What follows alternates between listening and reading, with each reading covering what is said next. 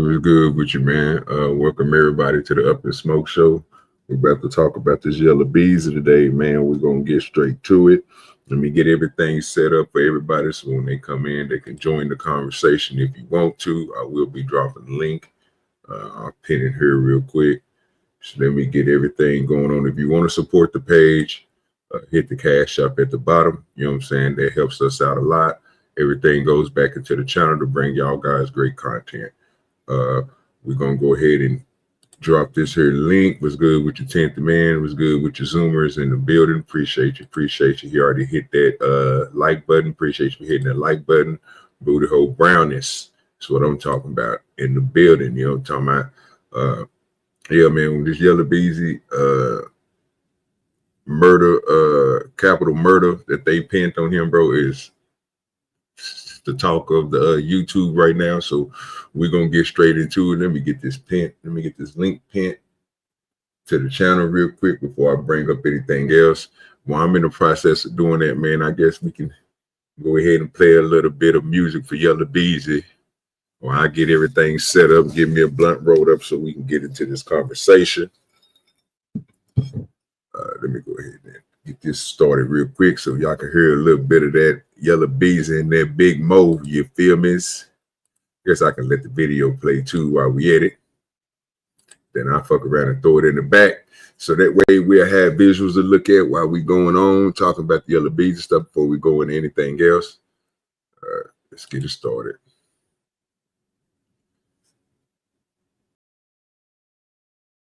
And that was that Mo Yo, you know what I'm talking about? Coming through with the Yella Beezy, you know what I'm saying? It's very, very crazy. Song off the chain. I like it. Pretty jamming song. Let me cut this stuff off over here that I got.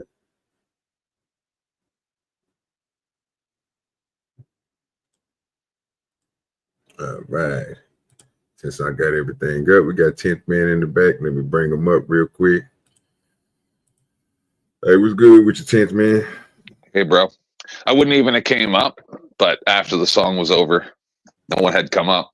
And there's not, man, I when I do a show, I find it very, very hard.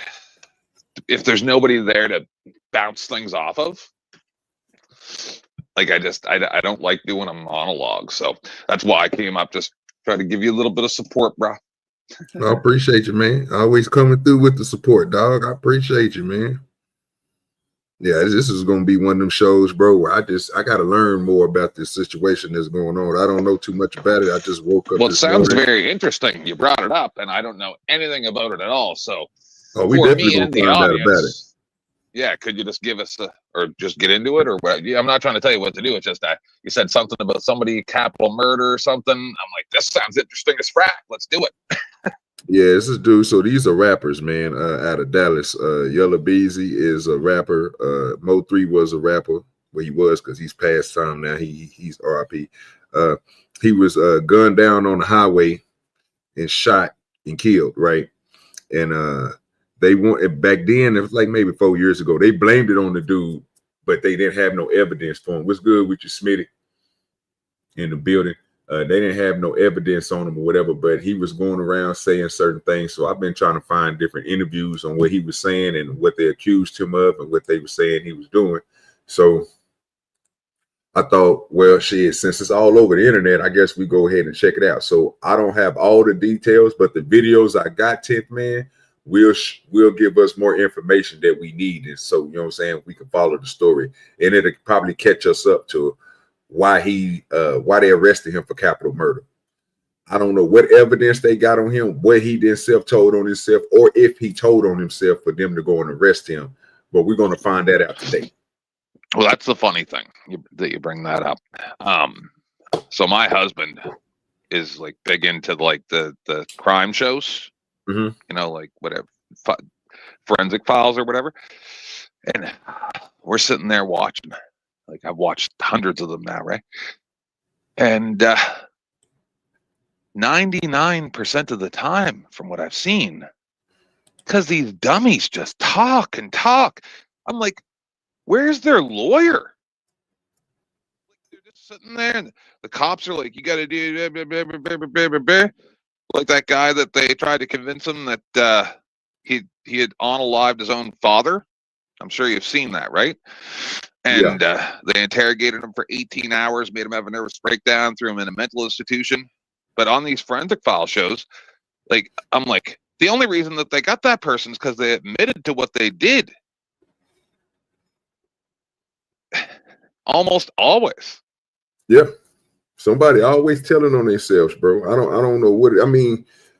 I didn't want to really get into that, but you make a good point, bro, because from what I understand, a criminal back in the day didn't tell on themselves.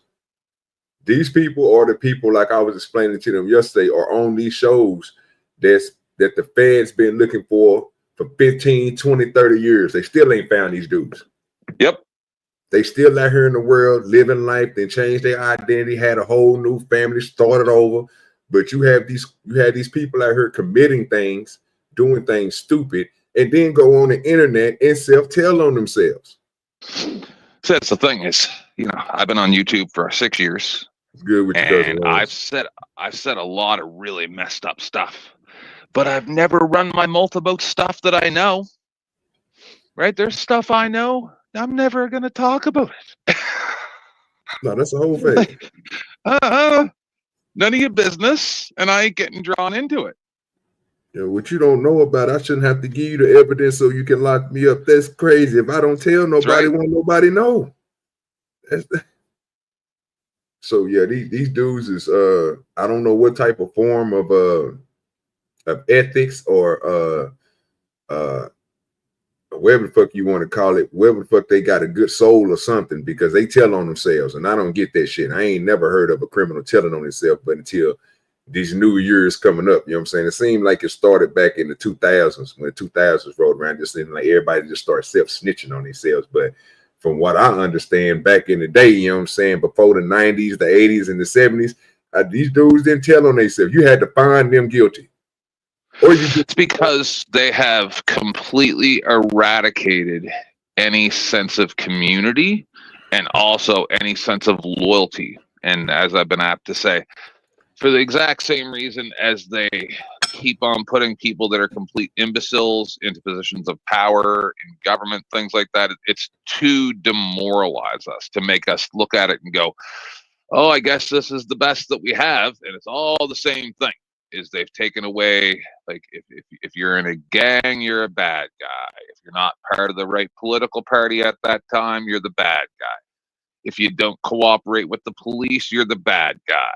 Like, on and on. Like, you know how many times I've had to listen to and read comments from people that are like, well, if that person had just done what they were told, it's like, okay, but they hadn't done anything wrong. Well, it doesn't matter. You just have to show blind loyalty to that guy dressed in blue with a badge. And I'm like, what? Yeah, we go through that. We do that every Tuesday, brother. When we do a show on the porch channel, where we do the Thin Black Line versus the Porch, and we bring up that same thing every fucking Tuesday. And that's when I lose my mind, right? See, I'm not high right now. Most people get me when I'm high. You got me completely sober. No, brother. So let me say this. Hold on. I'm gonna let you finish. But I need you to do me a favor. Anytime that you come over to the OGDoDirty show, bro. Now I don't know about everybody else on YouTube, but I need you high. I need you high because I'm getting high. I'm rolling up right now as we speak. I will. No, I will. Just this is not very often that you get me when I'm completely clear-headed. Now if I can remember what I was about to say. What was I saying? You were trying to tell me about you getting high and why you wasn't high. You were drinking your coffee. No. What was I saying before that, though? Oh, yeah, I couldn't. I'm high. So believe me, I can't remember that far back. Short-term memory is a motherfucker. Oh, what I was going to say. Yeah, so, see, too many times, like I just had a discussion with some guy a couple days ago, and I got one thing wrong about the guy who got taken care of in the hotel that had the BB gun, right? And I thought that cop got in trouble, but I was wrong. Cop didn't get in trouble, but the family got a settlement. I just got a little bit confused. And so I can't remember every single detail, especially when I'm stoned, right? But right now I'm not. But what it always comes down to is people going, oh, well, I've never heard of the 47-minute video or whatever it was, where the, you know, they went to 20 different police stations asking for a citizen complaint form that states in their policy and on their website that they're supposed to have a, I'm sure you've seen the video. And then the person's like, well, I've never heard of that. And I'm like, well, then how do you think that you even get to have a conversation with me about this? I've been looking into this for over 10 years. And then you haven't even seen this video that's like 7 years old. Everybody I know's seen this video. And then you're going to tell me you don't know about it. And then the way that I really get people, when they're like, oh, well, we need the police, blah, blah, blah, blah. I go, okay. And I'll try to say this couthly, but so when they pulled that woman over on the side of the road, I'm sure you've seen the video, and if you haven't, you should. Pull her over on the side of the road. 2 police put their fingers inside of her for 11 minutes in the dark of night on the side of the road to find .04 grams of marijuana, whatever it was, right? I don't know the exact numbers right now. That never existed and was never placed into evidence. But they sure did stick their fingers inside of her on the side of the road. So just wondering, is there a reality where that's okay? Because no. I want, but the cop lovers will tell you that it is, right? That's, oh, it's for our safety, blah blah blah blah blah. No, what I want you to do is shut the frack up. I want you to come to my show. I'll show you the 3 videos of the dudes getting beat up in restraint chairs. The guy getting tased in a restraint chair like 70 times and then dies a few weeks later from a heart attack. And they say, oh, that's unrelated. Oh, but every single one of the Capitol Police officers that even had a hangnail, that's all because of January 6th, right? We got to listen to that nonsense. George Floyd died because of drugs, not because of the knee on his neck.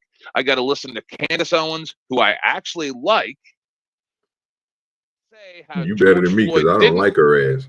I'm just saying, but say how George Floyd didn't die because of the cops. He died because of the fentanyl. And I'm like, oh, okay. How come this super smart lady never brings up the fact that it was against their policy for him to put his knee on the back of his neck or on his shoulder or wherever you want to say?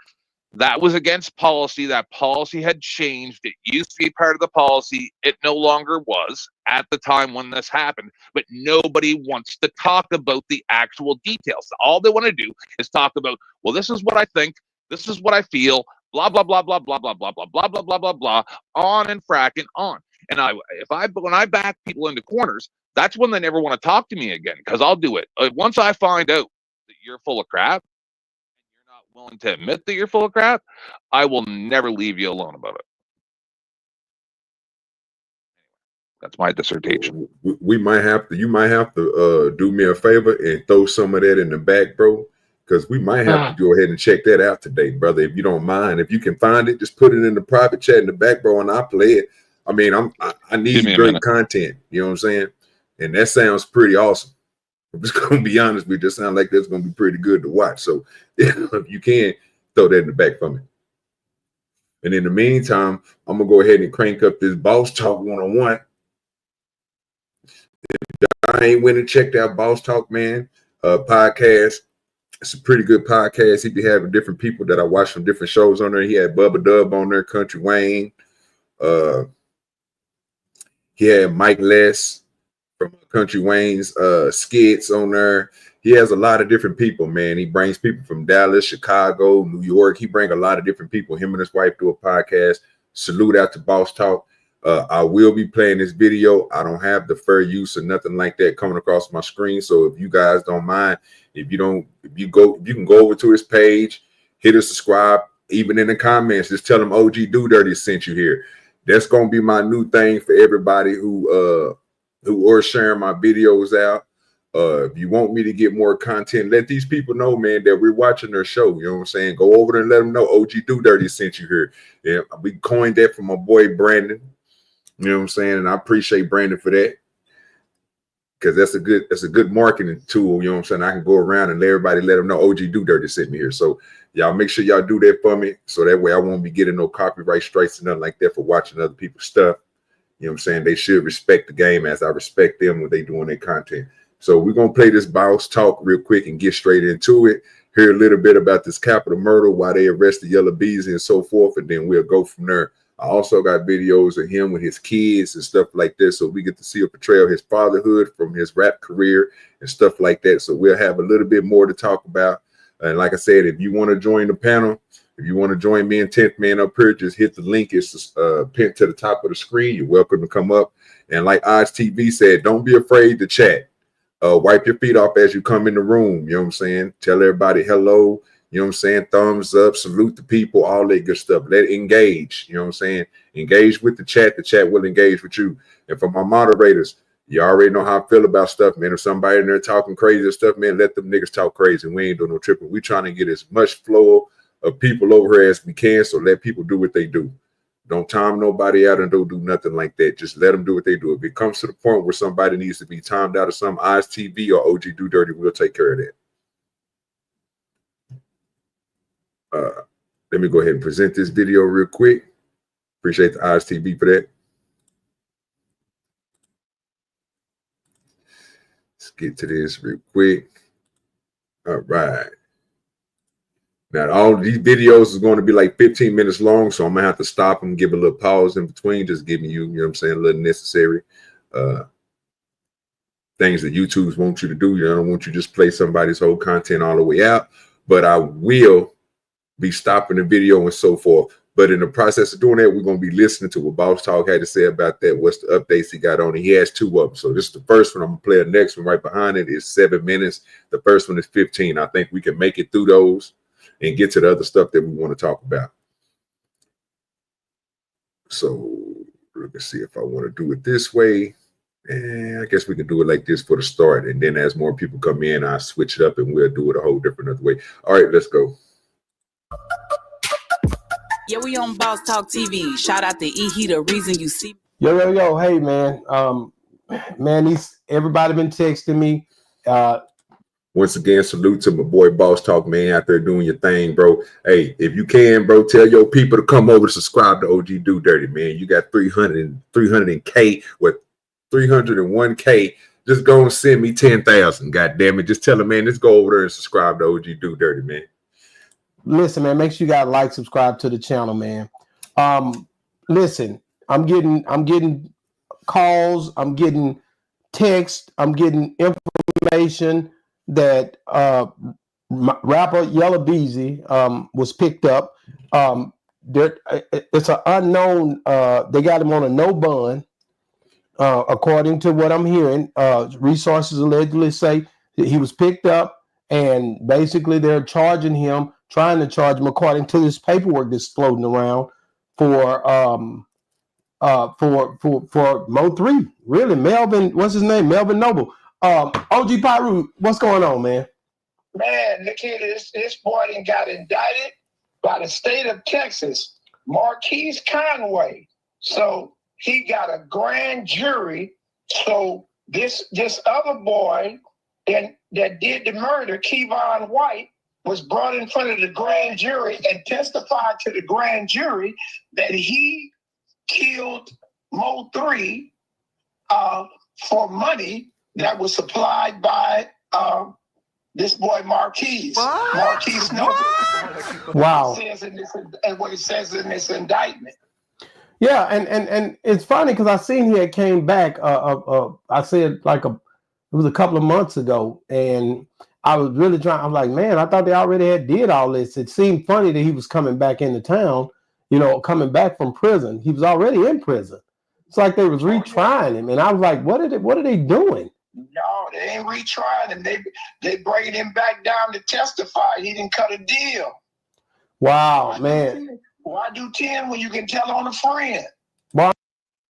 Woo. Yeah, it's gonna get juicy. So what you think so far about it, 10th man? Do you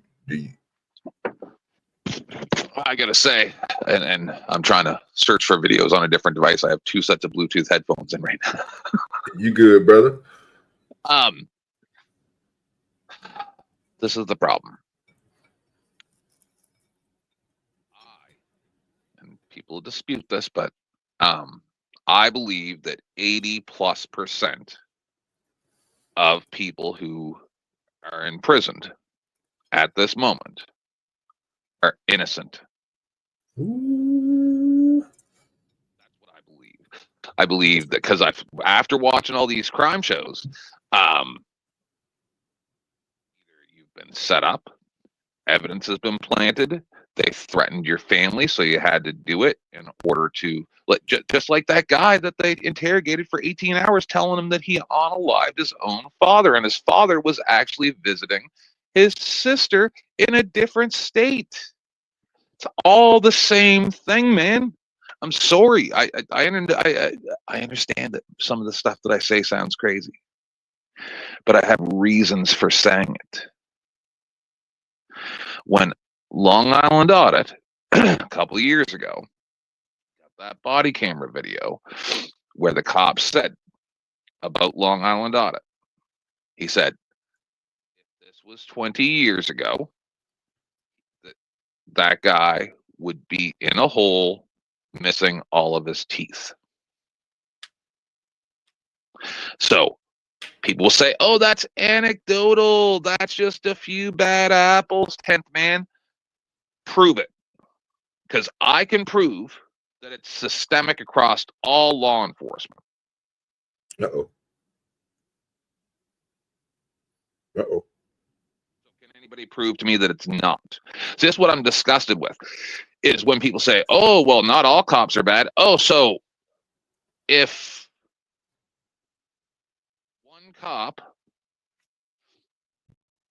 does a million good things and one bad thing, that makes him a good cop? Mm. So just doing your job properly and not hurting people's rights, violating people's rights makes you good? That's what makes you good. Or does it make you good if you've never done something that's wrong when you could have? Because that's what makes you good. Not just going to work and giving people speeding tickets all the time. I don't call that a good cop. I agree. I mean, you got it. So the answer to your question is, I believe there's a pretty good chance this guy's set up. Okay. I don't believe confessions. Unless there's a lawyer sitting there with that person from the minute that they're arrested and they haven't been asked any questions and haven't had, as far as I'm concerned, then that's manufactured evidence. As far as I'm concerned, there should never be a time when a cop or a judge or anybody, otherwise it's ex parte, they should not even be allowed to talk to that person that's in custody at all. It should be illegal. They should be allowed to read them their rights, and it shouldn't be, do you want to talk to us without a lawyer present? That's assuming that that person even understands what's going on. You should not be allowed to talk to that person. He is now in your custody. He is your ward. You should not be allowed to communicate with him. I believe what we're watching right now, 90% chance that guy was set up or threatened. Hmm. And you talking about the dude that flipped and told on him? Yes. Got you. So what are your thoughts? And I gotta know this because you saying some shit that I agree with. What is your thoughts on due process? There's no such thing. Ooh. So for instance, this is the problem. Yes, this goes into my 80+% is okay. If you're charged with, let's say, what's something basic? Let's say you're charged with trespassing, right? And they can't prove trespassing, so they offer you a deal. Oh, we're just going to give you criminal mischief instead. That means that you're not guilty, right? Not guilty of the original charge. So why are you offering that person a lesser charge just to get a conviction? No, it should be you press the charges at the time. If that lawyer even offering a lesser charge should immediately lose their license. This is nonsense. That's why I get really, really angry at places like Audit the Audit. I think I brought this up one of the times I was here before. And so I've been a fan of Audit the Audit for a very long time, but I've seen some strange things over the last 7-8 years that I've been watching their show, their videos. And so same with a lot of these lawyers, like Latho's Law, civil rights attorney. They're always biased. So, for instance, Audit the Audit. They'll go, okay, so here's a police encounter, and here's the I give the police an F and the citizen a B minus. Okay, is that citizen at work? Is the citizen at work? Is the citizen at work and is supposed to know the law and know their job? No. It is the cop's job and the government's job to observe that person's rights. That citizen should have no obligation whatsoever to know the law, to do anything other than live their life. And that's what sickens me when they're like, oh, well, if that citizen, like Schroyer, right, the InfoWars reporter that just got swatted there the other day. You know about that? Nope.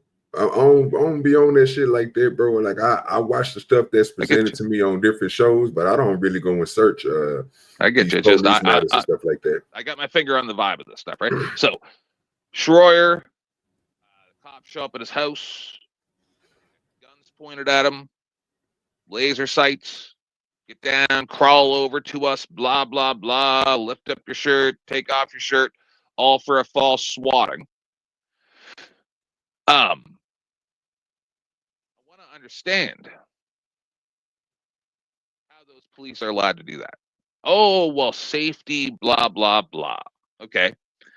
So how come they don't use the same resources to go after that person that swatted that person as they did for January 6th? So why did they swat him in the first place? Because he's with InfoWars, with Alex Jones. Do you know that there's been like 24 swattings against public-facing conservatives over the past 2 weeks? No, sir. I don't watch the news. I don't get into none of that stuff, sir. I don't. Stop. That's not my forte. These people I am what you call a hood daily. Nigga. I don't do that. I understand. I'm a hood. So this is all new information, me, and I'm taking it in like a sponge. Yeah, because I didn't know that. Well, ask and I'll tell you. That's why I get mad at other panels. Like I do not deal well in groups. Right? If there's 10 people on a panel and having to listen to people work through things in their head and figure this stuff out, it just becomes infuriating to me. Well, you ain't got to worry about that over here. I'm not that popular, so I got 4 people watching me. So I got my little. Like somebody brought up the Coriolis effect the other night, right? And it ended up with me getting kicked off a panel. And I'm not mad because, you know, I've kicked people off panels when I'm having a bad day too. That's not a problem. But then this other person comes up and goes, don't you understand that if you have a Frisbee and you push a ball bearing across the Frisbee, that it's moved in a curve and not a straight line? And I'm like, okay. What is the frame of reference that you're trying to convey to me? I don't understand what you're trying to explain. Yes, I understand the words you're saying. And they're like, well, blah, blah, blah, the spinning of the earth, blah, blah, blah. I'm like, yeah, no, I get it. So, but the problem was that person came into a conversation at the end of a conversation and then starts trying to call me on my knowledge of physics. And I'm just like, how can I have a conversation with somebody when they come into a conversation at the end of a conversation and then start trying to call? And I was wrong about what I said about it. Right? I'm like, yeah, no, I get it now. I didn't understand the full scope of what we were talking about. Now I get it. But these other people, no, they're just looking for a way to win. Anyway, guys, let's get into your video. Oh, I'm listening to you, brother. I'm trying to put this thing in there. I'm about to put something in the chat real quick, y'all. For y'all, I'm gonna try something real quick. I want to try a share challenge real quick. I want to see. We got 4 people in the chat, right? So, Odds TV just shared the stream out to 3 people. Good. I posted it. And see, can we get some more people over here to join this conversation? And see, can I try to get my numbers up? I appreciate everybody who come through. One thing I can say about everybody in my chat and everybody who do come over to my channel, all of my likes are within my views. So that means that everybody that come over and watch my show, they're hitting the like button. So I appreciate y'all for hitting that like button. You're always doing that. Let's see, can we start getting some shares out? You know what I'm saying? And appreciate you, 10th man, for posting it. You know what I'm saying? To let people know that I'm live and stuff like that. Because I've been trying to figure out the little algorithm and trying to get more people over here at one time. Yep. So we can have a better show. You know what I'm saying? I don't really trip on people camming up. I like to have good conversations. And I'm a good listener, so I like to sit back and I like to listen to what people got to say. I want them to get their complete thoughts out. So, I mean, if you know people, bro, who have good conversations, who don't mind, who don't over talk and don't do all that stuff like that, don't like to bring down a show but add to a show, man, send them a link to the stream and tell them to come on over, man, and join the show, man, because we always have good, insightful information that's going to be given. 10th man been giving out some jewels today. I agree with him on most of the stuff that he's saying. Some stuff I disagree with, but most of it I agree with, especially when it comes to these people that he was saying, Long Island, audit to audit. Like, I watch these dudes, you know what I'm saying? My favorite one I used to watch all the time was News Now. You know what I'm saying? Like, I used to watch News Now. I used to watch News Now Dallas, Patrick. I watched all them. Big Nick, Accountability. I watch all these people. You know what I'm saying? Like, I've had Big Nick on my show a couple times. Oh man, Big Nick, cool, man. Hey, if you ever can send him a message, tell him. Just because of Joe Cool. Joe Cool and I are brothers, pretty much. Okay, like, okay. And so you never looked at my channel? No, I ain't never been over there, bro. One of my biggest shows was after January 6th. Joe doesn't run panels, so back then I would run his panels for him, and we had everybody on there. We had James Freeman, James Madison, Big Nick, NC Tire Hunter. I watch his show. Wolfie Gladly, fucking millions of subs on my show that day, right? And so I know most of these people. Just I don't do shows anymore because I got injured by the jab. Okay. So at the end of a 4 or 5 hour show, even just being on your panel is too much for me. Talking and moving my left hand is very hard. But anyway, I do not. Whenever you see second avatars show up of mine, just don't bring it up. It's just me coming up so I can post links in your back chat and stuff. So I've been doing this for a while. So just. Okay, cool. Like I said, bro, I appreciate it. You know what I'm saying? You're always coming through, doing your thing. I appreciate you. I need to bring up this other one. That's the one I need to bring up. Don't matter. It's all good either way. Oh, you just posted it. It's all good either way. I got you. Yeah, so there's a 2-minute video. It's not the one I was looking for. See if I can find the one I was looking for. But here's one of the ones where this is a female cop that did it to a woman. The one I'm looking for was 2 male cops in the dead of night that did it to a woman. But this is happening on a regular basis. All right, we're gonna check. We're gonna rock through that in just a minute, man. Let me get through this Yella Beezy shit. I'm telling you, man, it's crazy out here, man. And like I said, you think it was 2020 when the Mo3 thing happened, and basically you thinking, okay, they got the people who done it. It's kind of over with.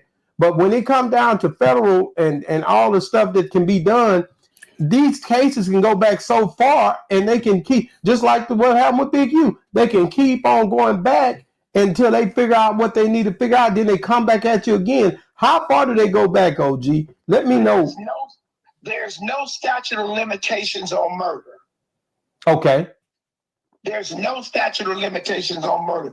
They can get you in 2060. When it comes down to it, when it comes down to a dead body, the blood is going to seep from the ground, and you're going to have to testify. This happened November the 11th, 2020.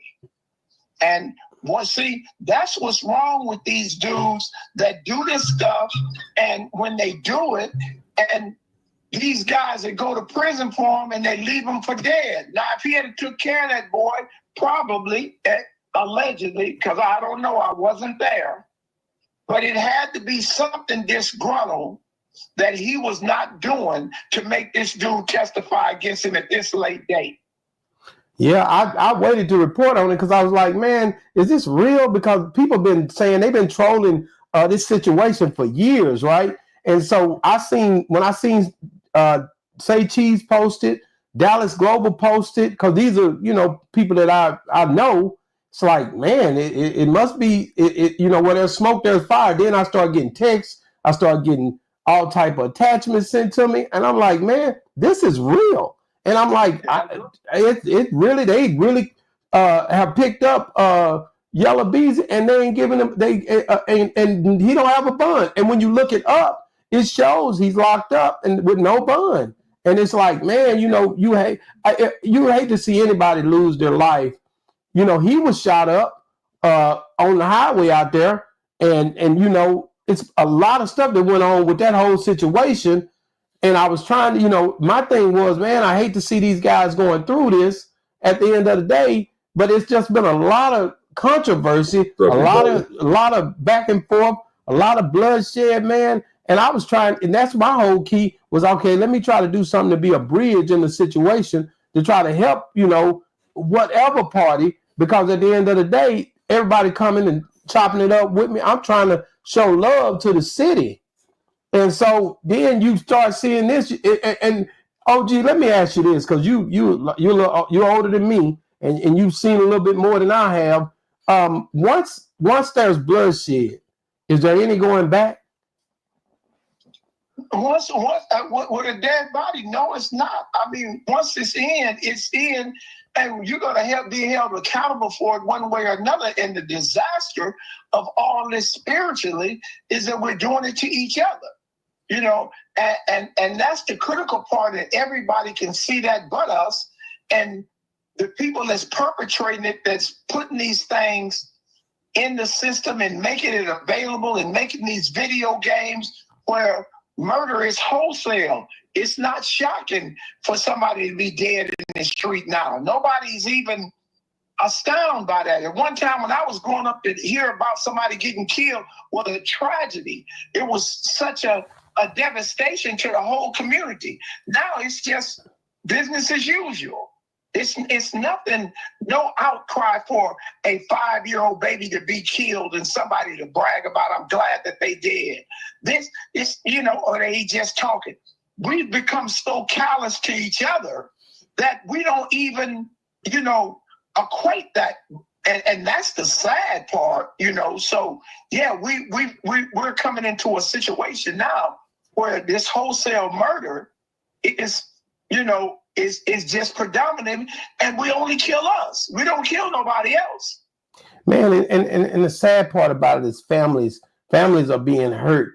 Children are being left. Whether you dead or you in prison, it's an effect to where if you get life in prison, you're not going to see your family the same ever again. Right. And if you die, then you definitely ain't no coming back from that. So basically what's happening is a lot of this energy is being channeled, man. And again, I know you trip off I'm gonna say it, but man, spiritually, as you said, the devil is busy, bro. And everything that he allows to happen is lining up. The dividing and conquering is really livid. And I'm like, man, these kids, man, they left without their fathers, man.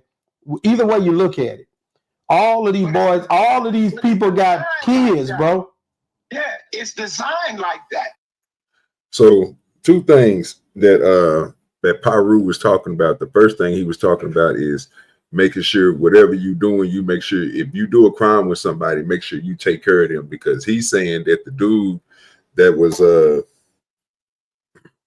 who committed this got paid off for committing something, and I guess they didn't pay him enough. You know what I'm saying? So that's the reason why he told. That's the reason why he flipped, because they didn't take up on their end of the bargain. You know what I'm saying? They didn't you know what I'm saying? They didn't stand loyal. They didn't have good loyalty, basically. And then another thing he's saying is, you know what I'm saying, which, you know what I'm saying, I don't disagree with that, you know what I'm saying, because we were just talking about that a few minutes ago, because they didn't do that back in the day. When you did a crime, you posted, if somebody found out, if they found out that you didn't say nothing, you know what I'm saying, it was a reason why they were saying snitches get stitches and all this other shit. This is when people start because back in the day, even your own 30 years ago, your own family would disown you for cooperating with the police or the government. Nowadays, your family will tell you, "Oh no, whatever you got to do to stay out of trouble." Well, they made that something into something what it wasn't. It was for those. It's only supposed to be for those who wasn't abiding to the streets or got caught up in the streets, right?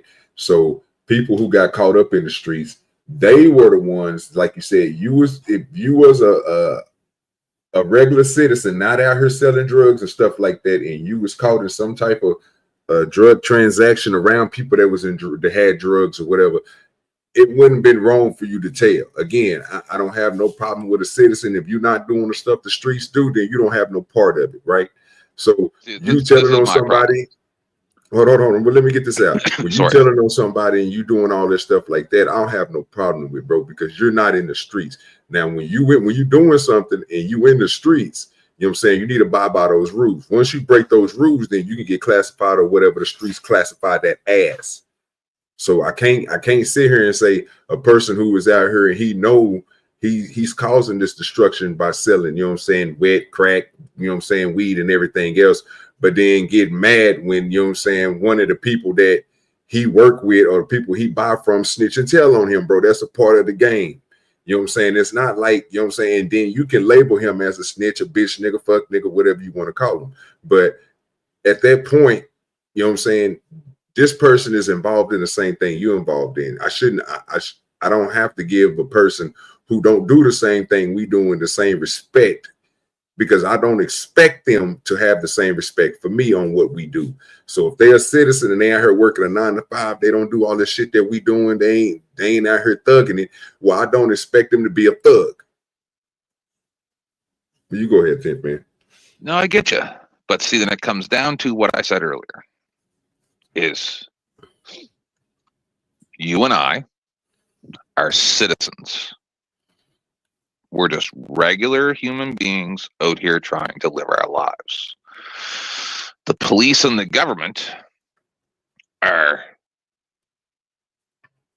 the mafia, and they're against the citizens. So for one citizen to turn against another citizen and cooperate with the government is a betrayal. Makes you a collaborator. Okay. No different than anybody that worked with the funny mustache man and his people in World War II. The exact same thing to me. You're a collaborator. You're collaborating with the enemy. Anybody who's going to be out there trying to say that the government or the police are there for us, you know, High Impact Vlogs, you know him, Brian? No. High Impact Vlogs, and like you never heard of him? No. Oh, okay. So he did a show yesterday. There are at least 2 Supreme Court rulings that state the police are not obligated in any way to put themselves in danger to protect you. In any way. That's what happened with Uvalde. That's why none of them can be tried. I mean, one of them was kinda one of the chiefs or something like that, but that's nothing compared to 370 something cops, right? So there are two Supreme Court rulings that state specifically that the police are under no obligation to protect the citizens. Zero. So if they're not there to protect us, what are they there for?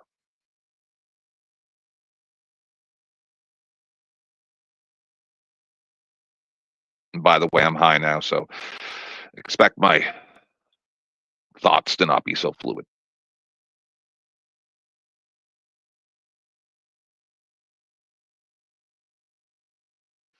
You're muted, bro. Yeah, I was trying to do something real quick. All good. No. It's all good. I just thought let me sometimes find people this real will quick. be talking when I gotta play this real unmuted. quick. Hey, I'm salute gonna to warn Hoodie and T. He sent me $2. Appreciate your Hoodie and That's T for awesome. I'm sending gonna me warn you. I'm $2. gonna try to share your show a little bit more than what. And you gotta be ready for prawn bombs when my people come over here, because a lot of them are really bad people. You gotta be ready to throw people out of here. I got a method for the madness for that today, so I gotta kind of got it covered. So I shared on Dusty's the other day, right? yeah. Hello, state, and then two really crazy people came up, and he goes, you have your own trolls. So, yeah, I do, and I'll send them to you too. But you just got to be ready because these people are very bad people. So, believe me, mine ain't showed up yet. MC Nemesis ain't popped up yet, but I'm pretty sure when he see me live, he'll be over here in a little bit. So I'm just waiting. What's good with you, Mayo? Hey, what's up, man? I'm chilling, man. Talking about this Yella Beezy shit and this capital murder. They didn't got this boy for. I think he didn't told on himself, Mayo. He didn't did what we said these niggas would do all the time. They telling on himself. Self-snitching, dude. It's killing them right now because they're just out there bragging on social media and on open phones. It's crazy. And rapping about it in their songs. Is this the guy that rapped about it in the songs and get caught? Or? No, I don't think he rapped about it. They haven't brought up no songs where he talked about it so far. It's the other stuff. It's the from what he just got through saying was somebody told. And again, it comes back to we was talking about this the other day, and you brought it up earlier, 10th man. The people that do these crimes with you, bro, you God damn it, you got to look out for them. Because when you don't look out for them and they feel like you treating them wrong, nigga, they will roll on your ass. They would tell everything that they wanted, so they don't have to go through what they going through. They can get out of jail if they can let them know that you done this and you paid for this, and they can prove all it. Oh, bro, that helps them out.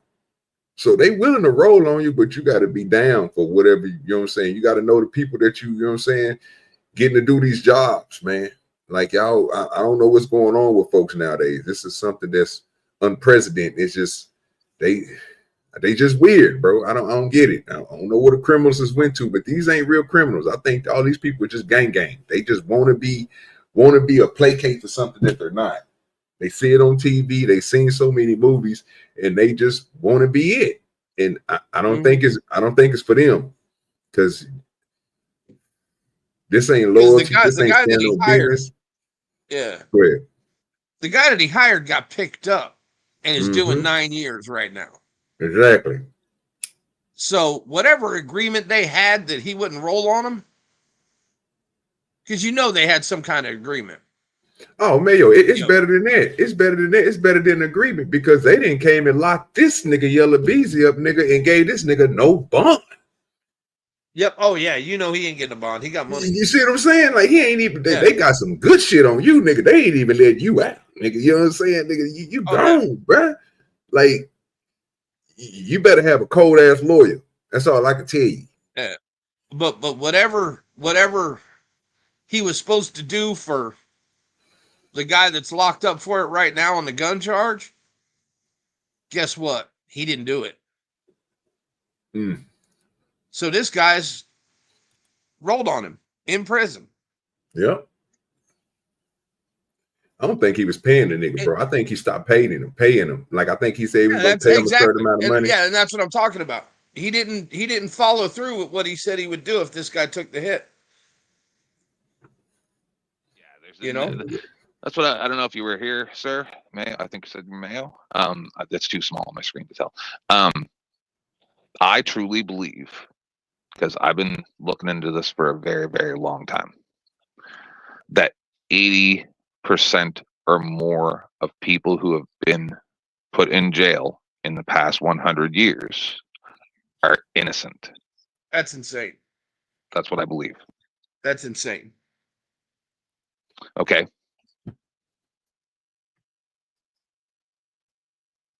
Yeah, and so give me a second, 10th man. Hold that question, because I will let us get it out here in a minute. Let's just get through this Yella Beezy stuff, because 10th man got me some content in the back that we're going to have to check out. And while we check that out, that conversation will come up, my good sir. And when that conversation come up, yeah, we will let that conversation be where it is, and we'll have it. But I really want to know, I want to see what this dude, now this dude at the bottom who he's talking to, this Pyru dude, is one of the founders of the Bloods or something. He was with the Bloods. We were just talking about him yesterday on another show, and I was bringing him up because I seen him and Charleston White get into it on this same dude's show. So like I was telling y'all, Boss Talk do a podcast with his wife, and he had different people come on there. He brought Marvin Formal, and he brought him on her, which is a Crip in the Blood, old founder members. They work with the youth now and all this stuff here. They were supposed to be a part with Big U and all that shit. I think they're a little bit older than Big U, so there will be Big U's OG, basically, or something like that. Or what Nidus was telling us yesterday, he Big U came in, right? He probably a little bit younger than them, not the same age as them, but just a little bit younger than them. And he came in like right in the time they was coming in, so they all got this affiliation type thing with these certain groups with the Crips and the Blood. So this dude is talking to Boss Talk, and him and Boss Talk have a good relationship. Like I said, he done been on Boss Talk show a couple of times, had some good conversations and some bad conversations with certain people over street life, basically the culture and everything, you know what I'm saying? So he's having a conversation with him about Yella Beezy, and he's saying some stuff that is really making some sense, because we're thinking the same thing. But let's continue to see what else they're gonna say. You know, it's just like an old gangster saying is, when you kill for revenge, make two graves, one for him and one for yourself. And that's what has happened. Like you say, you commit a crime and go to prison, that's two dead bodies. Those are grieving families. I can't tell you how, like, people ask me for anything I would ever change in my life. I would have changed the grieving of my mother, that she had to tolerate the things that we put her through. And she didn't grow up like that. She went to college, graduated from college, and came to California and raised sons that were just street urchins. And she had to succumb these prisons. You don't know the stuff that you put your family through. You know, my children grew up without a father. My boys, if they had been relying on me, they'd have been sitting down to pee because they watched their mother sit down. I wasn't around. Wow. So you miss so much of your children's life being away, being absent. Man. You see, and when he talked like that's what I was telling LA about the other day. You got these old niggas, again, there's nothing wrong with going to prison, you know what I'm saying, and coming out rehabilitated, right? That's what happened to this nigga. He was doing dumb shit out there in them streets, doing dumb shit, got caught up, went to jail, came out and had a whole different look at life. You know what I'm saying? To where he understand the fuck ups that he done and stuff like that. But when you continue to do that shit, you know what I mean? And that side of you don't leave, are you rehabilitated? Oh, hell no. You see what I'm saying? And that's the point I was making to LA the other day. Like, you got this dude, Big U, who same thing. Out there in them goddamn streets, fooling around, doing dumb shit, fucking up his community because he was Big U and he had a name behind him. I can't think what his other name was before Big U. Went to prison, got out of prison. You know what I'm saying? Seen the shit that he was doing, where he seen where his actions and the stuff that they was doing put these younger thugs into what their positions they in, it is way different from what they looked at. They see the same thing that we seeing. These motherfuckers flipping and telling on themselves. These motherfuckers is out here crashing out on dumb shit. He's saying the same thing. Now he want to go back and he want to help these young dudes to realize like that ain't, you want to stop it before it happens, but they already involved in it, right? So you have to start over with the whole culture of the Crippin' and the Bloody. You just can't go in there and try to take over a top spot. Because when you was in the top spot back in the day before you got locked up, couldn't nobody come in there and tell you, hey, man, we doing this. No, y'all did the shit that y'all did because you was running it and you had a mindset of what you wanted the organization to be like. Yeah. You see what I'm saying? Everybody ran their own fractions, bro. It wasn't like, bro, even when y'all was running, all y'all niggas got DP'd and disciplined and all this shit for doing dumb shit because you wanted to ride on a nigga. You wanted to do certain shit. This is the street culture. But now, we want to look at you as a person who is out here teaching right, doing right. You know what I'm saying? Your level of thinking is up. You know what I'm saying? To the point where you can recognize what the fuck you done and what the fuck you didn't cause in your life. You didn't cause your kids. Again, your kids could, like he just got to saying in his words verbatim, could have been sitting down when they pee because he wasn't there. You see what I'm saying? Which I can't sit here and be like, that ain't making no sense. But bro, we run through these different talks of people growing up without a two-parent household. We talk about the one parent. We talk about how that one parent is very involved in a person's upbringing. So we got to understand that this man is basically saying the right stuff. But at the same time, bro, are you what Big U was doing? Are you the same type of nigga that'll flip on a dime, that'll cuss a nigga out, flip a nigga off, you know what I'm saying, kill a nigga, throw a nigga in the body bag, drag a nigga across the highway type shit? Is you that type of nigga still? Because you still want Yes. Every time somebody cuts me off in traffic, I just, dig 2 holes. But dude, the thing is that these guys live on this shit. Yes. And they live and die by it. I mean, the dude they got the other guy up for sang a diss track about him. And they took him out in the desert and put a bullet in his head. Well, that makes sense. In front of 2 other people, he did this.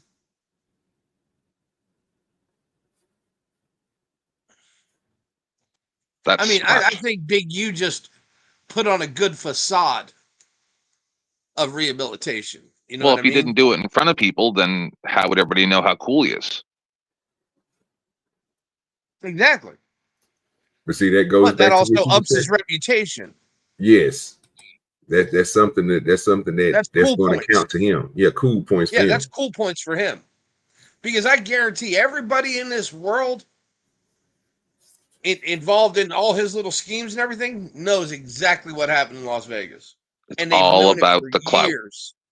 They've known it for years.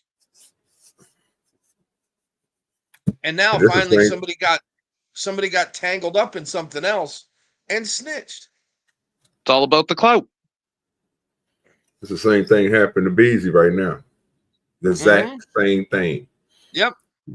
Because this video, like I said, we're gonna get into some more. Let's hear what else they're gonna say, because they got a little bit more than we got. But 3 more videos on this, and then we can get into that shit.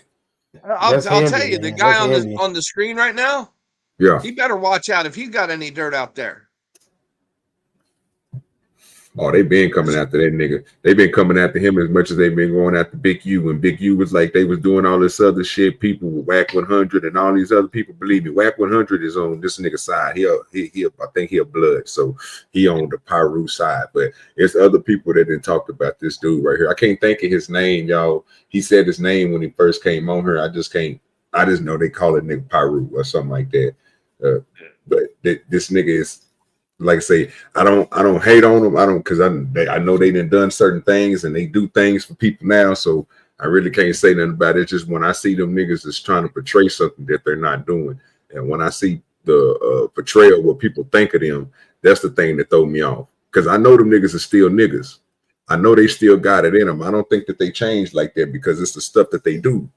You know what I'm saying? Like, it's a reason why you do that. You know what I'm saying? Because you did all this shit. You trying to make amends, bro. There's nothing wrong with it. Just go and say that's what you're trying to do. Don't make it seem like Yeah, and then other people just act like they're trying to make amends and continue to do the shit in the background. Yes, and that's when I be like, you're Yeah. a real nigga, because I know that's what niggas do. Mm-hmm. How come people just can't understand one basic thing? I mean, I would love for somebody to tell me how this is wrong. But What do you mean? it is never okay to unalive somebody unless it's in defense of your own life or someone else's. Is there any other time that it's okay? Because guess what? They didn't grow up in a community or a system that believed that. But it's a basic thing. No, but it's not. Basic thing in it's human not. experience. No, it's not, sir. No, it's not. That is not a basic thing. How is it not? Survival is a basic instinct, not moral survival. Doing what you guys are saying, taking someone into Yes, the desert because they wrote a diss track is not survival. Yes, it is. Really not. Because it's maintaining order. Because if you let that go, It's a stigma on you you. lose clout. Yeah, it's to be a stigma. That means somebody can take a shot at you and you're not gonna react. That's ridiculous. To them, yes, it is. That's why I was saying earlier, bro. You got to stand on business sometimes. Yeah, well, let's see, it's a difference. It is to you, but you didn't grow up in his world. Yeah, his world is different. No, but I understand if you I'm saying if you're in fear that person's gonna. This guy saw people shot over a $5 rock. I can understand if he's worried that person's going to come after him to do it. Then it makes sense. Yeah, but the thing is, right?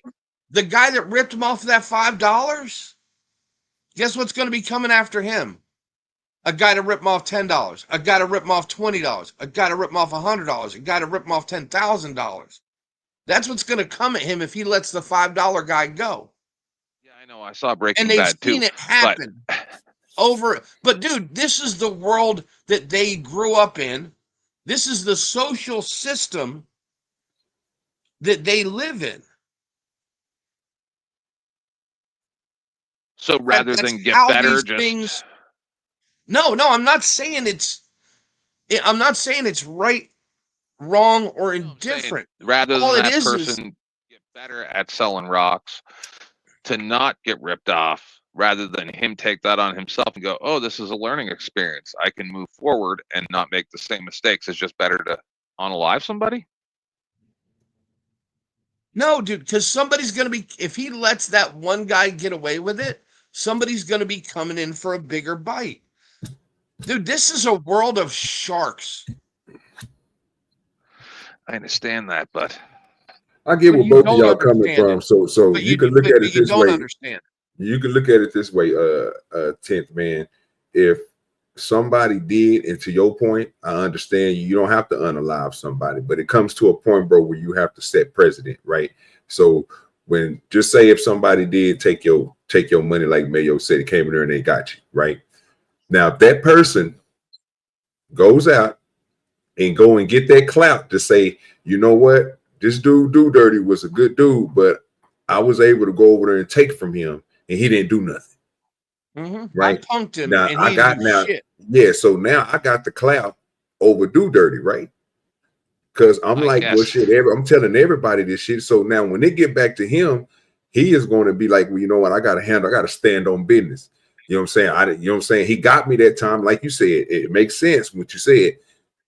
It's a learning experience. I got because I was out here lacking. I was out, and that's what the world goes to. But then you get those who go back, and again, when they confront that person, that's when they got to stand on business.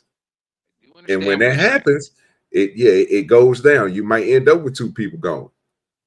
You know what I'm saying? Because of they might get drugged across the highway to the desert. That's all I'm saying. Hey, this is actually more in nature's way than how we act as humans. No, I get it, and that's why I'm glad you guys are pushing back on this because now I've come to the realization of what's going on. Yeah, this is true animalistic behavior. Yeah, think of lions at a pride. Once the old lion gets too fucking old to defend himself, he gets taken out. That's what I'm picking up on here. Because but if that person had enough self-worth, they understood. So, for instance, I have an issue with a former cohort of mine. They live in the past. I've moved on. Somebody asks me about them, I'll tell them what I think. Otherwise, I don't care. They still are trying to get at me. Normally, just like the other day when I got kicked off a panel 5 years ago, when I was king of all trolls, I would try to go at that person. Either one of these two people I just mentioned, right? But now I see myself as so above them, above anybody. Like, it's just literally what they do doesn't mean anything to me. I don't feel the need to do that anymore. And I think it's because, and this is why I refuse to have online presence as per se. Like, I don't care about views. I don't care about donations. I don't take donations. I don't want nothing to do with any of that.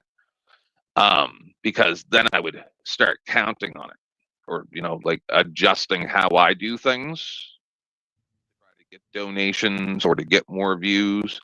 I refuse to do that. And then since then as well, because of that, I don't have to care about my clout. Yeah, but you also left the game. No, I've always been here, just not every day. No, you left the game. You don't have the online presence. You said it. You walked away. These guys didn't walk away. They're still involved in that same 15-year-old world that they grew up in. No, and I'm not contradicting. That status was, and I'm gonna be honest with you now. When we talk about that, that's just like somebody going into the government, right? You're going into an organization, you get to the top, and when you leave that organization, you know what I'm saying, you still revert, you still have you still put work in, you still, you know what I'm saying, put time in to do certain things, to make certain changes happen. So people still going to acknowledge you for that. So you're still a part of that. A judge, when they leave from being there, people still respect them as judges. You know what I mean? They're still called judge. They still carry clout in the community. Yes. Even retired government workers, that's why they maintain their security clearances. It's the same because thing. They know somebody will go back to them. Yep. For advice and consent. Once again. And that's what the old dudes are. The weirdest thing is, and I know this isn't really on topic, just it pops in my head, right? Once I get stoned, I'm not linear. I'm high as shit. I told you, bro. That's what I've been waiting on. Shit, my high didn't kicked all the way in. I'm good. So I was over on 5/5 the other day, yesterday, I think, or the day before, and people were talking about how many views they get and stuff like that. And Joe was up there. You know Joe Cool? I think I talked to you about him. Anyway, Joe Cool was up there. Hit the link, right? We're just come on up, player. We're just hanging out, and I was like, "I'll go with my fault, bro." I never realized that I got a good amount of views, even when I was doing it. Like, to me, 50 or 100 people watching is the same as 0, because I watch people that have 100,000 people watching. Russell Brand, Tim Pool, Jimmy Dore, Joe Rogan. You know what I mean? Like, so if I'm not their level, if I don't have 50, 100,000 people watching, then it's the same as having 0 to me. But then other people are like, oh, 50 people watching, 100 people watching is good. And I'm like, oh, I didn't realize. And then Joe's like, yeah, we used to have a popping over there. He's like, you took it for granted, didn't you? And I'm like, yeah, I kind of did. I had no idea. I just did, because it's not It's not what I do, you know. But also look at these guys, right? Literally everybody they grew up with now. Yeah, no, I'm getting it now. Is either dead or in fucking prison. Well, that's how it is with me. Crip, Same thing. But the reason this Crip right here was talking to that blood was because they speak the same language, because they some of the only ones that survived those times. Most of the people I grew up with in jail or gone. I grew up in a place called. And they hold, but they're trying to hold on to their past, and they're trying to retain that clout. Yep. Well, I grew up in a place called. The past is holding on to them. You know what I'm saying? No matter what they do or what they try to move on to, bro, that past is going to be on them. What you do in the past don't get erased in the future, right? And again, that's why I said what I said. With, like I said, this is a different dynamic when you're talking about, like I said, when we was correlating everything to the political world, or like we said, the judge. You know what I'm saying? That's all good, right?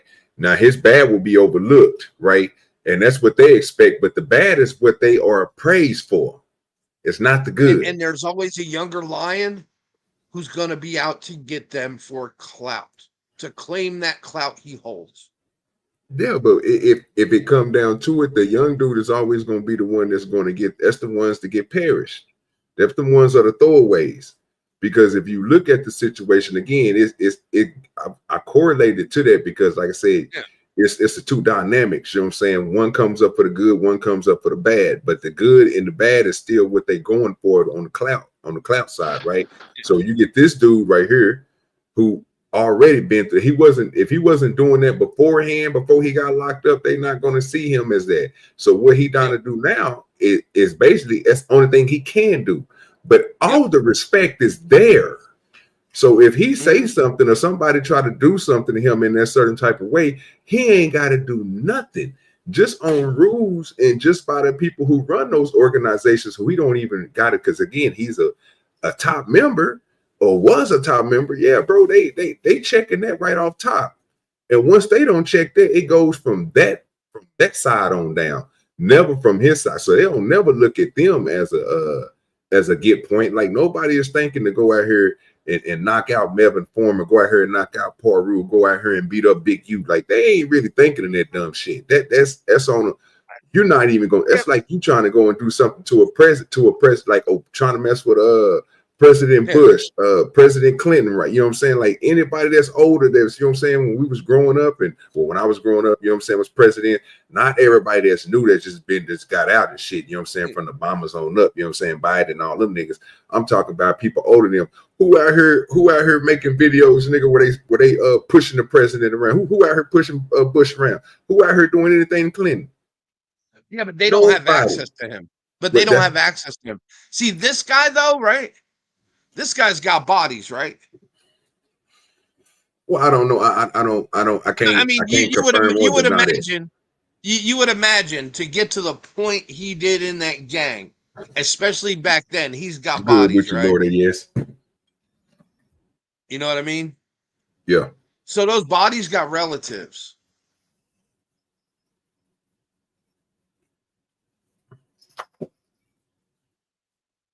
I get what you're saying on that part. These young dudes don't. They don't respect the rules. It's the same thing that put the mafia down from its heyday. The young guys didn't follow the rules.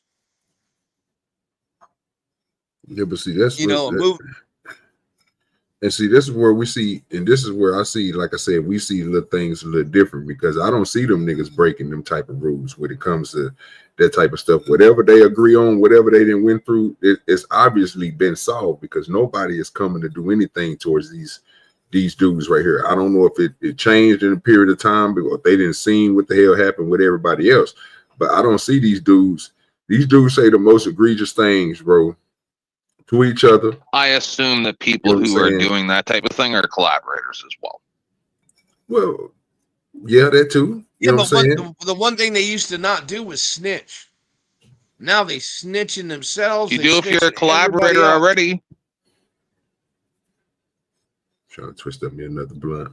Yeah, But yeah, you saw guys go down in the mob for 20 years, never fucking snitch a bit. Well, yeah, I was watching Piers Morgan last night, and there's a former mob capo, blah blah blah, and they're talking about JFK, and then they bring up the unaliving attempt by the nerdy-looking blonde kid, where apparently you don't need silverware, right? But you got 17 phones and no social media presence. Makes a whole lot of sense. That tried to take care of Trump there at the rally. And the former mob capo says, you know, this had to do with my former associates. We would know everything about every single person involved within 2 days. When you try to do it to the president, nobody knows nothing. How long's it been? 5, 6 months? No one has a clue. We don't know nothing. But he got a dozen cell phones, no social media presence, no silverware in his house that's been professionally cleaned. No one barely even talks about the van down the road with the IEDs.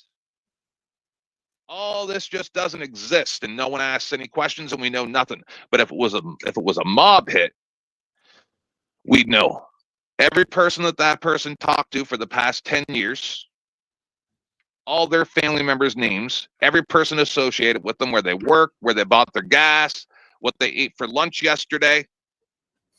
Every single thing about every single person that they're associated with, we'd know within 48 hours. But you try to do it to the president, no one knows a thing. It's very, very interesting.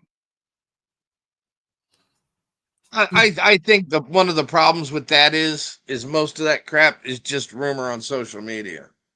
What is name one thing that's rumor that I just said? Name one thing that's fact. All of it's been released by the government. Every single thing that I just said. The no silverware has been released by the government. Good with your kingdom, Yes. man. Stephen Hall in the building.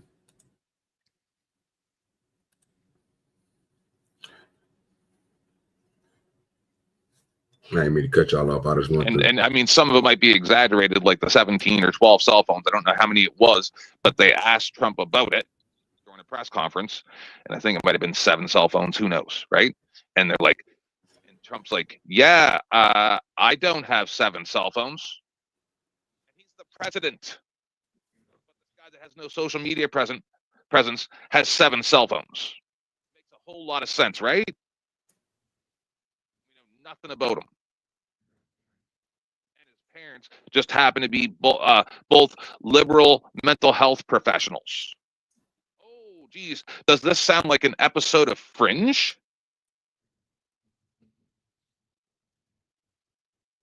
Does it? Because it does to me. Who's to say that that's even their kid?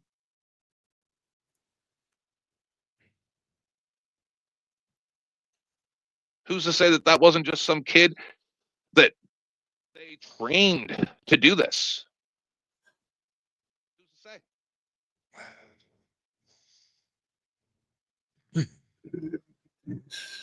quick. Okay. Let me get back to this. Yes, bro. I was trying to get my mouse to move over. The motherfucker was getting stuck. I get you, bro. I could go on for years. I just read I'm reading something about the silverware thing, and it's the head of the state police of Pennsylvania. Oh, because they don't lie, but yeah, okay. He didn't even comment on it because he didn't know. Right.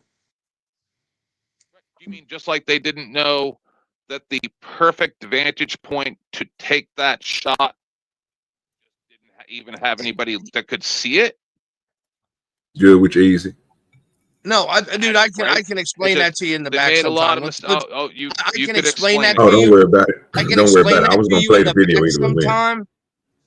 I can explain that shit to the back in time, but let's stay on subject. Because conspiracy theory rabbit holes, you can't see nothing else. It's not a conspiracy theory, it's a fact. No, sir, it's conspiracy theory. Nope. When I watch a congressional hearing, when they ask the person that was in charge of all of this, these specific questions and they just go, oh, I don't know. No, because you know what? That's a really weird question to get after serving a search warrant. Was there any forks in the home? I'm not talking about the forks. I'm talking about the vantage point. No, I'm now talking you look to at these one kids. of your These other kids are claims. Let's small get back kids. on subject. When you look at all of these guys who going through this, whether you look at Mo3, whether you look at Yella Beezy, whether you look at any of these people, even Nipsey Hussle, anytime you look at any of these guys, PMD Rock, any of these guys, man, that done went through this situation, Go Yayo, all of these guys, man, if you got little kids, man, and Lil Ronnie, Get Money Lil Ronnie, his daughter died, but he left a son here that nobody's talking about. Like when you look at these, now you're seeing the effects of division. This is where the kids now are being left to either be raised by a village, which the villages is so pretty much disintegrated now. The villages aren't like they used to be. There ain't a neighborhood that's pulling together, that's raising these kids. They too busy dealing with life and the structure of trying to make ends meet, that they don't have time to be a village no more. Back when there was a village, that was the economy, the economic system it was built a little bit different. Social media wasn't around, and you could see people, and people went outside. They don't even go outside no more. The kids don't even go outside to even be raised by no village. Be mad because you make them go out. Exactly. So now these kids are left without their fathers, no matter how you look at it. And that's the part that's so horrible. The fathers are being taken out the home. The mothers is being left with hate. And the next thing you know, that child is being raised in a dysfunctional situation. And that's the opportunity of gangs. The bond with another guy being, no matter what misleading is, it's a camaraderie. I'm able to be with somebody. Nobody want to be alone. So you can say what you want to say, and the church ain't offering nothing to you, you know. So here these guys are taking to the streets, and white America is making it available with the videos, with the rap. So they're making this available. A lady told me, you know, aren't you mad? No, she asked me, don't you feel bad that you brought these gangs to our city? And I had that, hey, look, ma'am, you didn't know nothing about Pyro or Compton. You got that from Boys in the Hood and Colors. White America put gang banging on you. What? Wow. Like I said. You know what? You know who heart really broke right now? Who's that? Who is devastated right now? That dang Rainwater boy, because he ain't sued Yella Beezy and they ain't gonna get his money. Yeah, but then it goes a little deeper though, because of the fact of, you know, Mo3 was his artist. You know what I mean? Yeah, but they always had that beef, but you know, he had sued Yella Beezy and thought he was gonna get that big chunk. Yeah, this here, like I said, I think more. I could see him more looking at the fact if they got pure evidence and this really happened this way, it over exceeds all the situation that he was dealing with, because he lost a artist, and he been through a lot with that too. Basically because of the way that whole thing happened and developed, whether it was him fighting or getting into it. They've been doing this forever, man. And these niggas here is crazy. We about to get ready to go to the next video. OG and Mayo, my kids never need a village. What makes them different? You makes the difference. I gotta tell you, what Buddy said was so on. But it's to Kingdom Miner's question though. She is the one. Her and her husband, y'all family structure. That's the. Gotta welcome the guest to the village. Panel. That's your village, and yours is solid, right? He's talking about people who don't have that foundation, right? With fucked up parents, one house, just living with a mother, just living with a father. Again, you got girls and you're a father. Again, living with their grandparents, seeing their crackhead parents on the street every day, going outside, seeing different people, seeing different families, seeing the way people treat each other, and then when you come together as a net community, it's different.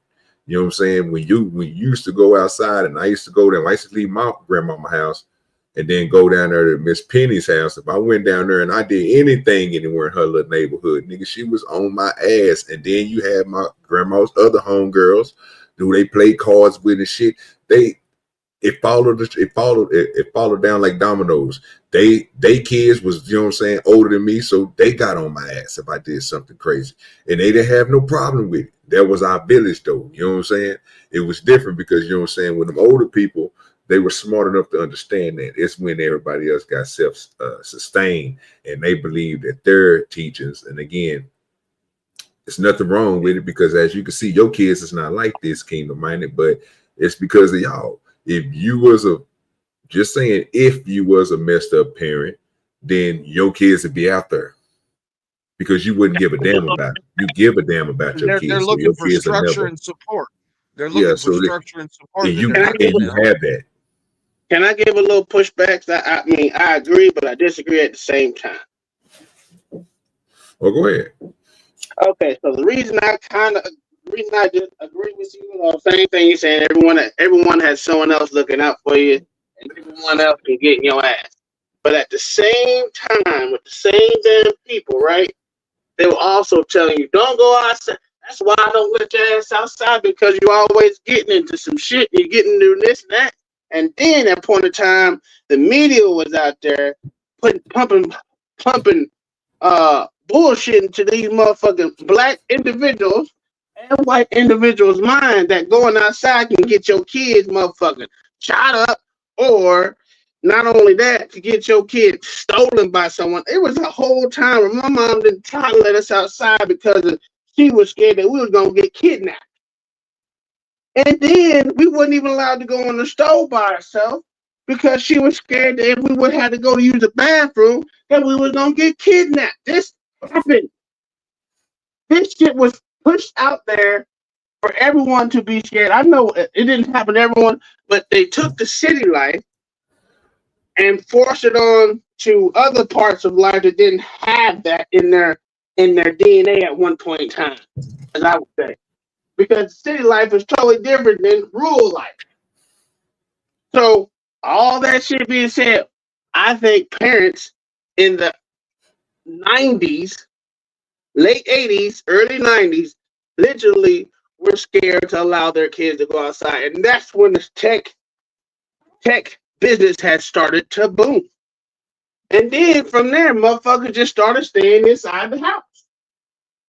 It wasn't that motherfucker just said, no, I don't want to go outside no more. No, it was reasons why motherfuckers start off with the motherfucking scared to motherfucking let your kids outside or they gonna get kidnapped. I remember it like it was night and day, dog. It was like 4 or 5 months where we couldn't go outside damn near. Oh yeah, it was when that kid got kidnapped in Florida and they found his head in the ditch. Yeah, that could have been it. I swear to God, I was like, yeah. Because before CNN existed, you only heard your local news or big national stories. Yeah, you didn't man. hear every missing kid across the country. It was a movement that they were not letting kids outside, dog. And dude, that shit pissed me the fuck off because we couldn't do shit. And then of course it lacked, but it was a push to not let your kids go outside of fear of getting kidnapped or fucking killed, right, or whatever. But don't forget, in the 90s, there was a lot of gang violence and motherfuckers that the so-called average life of a black boy was goddamn 17. Okay, so stop right there, and I agree, and I can agree with everything that you said, but just answer this for me. Go ahead. When that happened, what became of your net village, the one that surrounded you, Tom, after your mom wouldn't let y'all go nowhere in the public like that because she was afraid y'all was going to get kidnapped? She made you stay inside the house. So what became your village? Me, my nephews, and my nieces, and my sisters and brother. And in that, when that became your village, it was the teaching. I ain't gonna lie, and my next door neighbors too, which is my best friend now. Yeah. Okay. So if you add your next door neighbor, but not everybody else on the block, but just those, you know what I'm saying, in your net house, right? Then everybody that was around you was taught in a certain way, right? So y'all had a village, like I was telling Kingdom Minded. That's why her kids or nobody else's kids like her will be out there doing that dumb shit, right? Because you already have a set net village. Your village is OG. set because it's inside. It's not outside where everybody else's once was, and where everybody else can pour into you is what they would say on the YouTube or Anton to say on YouTube, where they can pour into you or instill good things into you about life, right? You get all that from home now, and that's your OG, and that's why those kids don't go ahead. What's up with bro? Just play that 4 seconds when you get a chance. Play that last link I just put in there. The 4 seconds. 4 seconds. Give me a second. I'll pull it up. I got too many screens over here, but I got you. But yeah, that's what I was saying. You got. I mean, I agree with that. I can agree with that. It's not all.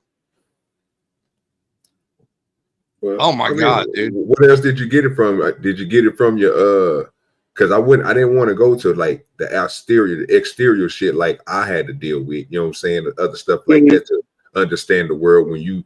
Because again, me and you probably was on the same type of trajectory when we was because we played sports, right? And we wasn't siren.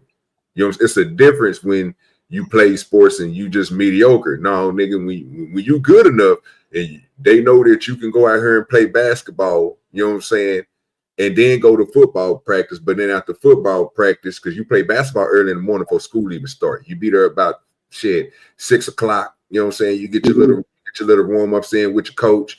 You know what I'm saying? He run a couple of games with us. We go to class, right? We get through Mine with that. was weightlifting, but I got you. We go to football practice after that. And then when I got through with football practice, the YMCA came and picked us up. Because we had to go, we was traveling, playing basketball. You know what I'm saying? So when you at that that's a different type. I had to take it. I learned a lot because I'm going to different states now. I wasn't just stuck in one spot. You know what I'm saying? And we had kids that was on the far side of, you know what I'm saying, of Dallas on the outskirts of shit coming with us and going places. So, you know, we got to go see Singlevilles and you know what I'm saying, going down there by the Corsicana's and you know what I'm saying, we traveled with our YMCA. So we got to go around Texas. You know what I'm saying? So I got the experience and people got to pour stuff in me that I had to be around for 3-4 days, 4-5 days at a time. You know what I'm saying? That's all I was saying, but that where my mind was going when I was talking about the village part and what Kingdom Minor was asking. Yeah, because Tom, that kid, and it was in '81. A kid, you know, the Walsh guy that does the missing kids stuff. He had the show in the '80s and '90s. John Walsh.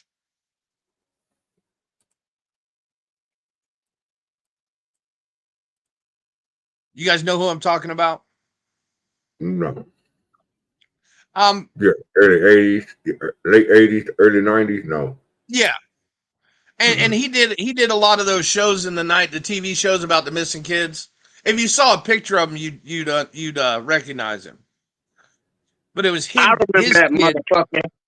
I remember that motherfucker. It was his kid that got kidnapped in Florida in '81. And then a couple weeks later, they just found his head in a ditch. And don't forget when Busy Bone was kidnapped too. That was a big thing too. Dog, it was so. I've never heard of Busy Bone. Yeah, it's that shit was crazy too. Let me get 4 seconds. 4 seconds. It's 10 p.m. Do you know where your children are? It's all programming. You're programmed to think these things. I'm not saying you're not. What I was saying is, for the people that say the whole goddamn they don't go outside. The people don't go outside no more. There's reasons why motherfuckers don't go outside no more. The invention of technology and literally the literal indoctrination of most weak-minded parents. To be honest with you, that's literally what it was. Yeah, because every time a kid came up missing back then, CNN would plaster that shit on TV and run it 24/7. Absolutely. And it just made it look like it was happening more often. The same way we look at shit now with the way they do with cops killing black people. On the whole, there's more white men getting killed by cops than black. But they don't express it like that. They only express it in one way. So yes, it's all indoctrination. If you really want to get down to it, is it happening? Sure. No one's not saying it's not happening, but it's on par with the same scale of other fucking ethnicities getting killed by cops. So it kills me that motherfuckers fail to remember the bullshit of the time. Just like when I said the Y2K shit, how scared my parents tried to instill that shit on me. I was trying to get every bitch I knew pregnant at that time. Because I was like, if this shit gonna happen, I might as well get my fun out of the way now. Literally. Because Jesus was coming back in the year 2000. Dog. I remember like it was yesterday, man. A lot of the religious people were, and not just one or two churches. A lot of Christian them, bro. churches thought that Y2K was going to be the end. And then after that, it was 2012 when the Mayan calendar fucking did some shit. Yeah. I mean, it's all fucking programming. And unless you learn that shit, like, look, like I told my mom and dad, I was like, in a way, y'all failed the shit out of us because y'all enforced the fear that these puss-ass motherfuckers was trying to fucking put out there in the world. Y'all helped indoctrinate us and put fear in people's hearts. That's why most people don't leave their fucking city and shit now, because they're so fucking scared to do so. Some motherfuckers don't leave, they're scared. And whoever helped instill that fear, which is mostly your parents and society is going to collapse behind that fear. Yeah, Mr. City folk, because we still let ours out here do what they do. You hear me? You walk around with a knife at the age 8 and 7. Yeah. You got you a nice knife. You know what I'm talking about? You know how to defend yourself. We stab trees, we throw them, we do all type of stuff with them. Somebody walk up on you while you out here on our land. Anything.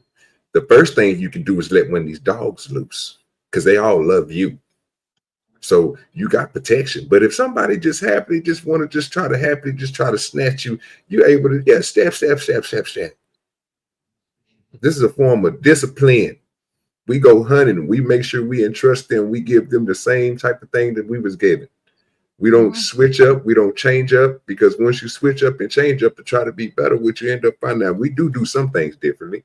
But I can tell you with my nieces and nephews, we don't play that type of shit. If I was bored and you tell me I was bored, then go get you 4 or 5 sticks and figure out something.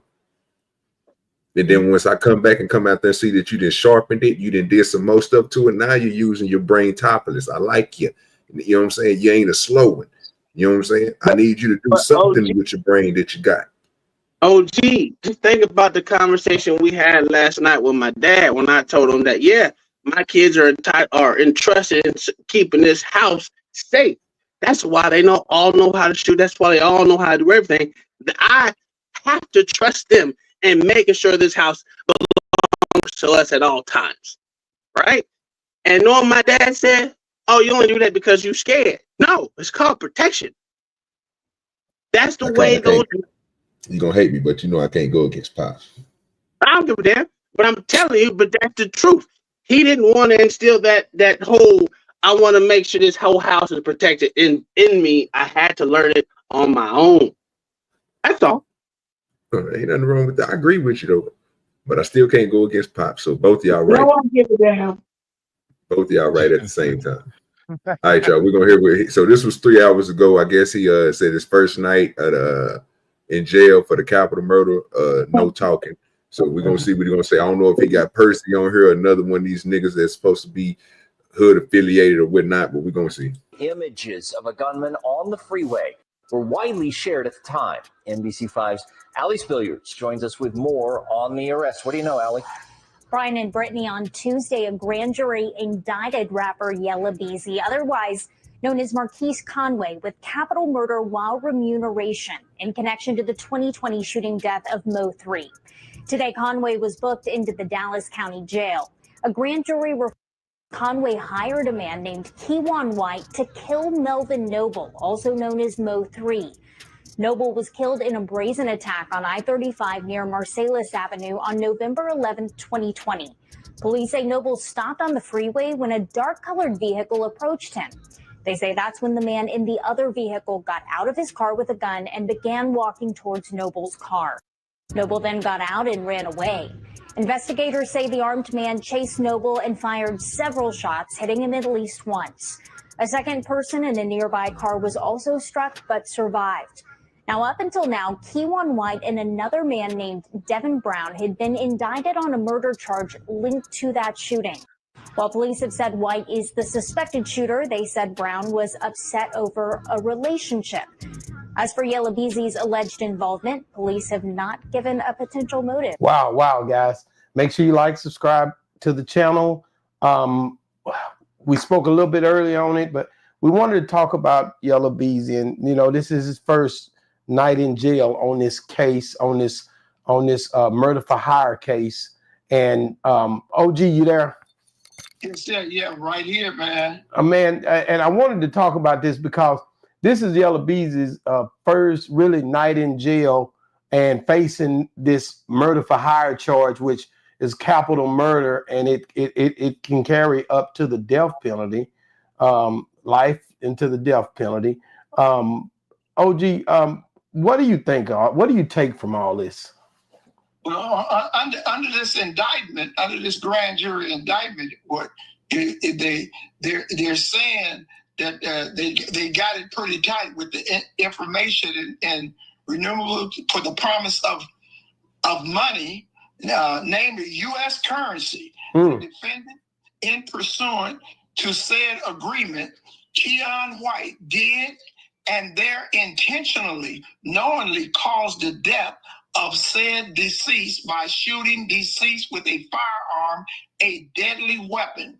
So they're chronologically putting this together that this murder was ordered by Marquise Conway. So anyway, let's go on. But it's a tough night for him. I mean, I understand this brother has never done any major time. And it's critical, your first night in jail facing, you know, this ain't no traffic ticket. You ain't getting ready to do no weekends. And you got so much potential right now of people coming around you in those jails trying to get deals. All right, y'all, let me go ahead and do this real quick. We got a question from Kingdom Minded. Now, last time we did this, it didn't come out right. So Kingdom Minded, do me a favor. Please write your question inside of the chat, and I will highlight it for everybody to see it. Because if I read this off like it is, it says missing Caucasian girls get more press. Myth or true? True. That's what it say. Yep, that's true. I don't know right now. Let me get this to Kingdom Minded real fast. Again. Appreciate you, Kingdom Minded. What was the question again? It's about what group of kids when they go missing get more. Oh, okay, missing. Okay, get more attention. Missing Caucasian girls get more press. Myth, I would say nowadays. true. I would say back then. I would say yes. Nowadays, I would say no. I think the times have changed upon who gets more press with the missing children. But it's pretty recent. Any changes proves really recent, like within the last 4 years, 5 years. I would say I would say probably 10 years. The last 10 years, but you got to understand too, in the last 10 years, all of the missing children are usually been taken by another parent. So I would say yes, and right now, no. I think all kids are getting a lot of exposure that are going missing now, especially in the media. I don't know. But I would say the history would support her question. Yeah, so like I said, the history would support that. Yes, I'm not saying. And also, that's literally the largest portion of kids who would be kidnapped. It would be white girls. I mean, the biggest one that I can remember is John Benet Ramsey, and you know, that was pretty huge. But nowadays, I think because of the Amber Alerts, we don't even hear about any of these kids anymore. We just know that we get them on our phone, the Amber Alert. They don't really. And Yeah, it's but usually most of them have been taken by another parent. That's why the Amber Alert system now, has been overused because another parent takes them. So that's usually what happens around here. Yeah, it's always non-custodial parent abductions. Most 90% of the time. Now, yeah, for sure. Yeah.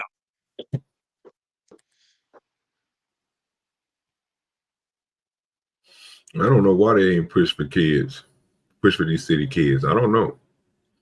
You talking the wrong thing. Well, I do understand where that person's question is coming from, but I can say that I was in 4-H. That's kingdom minded. And pardon? I said no. You said that person. I was like, that's just kingdom minded. She cool. And when I was like 10, 9, and something bad happened, let your imagination go wild. So that's why nobody wants their kids in any of these extracurricular activities anymore. See, I got a lot of hope for the future. Like with AI robots, I would much rather have an AI robot run the Cub Scouts or Beavers or the 4-H club and no other adults, because it's less like, I mean, it's in the robot's not going to do stuff to your kids. How do you know?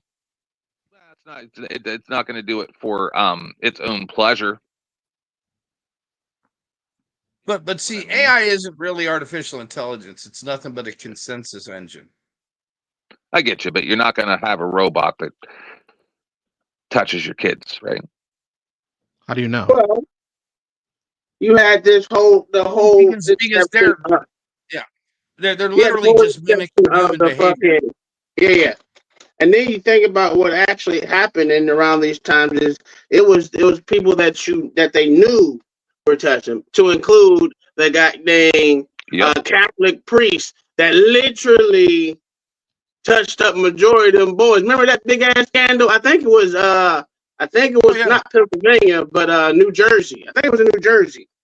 No, it was Austin that broke that. Okay, well, I knew there was a big scandal about that shit. How many damn not ministers, but whatever, Catholic priests touching up on the altar boys and all that shit. That was a big thing. That was another reason why we were saying not to go outside. Yes. All the little boys were going to get taken and touched up by priests, even though we wasn't Catholic. It's crazy. So if we go back to that conversation about why we were put back inside, I think from what I remember, I think the biggest reason that people stayed inside was after 9/11. No, it happened It happened when I was a kid. When I was a kid, I was able to roam. I was 13 when Adam Walsh disappeared. I remember having to talk, my parents having to talk with me. Right, but we weren't even before that about if a stranger approaches you, that kind of thing. Right, so they had that whole. Isn't he the one that created that? What is it? Is it Cops? No, he wasn't Cops. It was that. What was that show he had? He had that missing show on TV for decades. Right, we used to watch that, but it didn't keep kids in. Like that whole. It's 10 p.m. Where your kids at? It still didn't keep people inside though. I know when I was like 20, and I was 20 in like in 2001, 2000, we were still roaming out in the streets.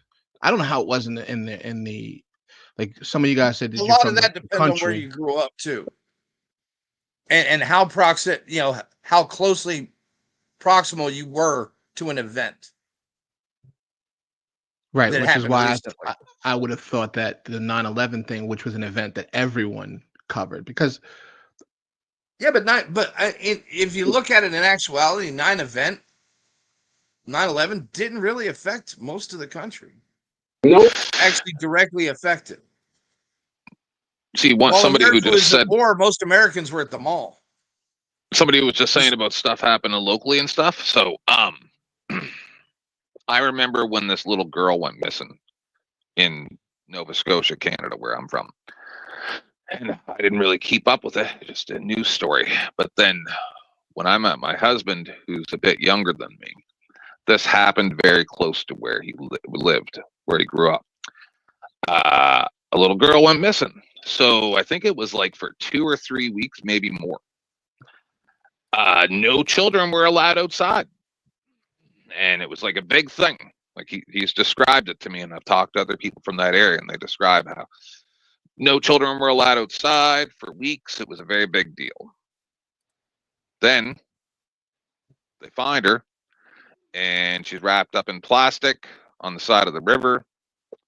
Her mother had done it. She did it, choked her because her boyfriend didn't like the little girl.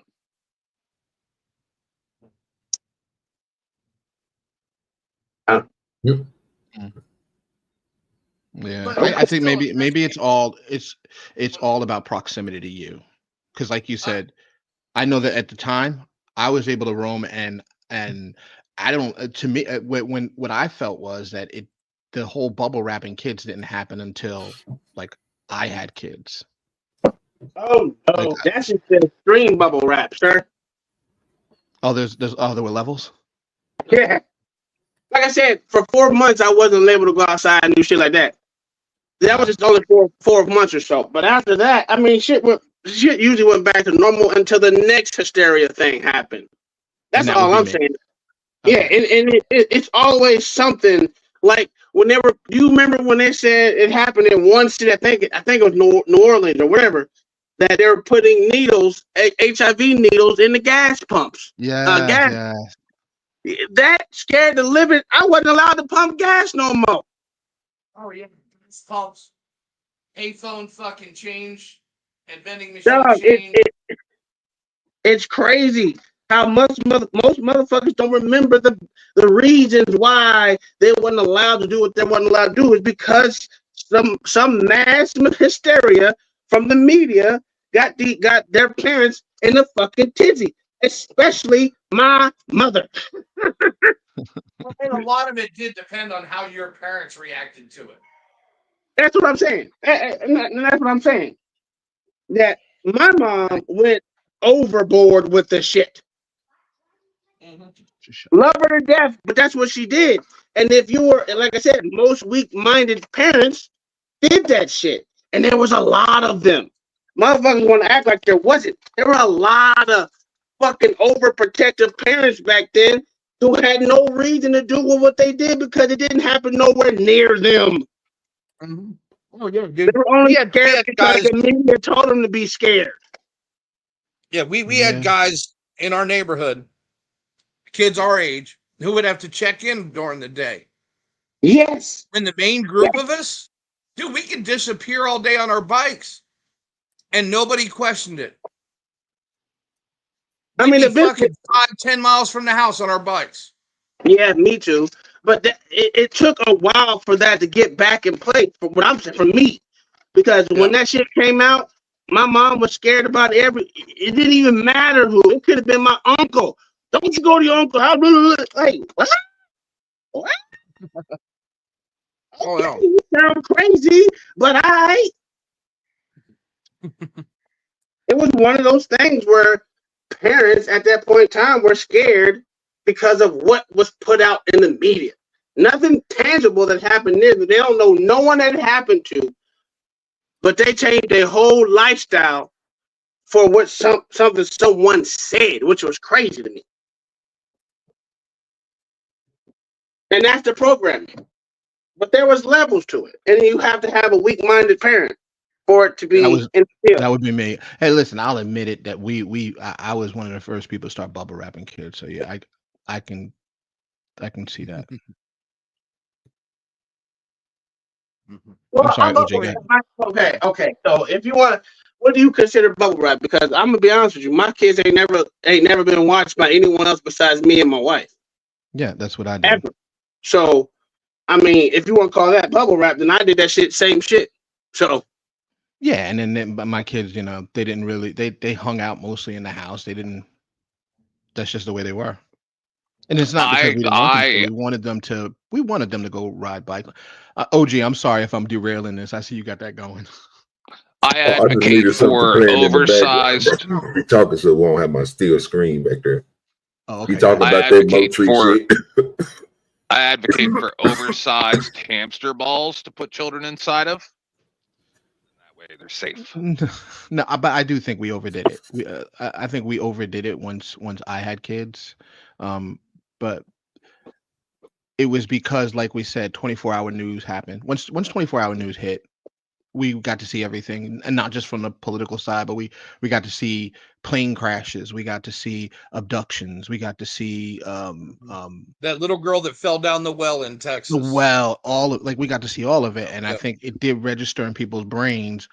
Wow, now that we can see what's going on in the world, there's a lot of shit going on in the world, and we need to protect our kids. And that's what happened. The world opened up. That's what happened. That's what happens. Yeah. And then the internet made it easier for us to sit in the house and still be calm without having to deal with the outside world. So it was like twofold. The internet was growing, and then the news opened up the whole world so that we could see all the bad stuff. So they gave you the bad stuff, and then they gave you something to comfort you while you're sitting inside bubble wrapped.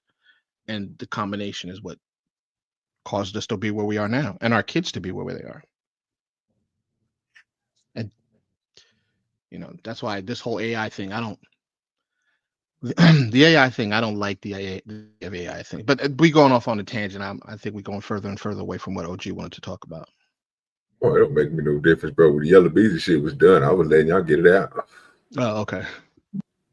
Because 10th Man got us some videos in the back that's going to interest some of us, so we can be on the cool. I can start rocking them out. I mean, shit, they got a little violence in it, but you know what I'm saying? It ain't like we ain't never been prone to a little violence over here. So we can go ahead and put that one up right now. Drop this, grab that video. But we still have one more of your videos first, though. You said you had 3. Yeah, don't worry about it. Well, I'm actually very interested in this because I've never heard of any of this. See. Let's go straight past it and get straight into the good shit. All right. Fair use, and full warning. I guess you know what I'm saying. It is what it is. Yeah, viewer discretion advised, guys. This is what we were talking about earlier. People getting hurt, and so if you have a weak stomach, don't watch this. You can probably skip this 2-3 minutes, but we can watch whatever way you want to do it.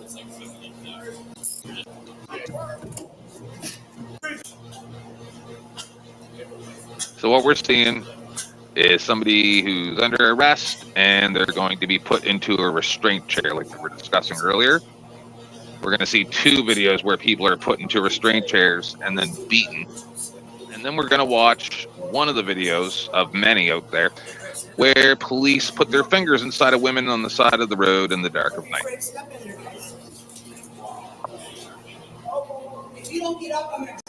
That video crazy as shit.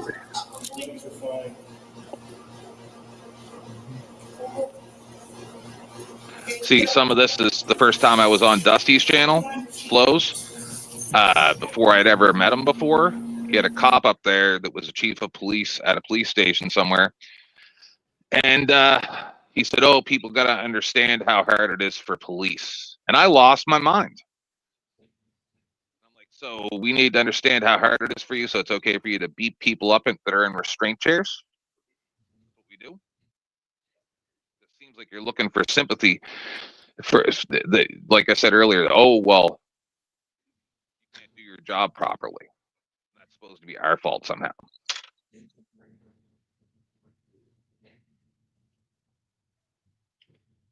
So everybody remember that this man is cuffed. So opposed to what we were talking about earlier, where police do not have the responsibility to protect you. Wait a minute, pause. Specifically states. Got to bring the sound back. Sit back. Specifically states in. Sit back. That if you're in custody, then they are responsible for your safety. Hey, 10th Man, you should come up on Tuesday This is when we talk about this shit. Oh, I'm sorry. It's just what happened.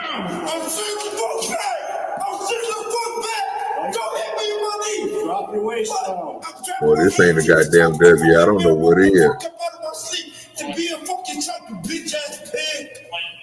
Bitch ass pig! I can talk.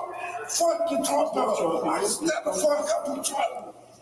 Fuck you. He still got the handcuffs on, y'all. He think. Bitch ass nigga. That's just how I said. I'm very nice, sir. I'm always like, yo, bitch ass niggas is you to excessive force. So there's at least 6 police standing there. They do have the responsibility to intervene, but they're not. But what's he fighting against? What's he fighting against right now? Them choking him. He's trying to breathe. No. He's fighting against being restrained in the chair. How can you fight against being restrained in the chair by 6 people while you're handcuffed? Well, they ain't even got his up. I know y'all can't see it. I didn't want to show that part. I was trying, like I said, what I did was, y'all, I looked at this. Once he put those back there, I'm looking at them on my other screen because I don't have everything on one. And I can see stuff, and I got this set up a certain type of way because it blocks off most of the video, but we get to see what we need to see. So I can do this for you and show you exactly what they was trying to do. So his pants is what they slid up because he got the basketball shorts on, but they slide the pants up. So I don't know if y'all were seeing that part, but yeah, the pants is what's supposed to be stopping him from restraining his legs. But once they pull the pants up, they post about, you see what I'm saying? So they can get the straps that's on the legs, that's hooking his legs on there. So that, as we can see right now, that's done. You know what I'm saying? Like that's in the process of getting done. The other part, right there, right? Yeah, but that's. You mean when the cuffs are pressing into his hands when they're pushing up against a chair? It's not that. The top part is not. We're not worried about right now because we already see what's happening down there. We really can't see what's happening where his legs is. But you know, and everybody else know, your belt is loose, but your pants are still buttoned, right? They ain't unbuttoned. So by the time they get to your knees, you're not going to be able to open your legs or spread your legs in whatever way. And if they got each of your legs and they put in the strap on it, because there's 2 straps down there, one by your ankle, one on your shin, before we get to your legs, I guess get to your knees when you bend in the chair so they can make sure you don't kick forward or nothing. They can make sure you're good, which is smart.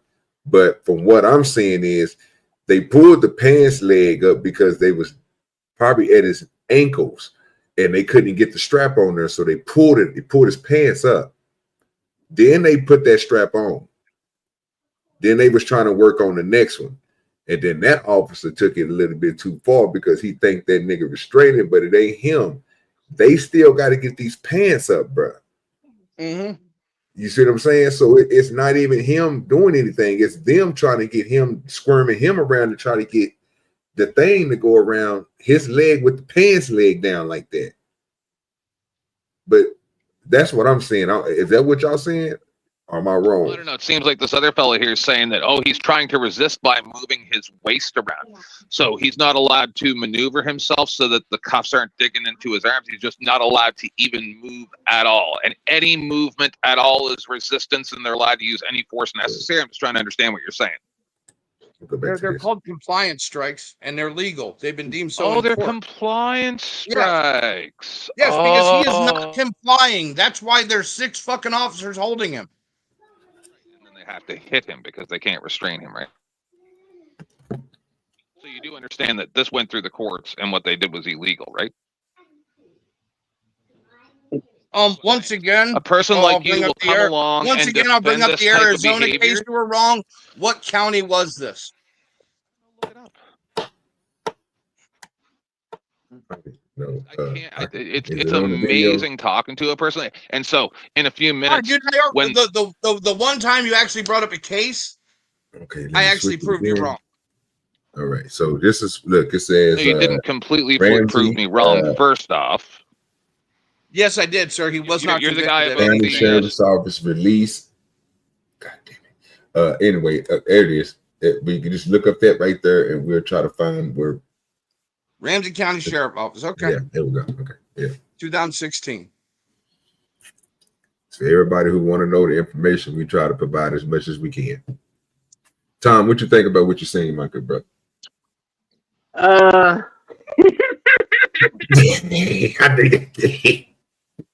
It's called compliance strike. Whatever. What? I have a question. He was already handcuffed. All right. Ready? Right? Mm-hmm. Yes, sir. All right. Did he take his cuffs off? No, they still on. No. Can you resist restraint other than with your hands, sir? He's already in restraint, so I mean his restraint was his being handcuffed, right? Did he kick someone in the face? No, sir. That's not because that's not the only way you can fucking. I'm asking, did he kick someone in the face? No, he wasn't able to. His pants was on his knees. Yeah. Well, his What else pants was he down to his refusing ankles. to do? What else was he refusing to do? Walk. Okay. You can't do nothing when your pants is on your ankles and they trying to make you do something. Like you only can take baby steps to move it. I mean, if I'm tripping, we can all stand. If we ain't on camera, you can stand up and drop your pants down and see how far you can run and walk. It's going to be hard. It's called the penguin walk. There you go. Listen, you'll never give me. I will never say that any of this shit is deemed okay to me, because if you're restrained, no matter how much you do, unless he's taking those cuffs off, I can and that's your opinion, and the courts do not agree with you. Okay, cool. That doesn't mean that I'm wrong either, because if I would do the same thing if it was you in handcuffs, where there was fucking Jesus in handcuffs. If I'm in handcuffs, I don't think you should be able to beat the shit out of a nigga, whether it's compliance strikes or not. Unless that one is actually doing something to fucking hurt you or harm you, what is the point of compliance strikes? Remember, because they always say, oh, I'm here for 8 hours, 12 hours, or whatever, how many hours are there. So if you're going to be there for that long, wait his ass out. Because that's what they always say. But that's just me. That's just me. The other fellow that says, And what happened to these officers? What happened to these officers? What happened to these officers? I don't know. No, I'm asking 10th man. There's too much. I can't keep track of it all. Because he knows this case, right? No, I've looked into this stuff. I did shows about this stuff a long time ago. Mm-hmm. You already said that they had to pay the family of Buddy from Vegas, right? That had a BB gun. Never forget that he had a BB gun in his room, not on his person, right? How many times was he told not to reach for his waistband? How many times was he told not to reach for his waistband? Is that relevant? Yes, it is. Yes, it is, sir. It is relevant. Was there a visible, immediate threat? There doesn't have to be, sir. It's called furtive movement. It's already been perceived, deemed right? in the court. So your imagination gives you the right to murder somebody. No, sir. The evidence that before me was it not a call about a gun? So anybody can not a BB gun, a gun. So then you're okay with what they did to Schroyer from InfoWars just a couple days ago too, right? And they're all pointing their guns at him with laser sights of an anonymous complaint that there's been a shooting at this address, and then they're just allowed to do it. If he reached for his waistband because his shorts started falling down, they can murder him even though everything's false, just because they perceive a threat in their imagination. It's okay for them to murder people. Do you have any idea how dude, what you're talking about actually happened and ended in a death in the city I live in. Yep. And those police are murderers. No, they're not, sir. Yes, they are. They're murderers. In your opinion, sir. No, it's a fact. In your opinion, sir. No, it's not. It's not an opinion. Yes, it is, sir. That's your opinion of it. Well, Were they under Oh, threat? wait a minute. The Wait officer a in this minute. case, the officer Were in they- this case wound up collecting his Nigga, back look at pay this because he shit. was illegally separated from That the fucking force. was the They did cop. all that and didn't even get the leg strap on the nigga. Look at this shit here. Look at this Was shit the here. cop in immediate danger at the time? Look, the leg strap not even. They got one, two of them. See what I'm saying? Man, y'all better start watching. I'm watching. I've watched this many times. Yeah, I know.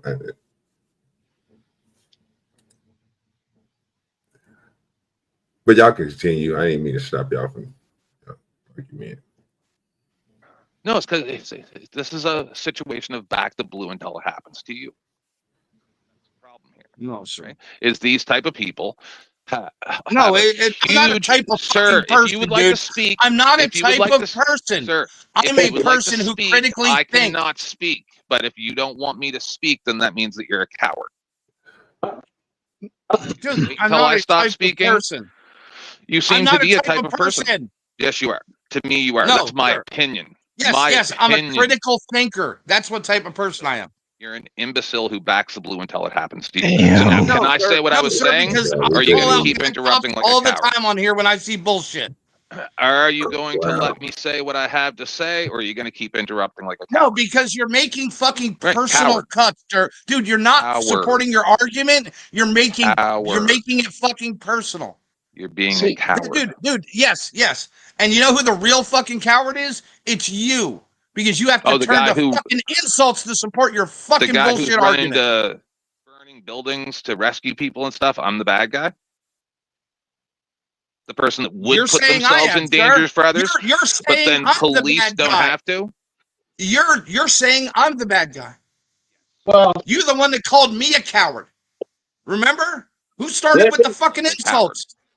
Hey, Hey, let so me let me ask y'all a question because I just seen something on here. I want to know why they didn't release the handcuffs and just throw his hands in the whatchamacallit and pull up, because those are the pull down straps, right? You put the people's hands through there, then you pull down on them, right? And then they just lock in like they did on Blade. That's them kind, right? Just being asking the type of question. My fault. I ain't see somebody back there. My fault. Who was that again? If you don't mind showing yourself, my fault Would about you that. release his handcuffs before he's strapped into the chair and secured? I don't know who that is. But would you release his handcuffs before he's strapped in the chair and secured? Shit, I got everybody in front. God damn it. Just be careful, because I sent people over here and some of them are evil. Just give me a second. My name is Eliza. Hello. The wife 10th man. Exile said it's the wife 10th man. What's up, girl? Appreciate you, sweetie. You can come on camera if you want to. You ain't got to stay on camera. I see you moving and stuff like that. These are good people. No, these are good people. Okay, cool. Well, let me say this, and I want to break the ice the tension between everyone. I don't trust fucking firefighters neither, nor goddamn cops, because firefighters dickheads as well. Oh no, I'm not a firefighter, sir. I'm not a firefighter. Oh, okay. But some people make an argument for firefighters, dude, and they're just as much of a dickhead than everyone else. No, you're not wrong. I appreciate everybody in the chat that's coming through. I came up here because. Go ahead, sweetie. I came up because while my husband and I were listening, while we're going ahead and running some errands, I'm also looking at what is being presented. And I mean, I'm being very, very compassionate when I say gentleman, that decided that he was going to ask questions or sit there and say that the courts didn't agree to the mistreatment and abuse of power that honestly is well known amongst people that wear a certain uniform.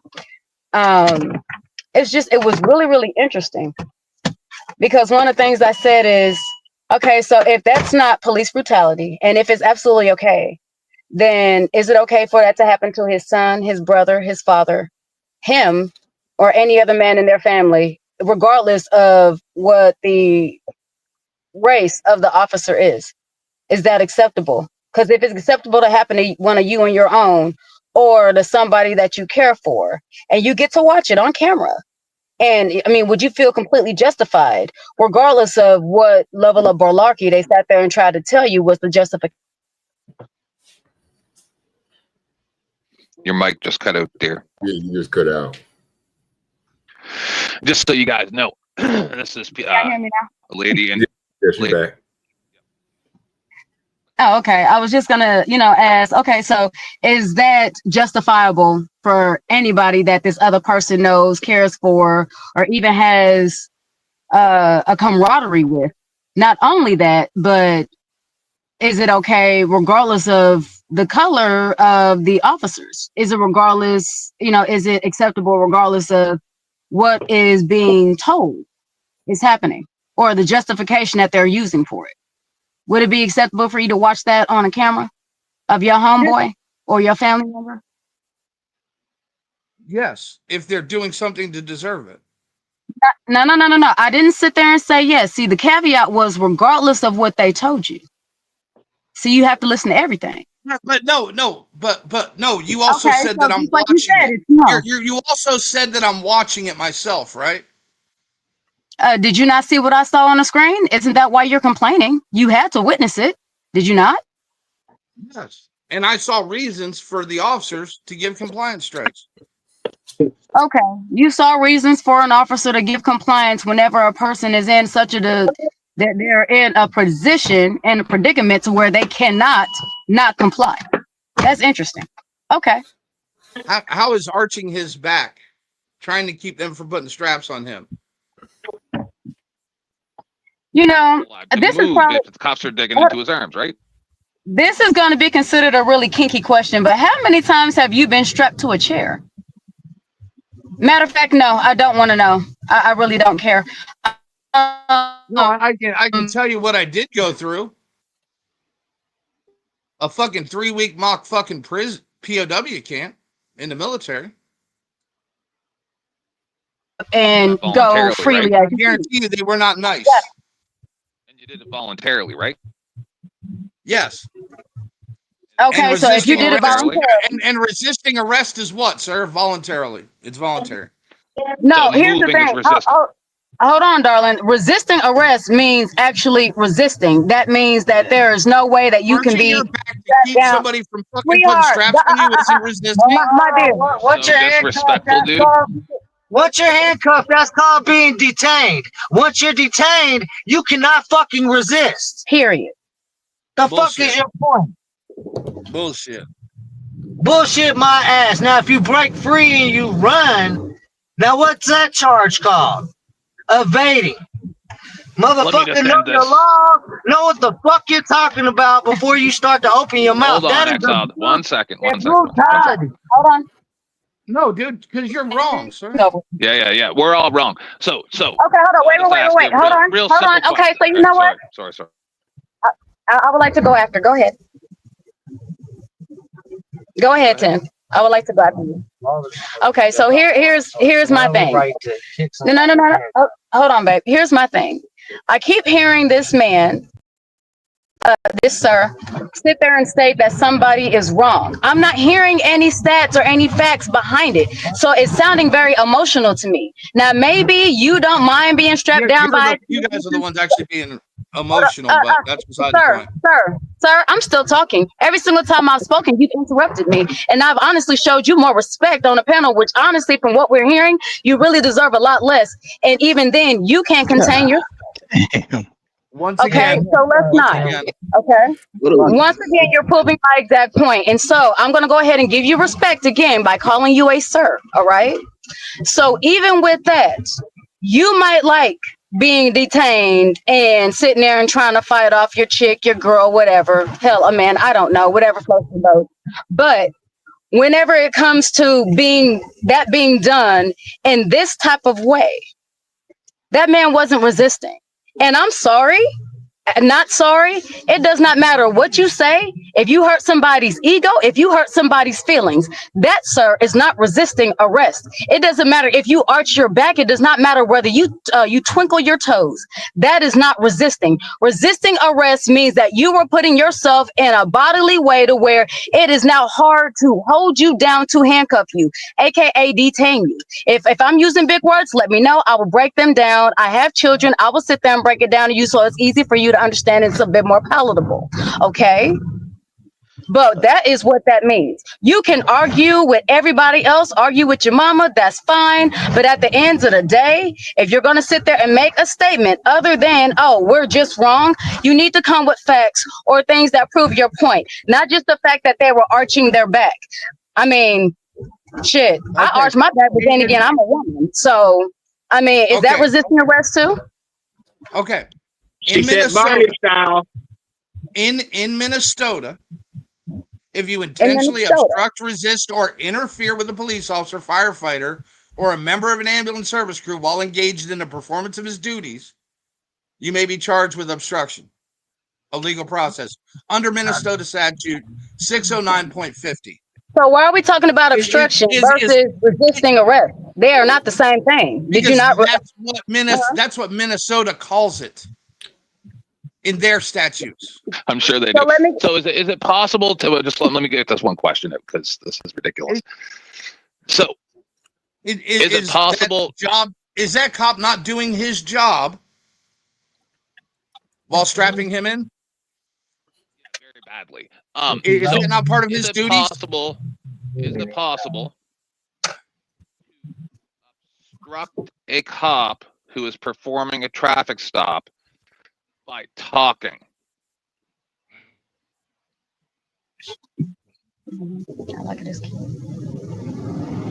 Can obstruction be verbal? What is it matters what's happening, right? Are you refusing to give him your license? Can it be verbal? Are you refusing to give his license? Your license, right? You're just a person walking down the street. There's a traffic stop over there. We've seen it 100 times, right? Hundreds of times. And the person is standing there talking. Are you interfering with that officer doing his job? That is the legal bar. Can that be construed as interference, yes or no? Yes, because that is the legal bar. Are you interfering with that officer doing his job? Every court has already said that simply words alone cannot be construed as interference. So see, you don't even care about the law. No, that depends on the state statute. You don't care about the law. You don't care about the law. You don't care that the fact that this person is in custody right now, which means that they are responsible for any harm that comes to him, right? That's what they're responsible for because he is in custody. If you're not in custody, then they're not. That's what the Supreme Court says, right? There's two different rulings about it. So you don't care that these people are breaking the law. You don't care about that. You don't care that obstruction can't be verbal alone. You don't care. No, you don't care what the law is. He's not. Stop, sir. He's not saying no. What we're not going to do, we're not going to change, sir. We are not going to keep moving the goalposts for you, okay? No. We're not going to continue to move the goalpost. No, he's the one moving the goalpost. I'm trying to stick to the original. You are literally yelling while a woman is being calm. Okay? So once again, I just got accused of moving a fucking goalpost that somebody else moved. He just clarified what obstruction of justice is, which is what you was describing. Well, mind you, I was sitting here and talking about resisting arrest, which once again are not the same thing. So, sir, you've been moving this thing all over I'm sorry, your ADHD is showing. Do you need to go? No, ma'am. Do you realize that under Minnesota statutes, resisting arrest does not exist? It's called obstruction of justice.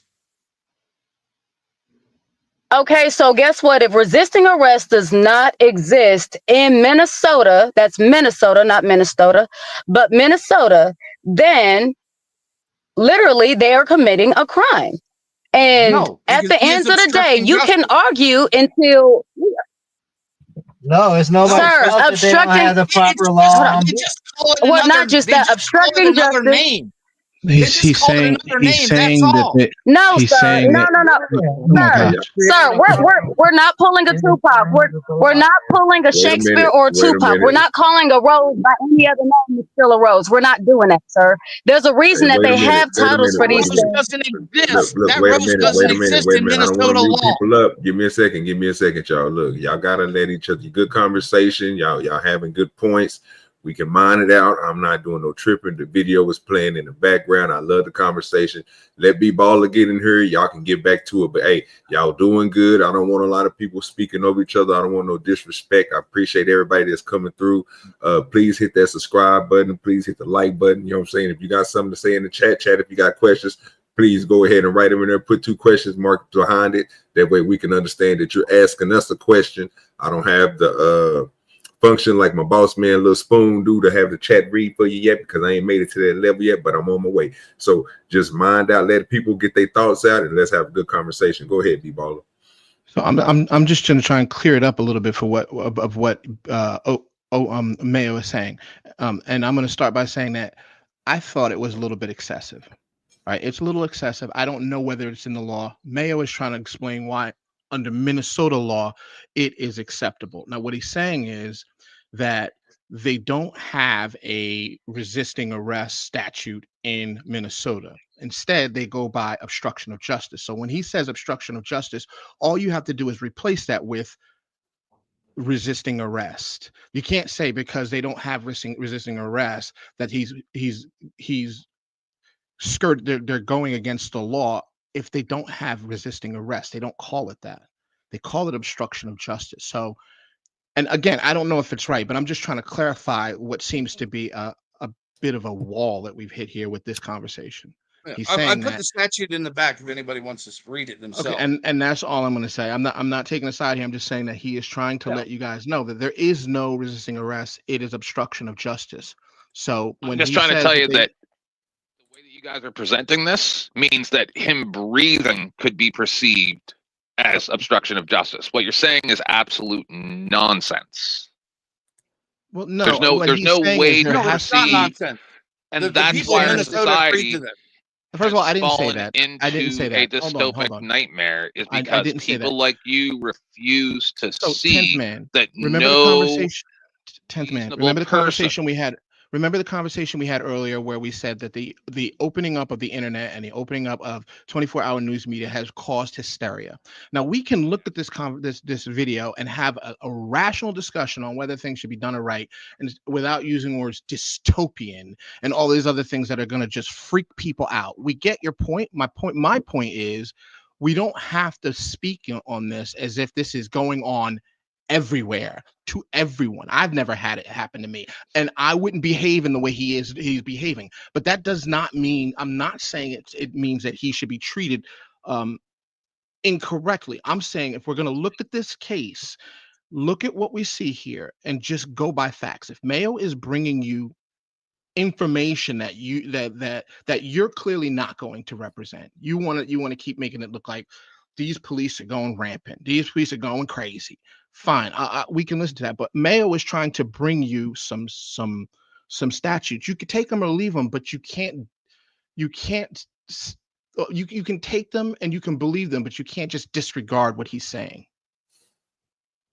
Like, if we're going to have these kind of conversations, if somebody brings something to the table that could be pertinent, you don't just get to just walk it off and go, I don't give a damn. He's saying that they don't have a resisting arrest. They have an obstruction of justice. So let's just pretend that the word resisting arrest never happened and just go based off the words obstruction of justice instead of saying it's bogus. Okay? That's all I'm saying. I think we lost the lady. That makes me very sad. No, she's still here. If she want to speak, she can speak. She's being quietly waiting. See, I've known her for like 5 years, and she is a very, very smart lady. Yeah, we've been having these discussions for a long time. I want to say this. Hey, Mayor, where your teeth at? Because she kicked them some bitches in. I'm back. Go ahead. I apologize, guys. I have to go on the errand. I'm here, though.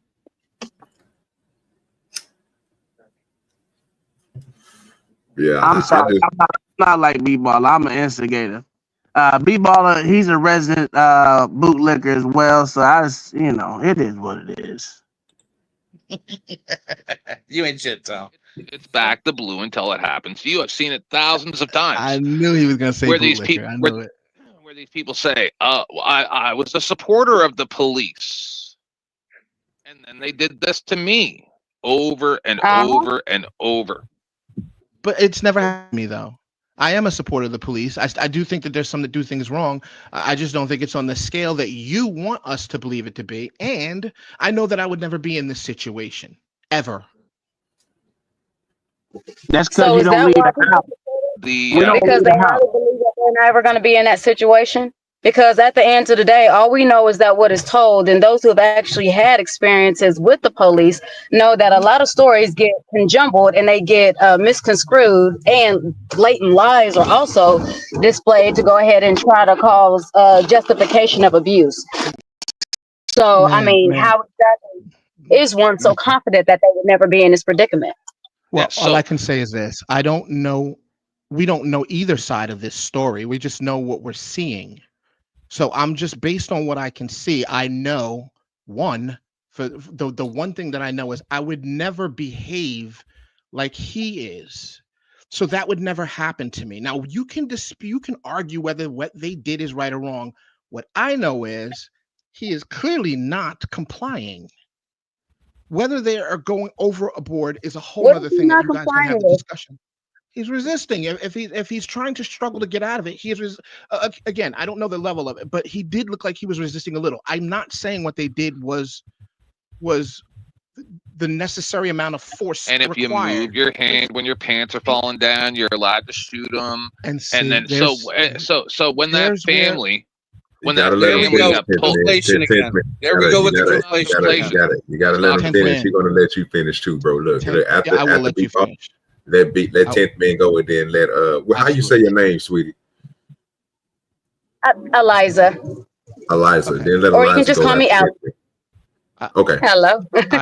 When the family got pulled over at gunpoint because they put the license plate in wrong and didn't know the correct AZ or whatever state it was, and they put the wrong one in and pulled them over at gunpoint, even though it was the wrong car because the cop was terrible.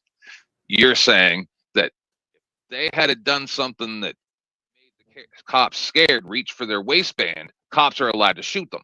That's what I'm hearing, and it doesn't make sense. You can't tell me that when there's no imminent threat whatsoever, and the only threat is in your imagination, that you're allowed to shoot somebody or beat them up when they're in handcuffs.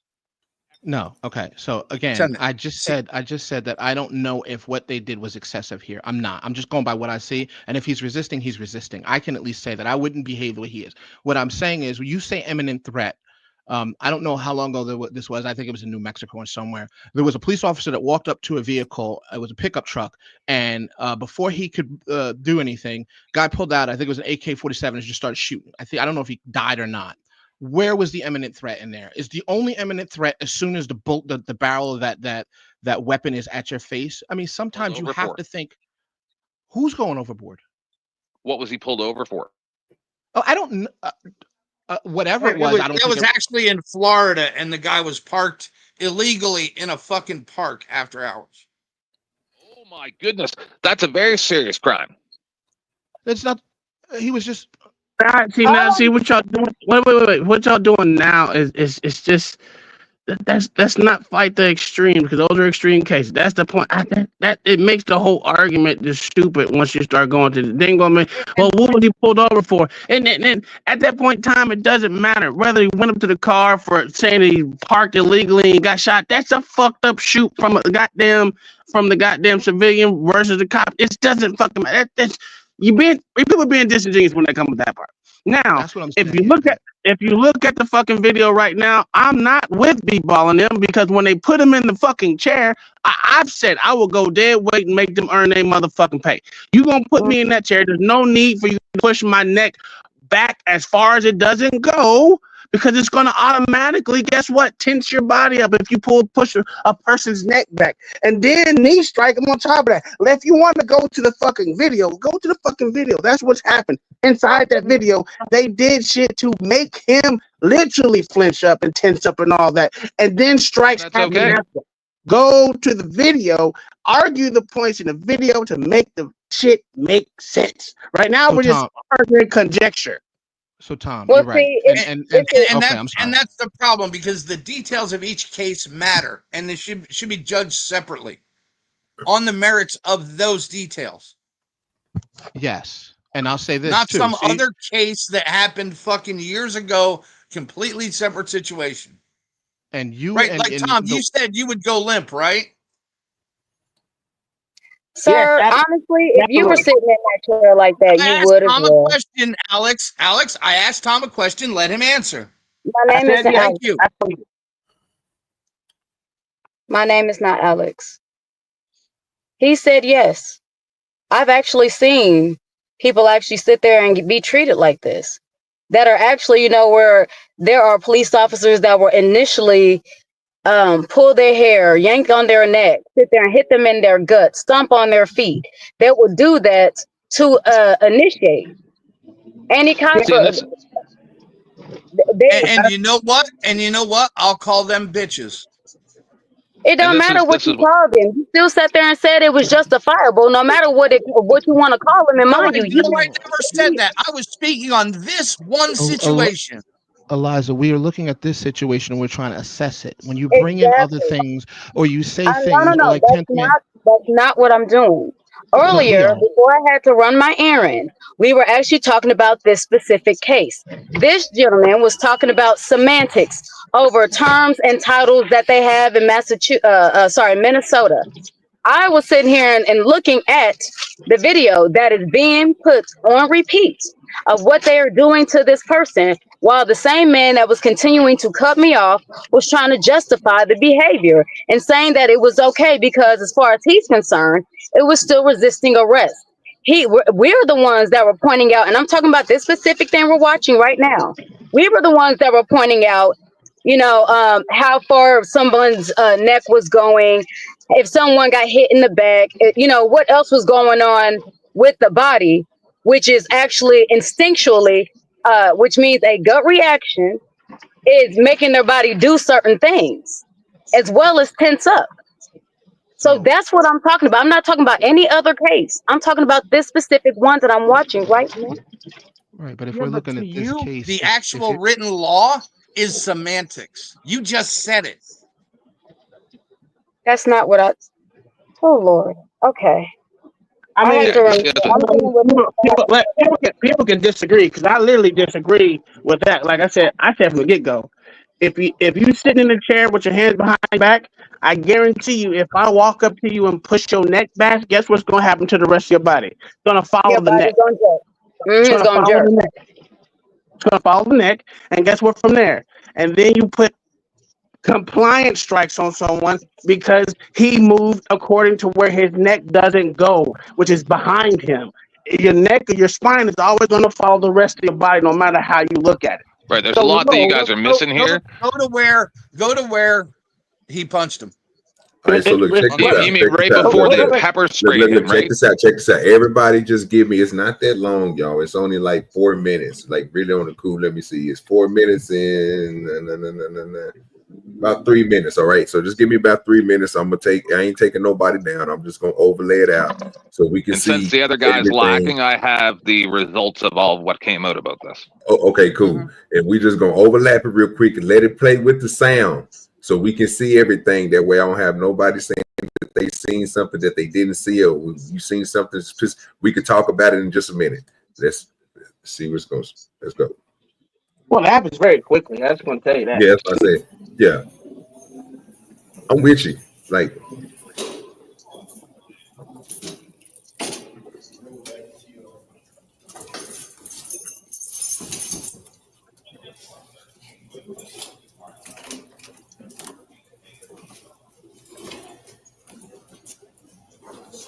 How'd he go?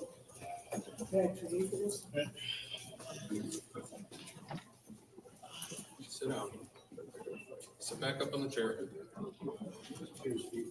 So everybody take note. They have his face covered with a towel right now, and he can't breathe. No, they have his face covered with a spit mask because he was spitting. It's a towel being pressed against his face with all that cop's force at times. It's a You can see it. spit mask. Doesn't matter. Just watch the fucking video. Sit back then.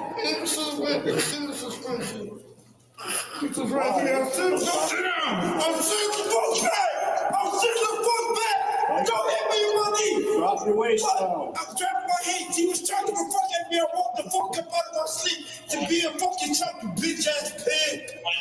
You bitch ass pig. I can talk. Fuck you talk about. I snap the fuck up and talk. Fuck you, man. I can talk. Why you talking? Why you talking to me? Bitch ass. Why doesn't he just relax? That's not very nice, sir. I'm always dying. Yo, bitch ass niggas is using excessive force. Fuck you, mean? You ain't seen excessive force you follow. Okay, show me the fuck up. Show me the excessive force, you bitch ass police. Show me something. Hold the head down. Yeah. Please don't kill me. Please don't kill me. I'm sorry. Stop fighting. I win. Please stop fighting. They will stop using force against you. It's all your response. Please. No, please. We can stop taking this switch out.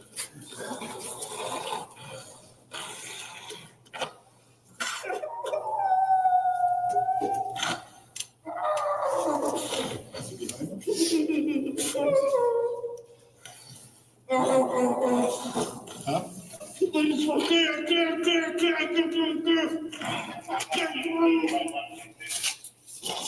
Stop fighting. Here's one.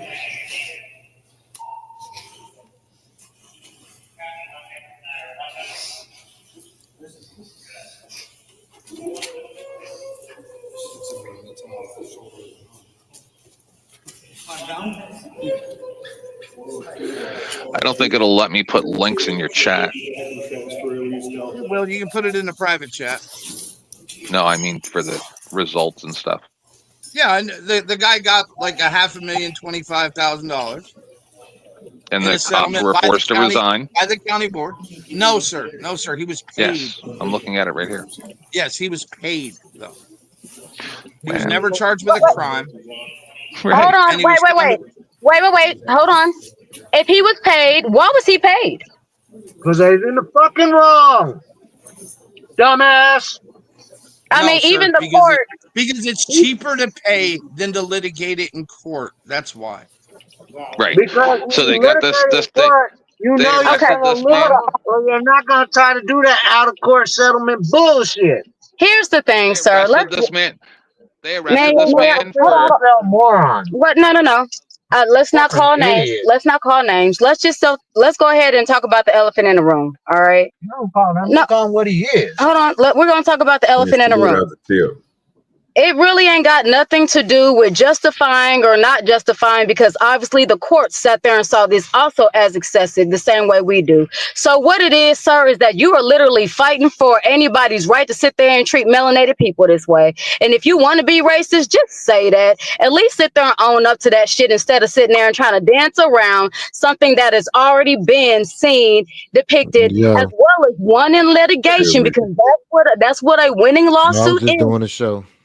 Right, that's what a winning lawsuit is. Yes, hold on. Before you get your panties in a bunch, sir, a woman is still talking. So let's not be sexist as well. No, a woman is fucking lying. Sure. Everybody wants to get mad at being called racist, just not the activities. Whatever you say, my guy. Anywho, at the end of the day, we all see what it is. Because if the courts and if the judges in the same area, Minnesota, that you were defending so heavily, can also see that this was disturbing enough to pay this man anything. Understand, the court system don't want to pay folks. They don't. Okay, so But if they guess hold what? on. Guess what? So if It they also go out wasn't. of their way and to actually pay this man because they actually saw something was done wrong or there was a mistreatment or an excessive use of force, Look at all the other then officers. I mean it's right there. Look at all the What would other I tell officers. you? Hold on. All right, Look at all the other officers. I want Look to at put the some other context to what officers' she's lying demeanor about. versus this one officer's demeanor. Look at the other officer's demeanor versus this one officer's demeanor. Dude, Oh, boy. can I make a statement of fact? Okay, OG, this what you invited me over here for, this sir. wasn't Okay, make litigated. your statement of This fact, sir. wasn't This is what we've been asking litigated for the in. whole day. Make your This statement of fact. wasn't litigated in a court. This never went to a jury. It was settled by the county board. 10th man, my Yeah. dear, my lovely. You know I love you. Can you go ahead and tell us how this wonderful story ended? Because I'm pretty sure if there was some money exchanged, it had to be in a court. Now, I did not say a civil court. No, I did not say. it's probably just an out of court settlement. You know how they do it. Yeah. You know how they It's do it. an out of court settlement. Oh, that's fascinating. Thank you so much for that. I absolutely adore you, 10th. But even with that, Which I stated in the beginning. Which I stated in the beginning. Sir, you literally, sir, you've One been second. talking. Calm down, man. Calm down. One second. So this guy essentially got forced out of the police, went to work at an Oxford police think tank. The other gentleman, I think Buddy said he got like 200 grand or so. I don't know, somewhere there in the news article. It's a very long article. 125,000. But this officer got paid all his back pay because he was found to have done talking. nothing Shut up, wrong. And so you're telling me that you think that 120? You know what? You're amazing. He is. OJ, what in the hell is going on, sir? The officer was literally paid about half of what Well, the I would prisoner say was paid. I will say this. Hold on. Defending racism with his life. That's what he's doing. Let me say this. Let me say this real quick. I'm sorry. Let me say this real quick. I will vouch that Mayo will literally say the same thing for a honky as he would for a nigga. If you do the crime or whatever, he ain't gonna have no justification. Well, he's gonna have justification, but it's not even gonna make sense to us because we look at it totally different in certain aspects that he does. So he doesn't give a shit what the race is. I'll give him that. So to call him a You can't racist, give him that if he doesn't think the same way we do. How would you be able to go ahead and speak on behalf of him? because I was speaking for the actual racist comment that was to call him a racist. He don't give a fuck if he was white or black, Puerto Rican, Asian. That's what I'm saying. If it happened to someone that was a so-called criminal, he doesn't give a shit. I was just scared of a bitch. He only cares about the blue, dear. I think. Yeah, that's no bootlicker. No, because I've called out. I mean, I would tell him to swallow it, but you know what? He might. No, that's false too. He called out police too, though. So that would be inaccurate. All right. Let's watch the next video then. It's gonna take us 8 hours to get through this. All right, man. I holler at y'all, dog. What you doing, man? What you doing? No, man, listen, I do police shit all week. Continuation of Tuesday. I Dude, thought we were going to talk about the fucking arrest. Save those videos for later. Listen, came over here because I thought you was doing something else, dog. You know what? Just skip to the last one. We don't need to see another restraint chair one. I was doing a show. No, I didn't even know you was doing one, sir. Actually, my husband wants to stay on. I'll go ahead and let him stay on. I still had to sit there and make this one more errand. So I'll probably be like, it's good seeing you. Hugs and kisses. Mwah. Here, babe, you want to stay on? This lady is a solid, well, last time I saw her a couple of years ago, solid 9 in hotness scale. You're gay, sir. Around mid to late 30s. You're gay, sir. We can't take your opinion. You're gay, mid to late 30s, black lady. She last time I saw her, I was like, ooh. That's If why she I'm was that hot, 49% sir, you wouldn't be straight. gay. If she was that hot, you wouldn't be gay, sir. Yeah, I know, but then the other, you heard her talking. I can't get into an argument with her. I'd just be screaming like a lunatic and making threats. She's a strong-willed lady, but I love her. I love her. Well, okay. But what was you talking about over there, LA? What you was about to get into, brother? This cop got into 3 shootings and killed 3 people in 4 years. And the case is going on. So are you live now or are you about to go live? Or are you going to do it later on today? No, I turned it off. I told everybody, let's come over here. Because I'm like, well, you need the watch time hours. Well, shit, I guess you want to play it over here? Because you can, sir. I ain't doing nothing. I just got my little background going, you know what I'm saying? We can have a little fun, a little talking, you know what I'm saying? Laugh, shit, you know. Yeah, what the fuck happened? Jesus Christ. Yeah, we fooling Wayne. Yeah, y'all doing the most over here, man. Trying to keep He the watched entertainment the rapper guy or whatever that went to Yella jail, Beezy. and then I just brought up some other stuff, and he's like, put the links in the back, and I'm like, I don't know if we want to do that. And he's like, nah, man, I ain't doing nothing. There's only 4 people watching. Let's do it. And I'm like, all right then. Yeah, I'll be up to 13. Niggas watching now, so they hope they can stay and maybe they join in and all that good stuff. All right, you can come back. Let me see something. Yeah, just throw it in the back, my good sir. I pull this down and pull that up. I ain't doing no tripping. This is just somebody, you know what I'm saying? Just trying to keep the entertainment value up. That's it. It should be good. It should be a good discussion for everybody. This is a weird one, man. I don't know what to say. I try to get Diesel and Ruckus to jump on, but they ain't fucking answer the phone. They're acting like little bitches, so fuck them. This better be good. You're pumping it up. When you said this is a weird one, you got my brain's like, ooh, this might be good. Better be good. Oh no, somebody else brought something up the other day, and they're like, it's gonna be so good. And I'm like, that wasn't good. Yeah, when I tell you something is good, sir, I'm a fucked up individual. It's good. I believe it. So check this one out. I don't even know how to explain it. And listen to this shit well, because what they say is factual, but you're gonna be like, what? We ain't gave up. We're not gonna give. After 4 days of trial, a vow to fight on from Alvin Cole's mother and her attorneys. We know we put on a strong case. After a jury couldn't reach a verdict after 5 hours of deliberations. Final note was they had a hard time somewhat with regards to the clarity of the videos. We can't change that. After the trial, Mensa's attorneys said they aren't commenting at this time. A retrial in the case is set for September. You gotta go! You gotta go! On February 2nd, 2020, police officer Joseph Mensa shot and killed 17-year-old Alvin Cole in a Mayfair Mall parking lot. It was the 3rd deadly shooting in 5 years involving the then Wauwatosa officer. That's three shootings, not 3 shootings, but 3 killings in 5 fucking years. He shouldn't have been working the street after the second one. Should have complied. That was obstruction. Fuck that. And I'm talking about no, there it is. Dude, don't be dumb. They said, we're talking about a police, just case, like on Grand Theft Auto. Just like on Grand Theft Auto, they say stop police, and you either drop to the ground immediately. Don't matter if you're a 90-year-old person with 2 knee replacements that I just saw. Case yet? You don't even know a fucking thing about this case yet. I'm just telling you. I know the answer already. No, it doesn't I matter. understand. I It's understand. obstruction. But I understand LA's point. After 2 shootings, he should be taken off the street. People should have complied. Spoon. That young man that was like 15 or 17 that was standing on his own property that was attacked by that cop.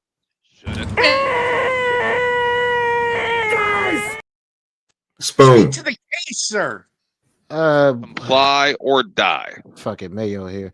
I ain't want to ask Mayo because they already get on his nerves. Mayo, so you've been through a couple battles. So usually, if after soldiers go through one, what do they normally do with them?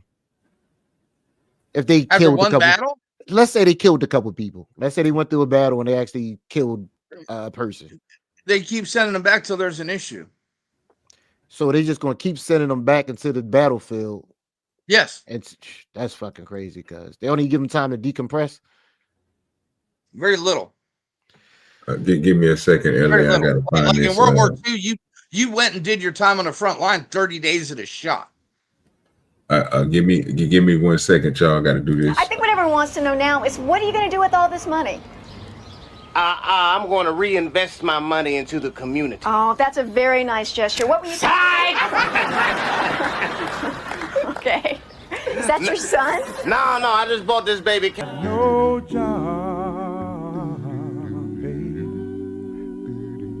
and my pockets don't seem to have a jingle. I appreciate the take. But Go LA, ahead. after your shootings, right? You did psych evals, interviews, all that, right? Yeah. Were you completely honest with those evaluators? No, and that's why at this point they should have realized a long time ago that people gonna lie, especially in those positions. So they should take them off the street because they should have saved me from me. It's no fucking way this cop should have been on the street after 2 shootings. No way. No fucking way he should have been on the street. But the thing is, they have no evidence to support that. I get you. And I know it's not fair. I know it's not fair. Some cops gonna get screwed, but that's not my problem. Because at this point, you can't have this shit. This dude is shell fucking shot. Anything he do, either he trigger happy or he shell shocked. Either way, you don't need this motherfucker walking around on the street. You can't do it. See, and a lot of people might try to say that I don't like police or something. No. See, because I saw one time, it's the funniest video ever, where somehow this man, I have no idea what their races are. That's not the way my brain works. I can't remember any of that. Me neither, but that's what I always get accused of.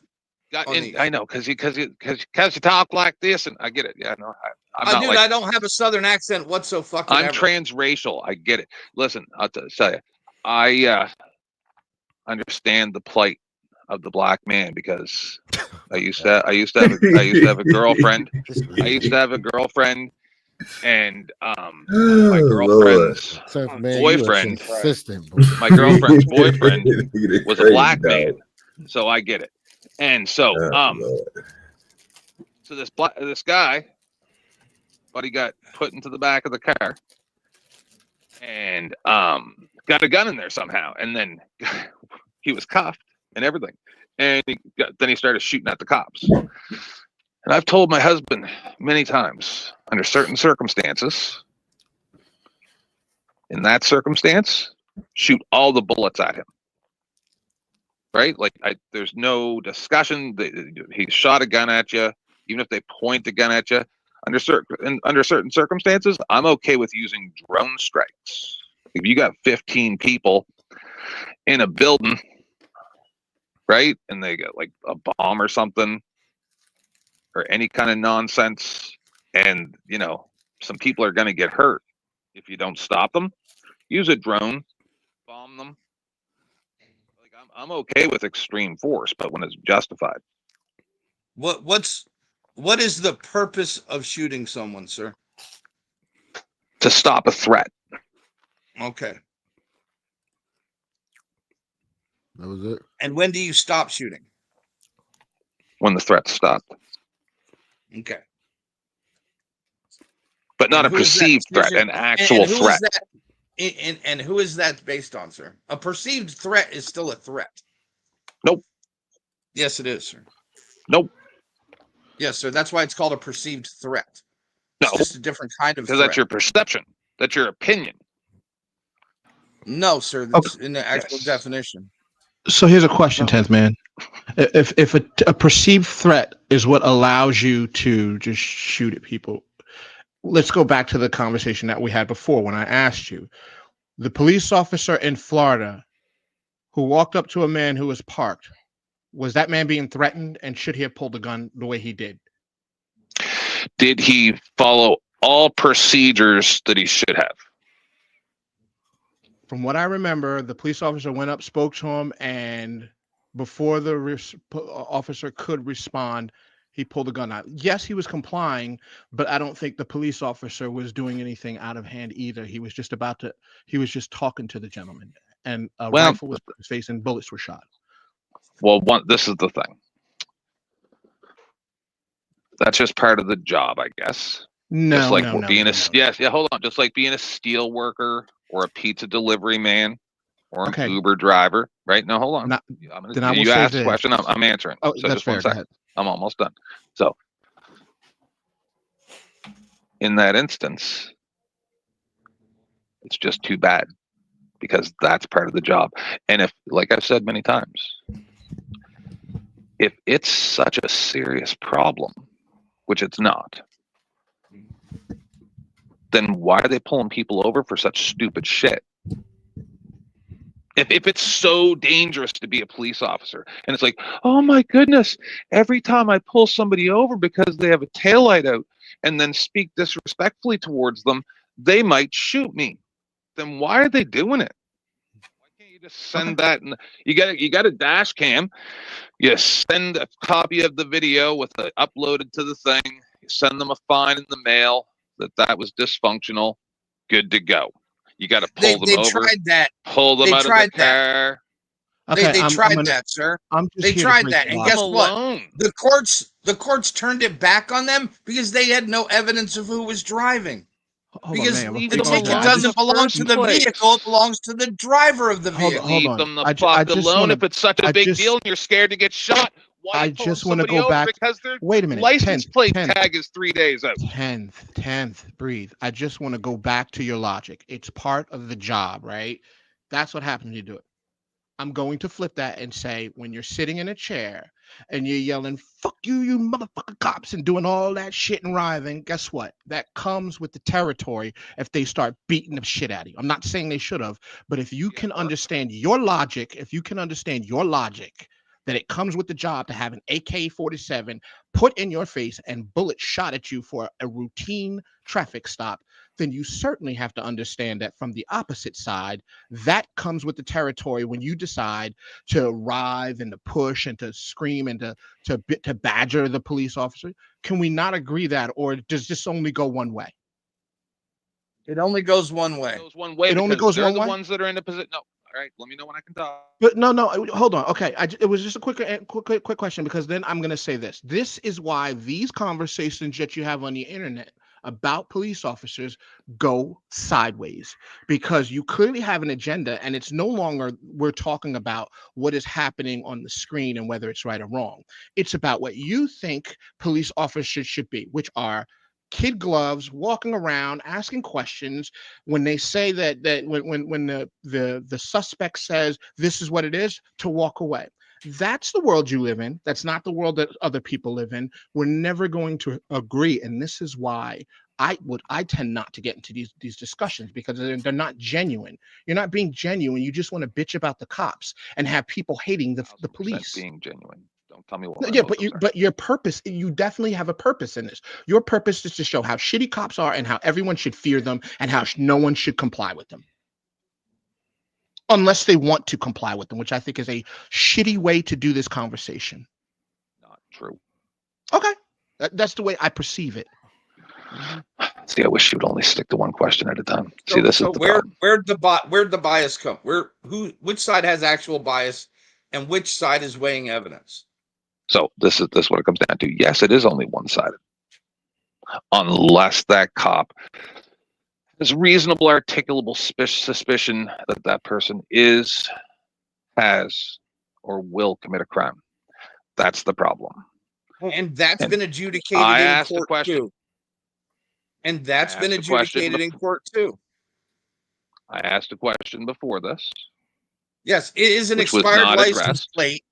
It is an expired license plate reasonable articulated suspicion? No, that's not what the question was. Don't change my question. What was the question? I asked you. If you're saying, oh, sometimes cops get shot. If it's such a big deal, then maybe they need to leave people alone over nonsense. So then you just absolute nonsense. We're not even just talking about the fact. So we shouldn't follow laws. That's not the discussion. It's at the officer's discretion, right? Is that the officer's discretion? No. What? Yes, it is. What is the officer's discretion? Whether or not they pull you over or give you a fine because you have a tag that's out of date, whatever. No, honestly, these days it's kind of out of the cops' discretion, especially with That's these. Not true. Okay. Yes, it is now with body cameras. It certainly is. I only did the job only kind of did the job for 18 years, but sure. All right. Yeah, so let the Canadian tell you how it is, LA. I've only seen the police chiefs and every person say that these things are at their discretion. No, what they tell you is giving a ticket is at their discretion. Right. So what I would say is, a lot of these now with these police cars having these cameras, especially tag these readers, tag yes, I cameras. understand. So now, if you Some. go out and buy a car, well, majority all of them have it now. Then the tag reader is going off. If that shit is going off all the time and you're not pulling anybody over, they gonna pull that and ask you why. I mean, that's a part of your job. These things are a part of the job that people ask cops to do. I mean, I don't get offended when people don't like it or dislike it. I mean, it is what it is. But it's just a part of the job. That's all. Nothing more, nothing less. If people want it the way you think they should have it, people will vote for that. People will say, you know what, we don't like it this way.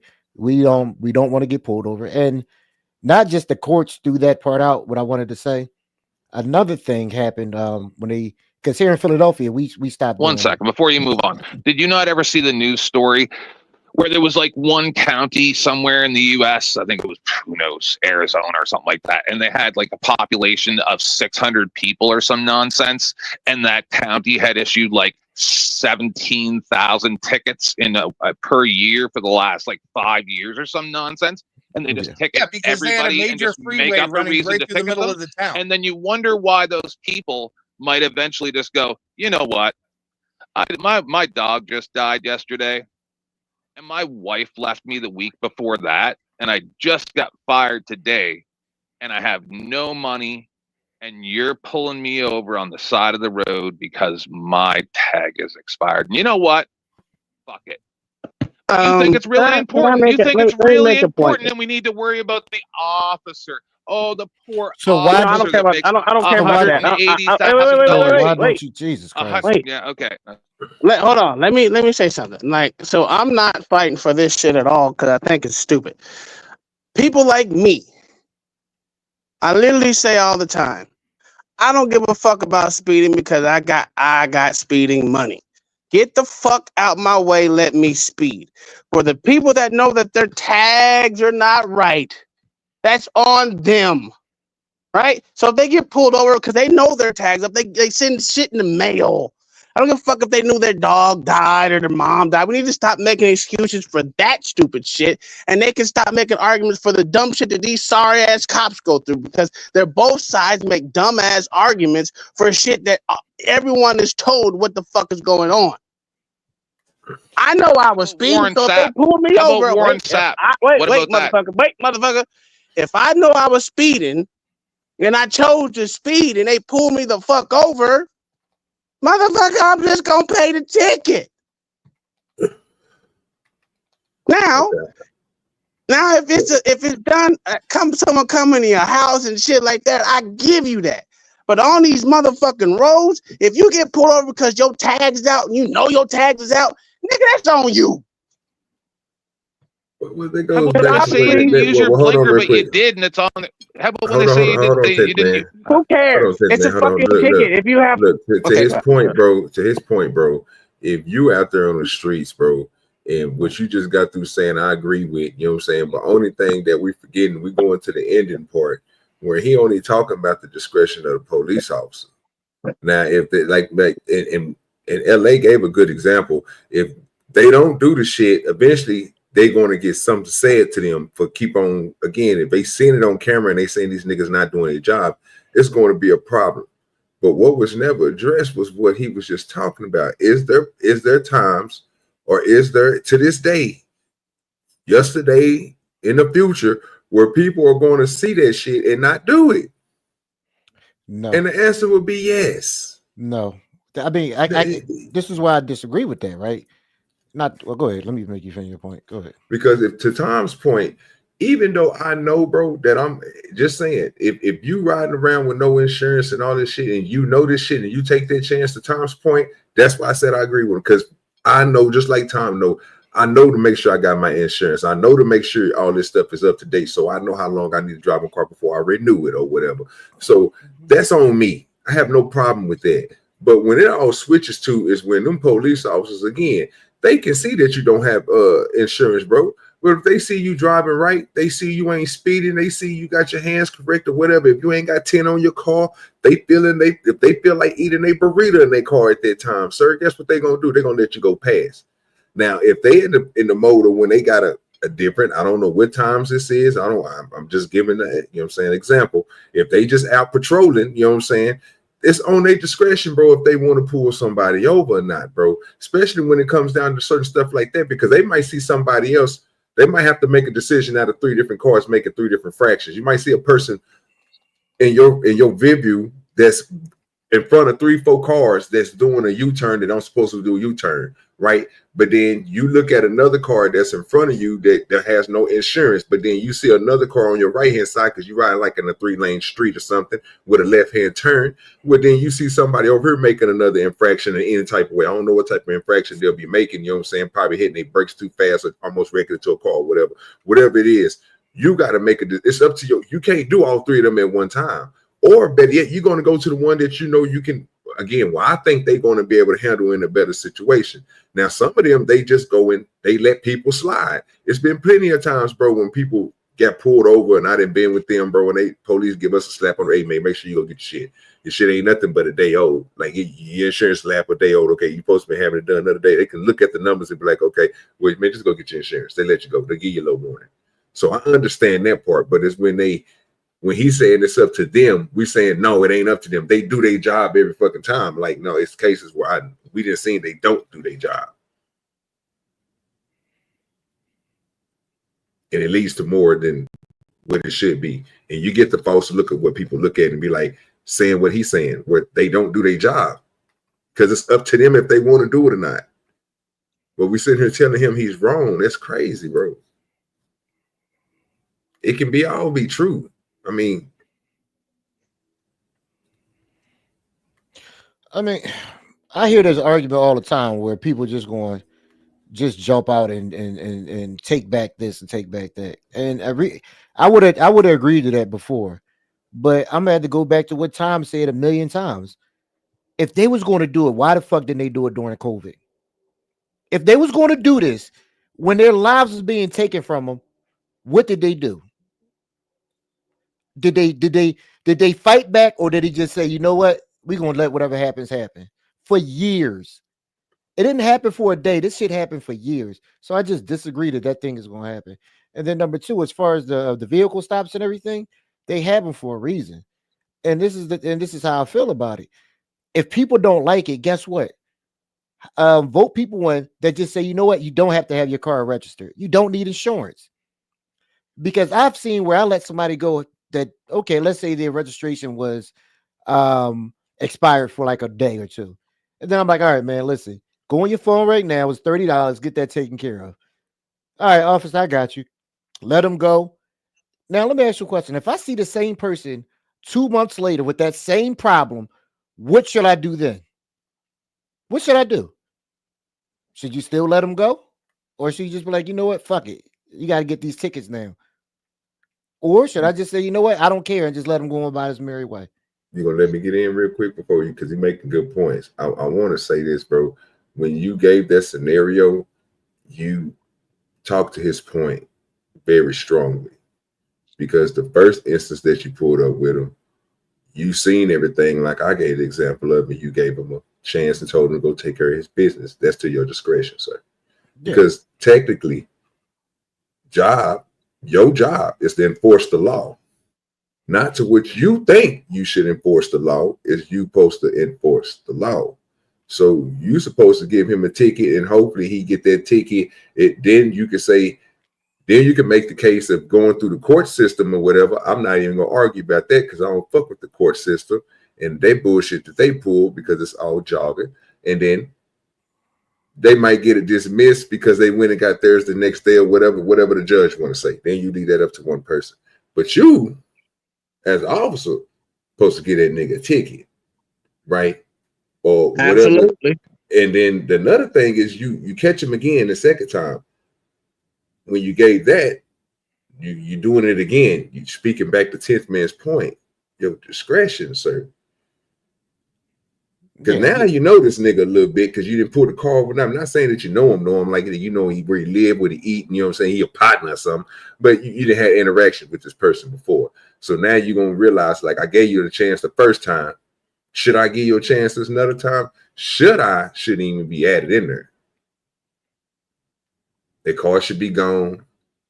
He should be, again, I don't know I don't know how it is over there. If they got their license or whatever, you might let them just take the car or something. I don't know. But it's something supposed to be done. But when nothing is done or you just give them a ticket then, that goes back to what he's talking about. And that's why people are saying what they said. Like 10th man, it's up to y'all. And you just proved this point by doing that, by giving the person a chance the first time. Yeah, but when they actually take the car the second time, then they get called road pirates by the same people.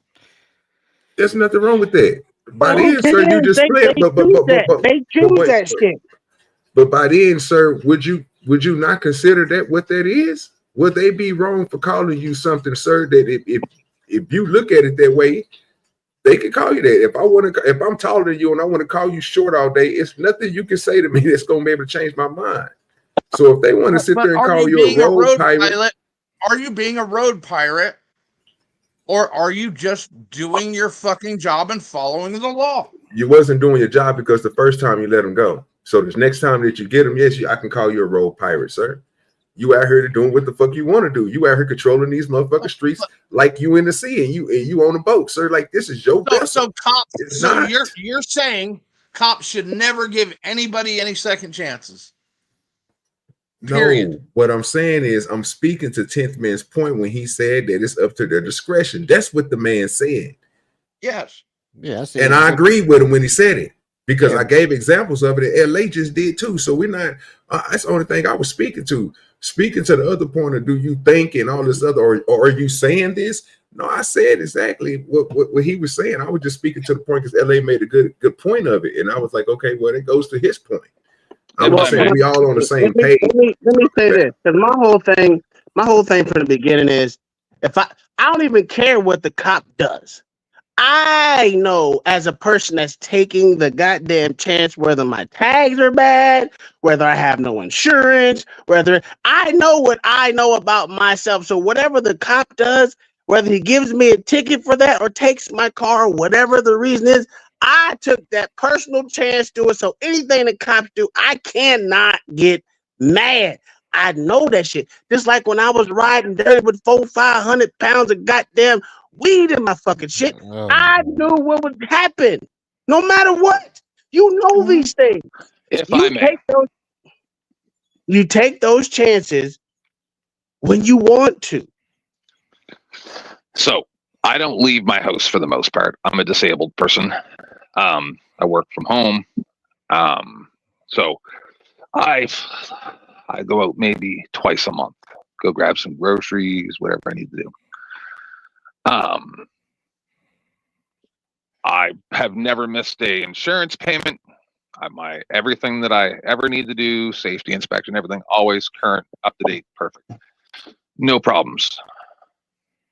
A few months ago, I get pulled over and I give them all my stuff.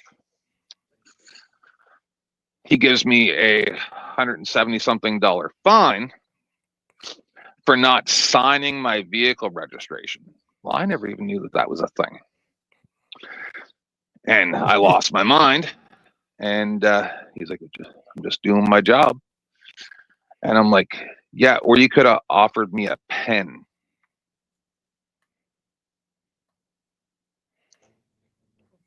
Or you could have followed the instructions, given it the DMV. Or you could have offered me. I did follow the instructions. I sent them the money. Everything's current. I'm sorry I didn't check off all the boxes in your magic spell book, master. Yeah, you mean the letter that was attached to it? I'm sorry. I'm sorry. So the letter that was attached to it that you didn't read, right? Yes. Because they gave you a checklist and you didn't follow it. Oh, sorry, most people don't follow. It's just stupid. Sorry, master. Because in my opinion, that's excessive. I'm telling you right now, in my opinion, that's excessive. But was he right by the law? Yes. No. Yeah. My biggest thing is don't invite the man into your fucking life. Right, because he's a wolf. He's not a man. He's a wolf. So what did he pull you over for? No reason. In Canada, they're allowed to pull you over for no reason. It's the law. It's a safety check. They're anytime with no reason whatsoever allowed to do a safety check. Well, that's is that to your province or the whole country? Whole country. No, sorry. They overturned it in Quebec. So that's specifically to you're in New Brunswick, right? Or Nova Scotia? New Brunswick. You know, that's anywhere except for Quebec. Pretty. I like Nova Scotia. That's where I was born. So a lot of whores there. Honestly, it's basically yeah. It's basically the yeah. same way here too. To be honest with you, I had a job when I was 16 working at a hotel on a place called Hollis Street, and one of my jobs was to go around with the little garbage picker up thing and pick up prophylactics out of the bushes. What the fuck? You are consistent. Yep. Son. But yeah, no, I mean that's a dumb law, and to sign this, like even I think in Oklahoma, I think it was, I don't know if it's still like that. OG would have to like tell me if you didn't sign the fucking ticket that they can take you to jail for that shit. That shit is dumb as fuck. One of the dumbest things I've ever heard. So yeah, sometimes you just fucking just. I mean, I get it. That was a dumb ass ticket. I mean, by the law, whether you're able to do it, sure, because he did it. But yeah, it's fucking stupid, and some things need to be overturned. There are such things as stupid fucking laws. There is. Why don't people fight to get them laws overturned? This is why That's what I'm saying. Oh, come on. There have been laws that's been overturned. There's been a lot. How many hours in your life have you dedicated to laws in a country you don't even fucking live in? I dedicate time to laws in both countries. But none that'll actually do anything. None of that time. Yes. What are you talking about? I talk to the government all the time. You don't know who I am. I've been doing this forever. I've filed, I've done so much. You have no idea. I'm not just your regular Joe. I used to do this. But we asked you what you were doing to change it, and you said nothing. What do you mean? I didn't say any such thing. I talk to government representatives on a regular basis. I have exposed some publicly. I've done I'm not James Freeman, but I do what I do. Who James Freeman? Just one of the bigger auditors.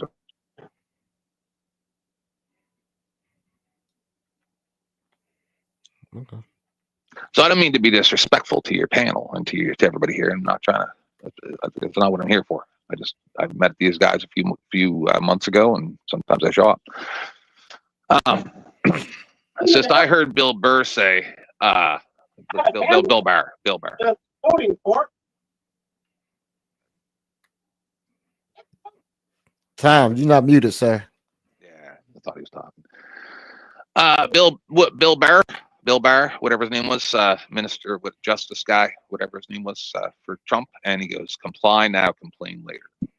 And what I'll say is this, and I'll try to say it a little nicer than I usually do, but there's also a video I put in there. William Barr, I believe it is. The former Bill Burr is a comedian. No, William Barr. Oh my goodness, the fat guy with glasses and a wide face and gray hair. The justice guy for Trump. Yes. And he said comply now, complain later. Comply now, complain later. Is my mic breaking up or something? No, you good. Okay. And this is what I'll say, because I also put the video in there. One of them, I couldn't find the original one. That's from like 11 years ago or something. But that was one of the ones where the police put their fingers inside of a woman on the side of the road in the dark of night. And my question is this, because this, from what I can ascertain, as soon as you're anywhere within the vicinity of a cop, you're to comply with everything that they say. So if they pull a woman or a man over on the side of the road and they tell you to get down on your knees, they got their gun pointed at you, and then they tell you put it in your mouth, and you say, I'll do this because I don't want to die, but I don't want you to actually finish in my mouth. You have to let them finish in your multi. You have to comply now, complain later, or else they are allowed to shoot you. That's what I hear from these people. That's the dumbest shit I've ever heard in my entire life. This nigga That crazy. is literally retarded. And nobody would agree with that. That's exactly what I hear coming from you. It's exactly what I hear. Oh my gosh. So if you let any man put his thing in your mouth, you're gay. It has nothing to do with complying. You just felt like sucking a dick. Listen, you don't even have to put a gun to me. I've sucked a lot. You just felt like sucking a dick that day. That's all. It's crazy. Go ahead and play the video, my good sir. Let's get back to the. Oh boy, I forgot all about this shit. I ain't gonna lie to you. I mean, wait now, like, oh no, when this nigga hit the button, I gave him the controls. Y'all started talking. I forgot all about this video. Okay, let's get back to the craziness. Milwaukee County District Attorney announced Mensa would not be charged in Cole's death. Cole was involved in a disturbance in the mall. Prosecutors said Cole ran from police carrying a stolen handgun, while squad car audio and testimony from fellow officers said Cole fired a shot while running away and refused commands to drop the gun. In 2022, Cole's family filed a federal civil suit seeking damages, saying Mensa used excessive force. In federal court Thursday, attorneys gave closing arguments to the 8-person jury. The attorney for Cole's family said if the gun wasn't pointed at Joseph Mensa, he didn't have a right to shoot. Mensa's attorney said the Cole family has several theories and claims about what happened that day that cannot be proven. Attorneys for the Cole family say they are miles apart when it comes to trying to settle this case, yet are optimistic about the retrial now set for September, as some of the witnesses' testimony in this trial are now locked in. Mensa resigned. Oh, hold on. That's the other video. I got two for Mensa. See, that's a great video. And yeah, I would like to say, you know what it says, what I've always said. What your side believes is for it to be a threat, the gun has to be fucking pointed at the officer. That's not what I believe. No, that's what that family believes. And that's why they're suing. Yeah, Deanna and Alvin Cole is the teenager who died in that 2020 shooting, the third person Joseph Mensa killed in a 5-year period. But he was the only officer among several who were present who made the decision to use deadly force. For that, so they're going to explain it more in this video, the weird shit. Cole's family wants Joseph Mensa to pay. Few people know the pain Tracy Cole has endured, having to relive the public and violent death of her son Alvin repeatedly for the last 5 years. So he was the third. Yeah, he's the third person killed. He's not. Okay. So Mensa not with this police department anymore. He's a detective somewhere else in, I think, Wisconsin. So they ain't got him working patrol. Thank you, Jesus.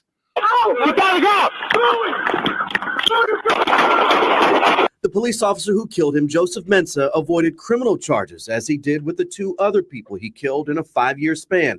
So Cole and her family sued Mensa in federal court. He was one of several officers at the scene outside Mayfair Mall when Alvin Cole ran from police in 2020 armed with a gun. Cole shot himself and fell to the ground. 10 seconds later, Mensa opened fire, shooting Cole 5 times. He was the only officer standing there who opened fire. So Cole ran, shot himself. Mensa ran up and then shot him 5 more times. That's not what I thought happened. Yeah, and they make it sound like, right, all these officers were in the same general area and as close as he was to him. And that's not the way it was. They were literally trailing behind him, not able to see what he was able to see. Mm-hmm.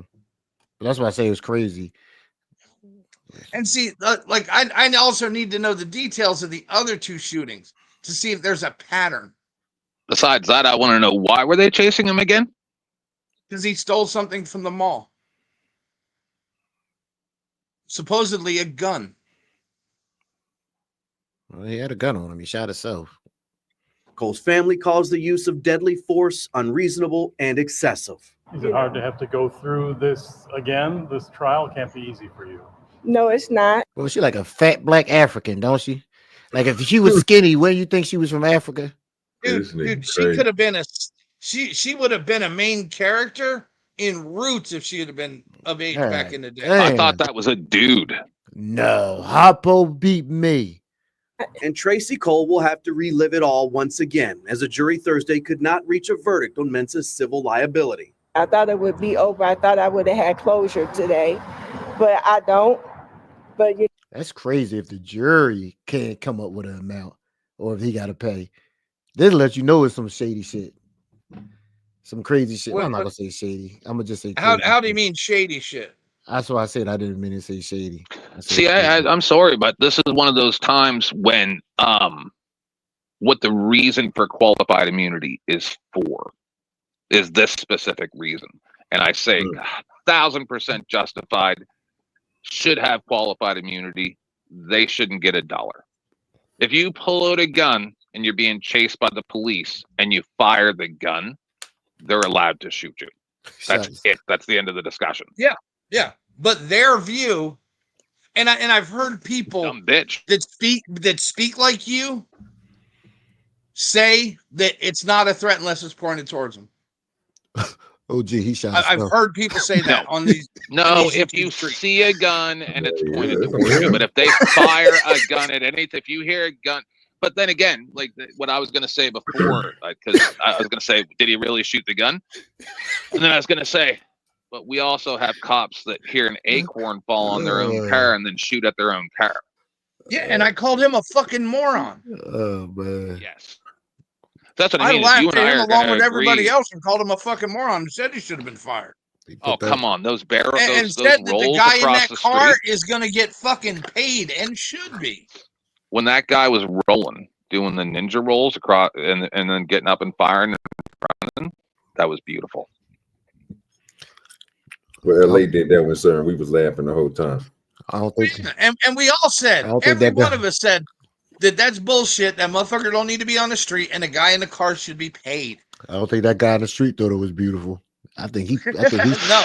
Think he So shitted that on guy himself. in the car that got shot up, no, he was fucked. He shitted on himself, guys. I know I've been back. I'd be the worst cop ever, right? Because I'd be super nice, but then if you're like, man, fuck you, who do you think you are stopping me from stealing this thing? I mean, one time I was a security guard, and it was my job. We watched them steal the food, eat it, and throw it back onto a shelf, right? And we had to do what we had to do. And he tried to leave, and I said, "Sir, you have to come back in." People do that. I don't have a choice. Oh yeah, yep. all the fucking time. Dude. I never do that. And he kept on walking, and I put my hand on his arm, and I said, "Sir, I'm going to need you to stop." And he moved to try to swing at me, and then I put him in a double arm bar and held him till the police got there. We got him cuffed, right? So you violated his right. No, because you helped him from the back. He committed a crime. But you were a private citizen, sir, and an arm bar is an illegal fucking move. It's an illegal move for police. They can't hold people in that in the United States. I didn't hurt. It doesn't matter. Put nobody in no arm bar and all that there. Hey, police are allowed to put you in an arm bar. He hugged him real tight. That was the problem. Yeah, but was he rubbing up on him when he was doing it? You gotta ask him. It's his man. It's his story, not mine. I want to see where this goes. Because he was like 7 feet tall. He was a gigantic man. I was like 19. And I had to hold one of his arms with my legs in an arm bar and one of his arms with both of my arms in an arm bar. You was in the back of him? Yep. Well, he had a good time. You should have kissed him. Did you become erect, sir? You should have kissed him on the neck. No. That would have stopped him from stealing. In all honesty, if I had it to do again, I wouldn't do it. But there was 3 of us, and when he went to swing for me, it was complete muscle memory. He was 7 feet tall. I'm not exaggerating. One man? He was 7 feet tall. He was gigantic. And I'm a big man. I'm 6'1". But he was, and it took 3 of you.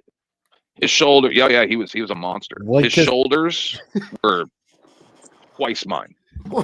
One kiss to the neck would have took the fight out of his ass.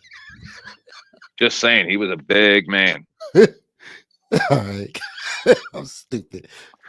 And ever since then, that's what you want to say. What was the catalyst that made me feel this way? Because then the second time was, and I didn't even really get involved in this, but I was the one who observed it, so I had to go to court.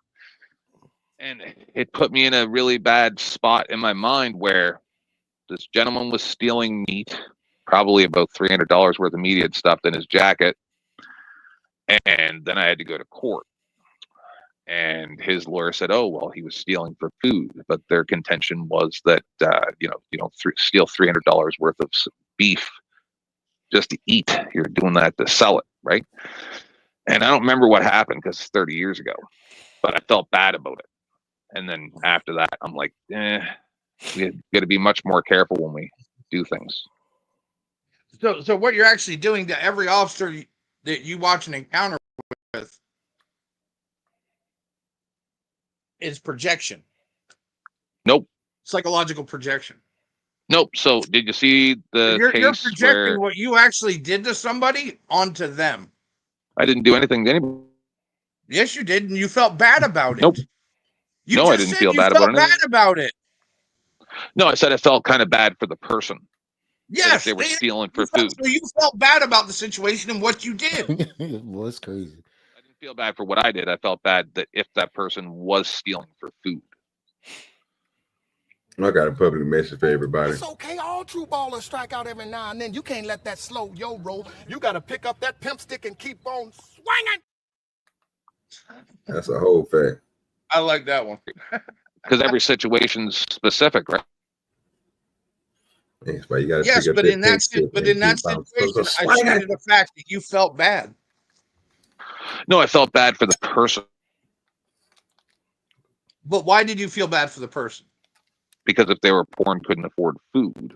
But that's an if, right? That's what the contention was. You felt bad because you put that person in that situation. No, they put themselves in the situation by stealing and not being good at it. No, you did because you could have just fucking watched it. Uh-oh. No, because there was also about maybe 20 years ago, 15 years ago, I was in a gas station and these kids were stuffing drinks in their jacket. And then I bought what I was buying and walked outside. They was thirsty. And they were standing outside walking away. I kind of went fast to try to catch up to them and went, you guys got to be a lot better at what you're doing. And then just walked away. What? What? So you promoted their stealing? Nope, just none of my business.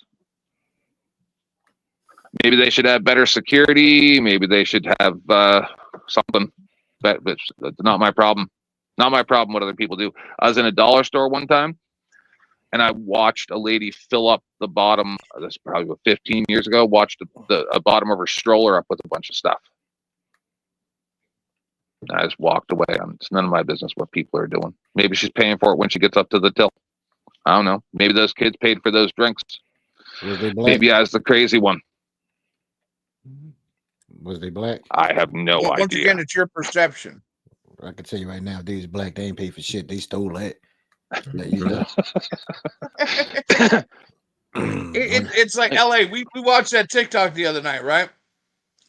Where the guys took the fucking laundry soap and emptied it into the other one, right? Yeah, that was crazy. Mm-hmm. Did But you there's guys people hear out there about that that? wouldn't call that theft because Did you they're guys buying hear- a jug, right? And it ain't full. But the actual amount that's supposed to be in it is actually listed on the fucking 20 ounces is actually in the fucking bottle.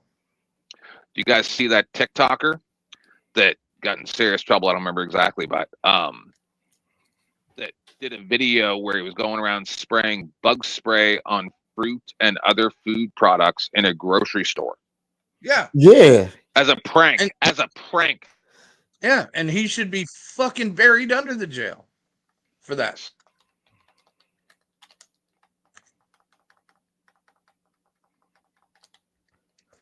Y'all ready? Yes, sir. You know, through God, through my Damn, she looked like an African. family, my husband, you know, She married? we can do this. Mensa declined to comment after court Thursday, as did his attorneys. During the trial, though, they blamed Cole for the shooting, claiming we wouldn't be here if Alvin Cole hadn't flashed a gun, hadn't fired a shot, and hadn't turned toward officers with the gun. A claim Cole's family's legal team is ready to challenge when the case is retried in September. More than ready to try it again. And we also Look now at that good have white man. the ability, we'll have transcripts So they won't be able to That's change not a their white man, story sir. again. That's all right. Somebody white. They are locked in. No, sir. That's not a white man, sir. Somebody white Look in at that that nose. family. Look at that nose, sir. He got a small hat. Uh-oh. I'm just saying he got a small hat. Guaranteed. Uh-oh. We got a hook nose. We got a hook nose. We got a fat black, and we got a light-skinned girl over there. It's the United Nations. And based on that locked-in evidence, it is confident that David Shamsi, it is confident that gun did not move. So I'm... the United Nations. Do you know how rare it is for families to lose lawsuits like this? Nah. Do you know how rare that is? That the families lose lawsuits? They should lose to a jury? The fact is, he shot himself first is crazy to me. So Yeah. you needed a new profession. This ain't for you. Yeah, this ain't for you, sir. Yeah. Yeah, this ain't for you. I mean, dude, that's exceedingly rare. Actually, I grew up with a kid who, about 18, 19, I think, robbed a jewelry store and then went to put the revolver in his pants and shot himself in the foot. Have you ever seen HeyJackass.com? No. I don't think. It's the website that follows Chicago crime and lists all the stats. Do you know what one of the stats they have is a shot in the dick meter? Oh my God. The what now? They got the selfie meter where people have shot themselves in the fucking dick. They got the shot in the ass meter. Oh no, it's the 2025 shot in the junk meter. And then people who shot themselves meter. Oh, they got oh man. And they list these stats because they're prevalent they're that prevalent in Chicago. So far, 7 criminals have shot themselves in Chicago in January and February this year. God bless them. 3 guys have been shot in the junk. 3 guys have been shot in the ass. It's a great site for Chicago fucking shootings. You gotta send me that. I'll put it in the back. It's called HeyJackass.com. Hey, Jackass. Yeah, I could get some good stories off of that. There it is for you, sir. See, I'm not against Chicago police. is another level when it comes to gun crime. Yeah, I need that. That's the problem. Because I'm not against police. Yeah, it's like it gives like shot placement, like where the people were shot. Man, you've been keeping this good site for me. I brought this up on Tom's show before.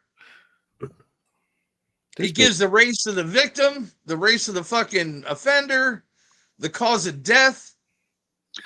See, I'm gonna tell you the same. I'm gonna tell you the same thing that I told a guy named Shiva from England. See, what you have to understand the same thing with Shiva. I tried to explain to him that rednecks, when they hear his English accent, they just become enraged. And it's the same thing with black people and the banjo in your throat. Just they don't hear you because they just turn off their brain. I don't have a banjo in my throat. I'm just fucking with you. No, dude. I got offended when that bitch. I got offended when your bitch friend called me a fucking racist. Because I am not a fucking racist. Wait a minute. Yeah, but you have to understand where the emotion comes from. As a black lady. No, dude. What I have to understand is her racist fucking perception of me. Because she's the real fucking racist. And she assumed I made my decision based solely on the race of that officer and the race of the fucking suspect. Actual fucking fact.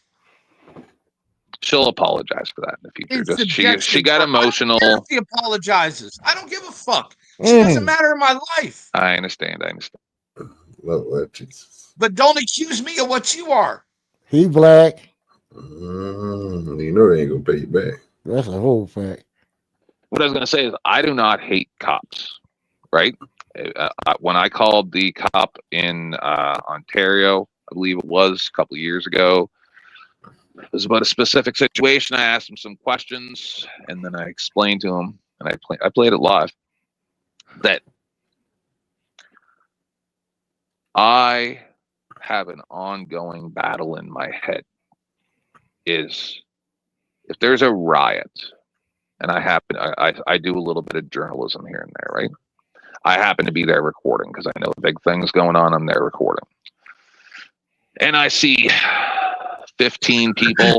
that's crazy, OG. That video in the background. Attacking a cop on the road. There's nobody there to help him, and there's nobody there to help the cop. Do I help the cop, or do I just let it happen? Let it go. Let it go. And which would it be? That's a good question. And I would say if you even have to question that, you're the actual coward, sir. The same thing you called me earlier.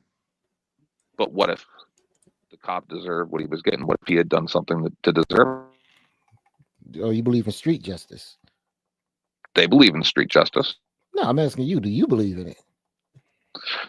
Sometimes. See, back in the day, guys that ran from the cops knew that when the cops caught them, they was getting an ass beaten.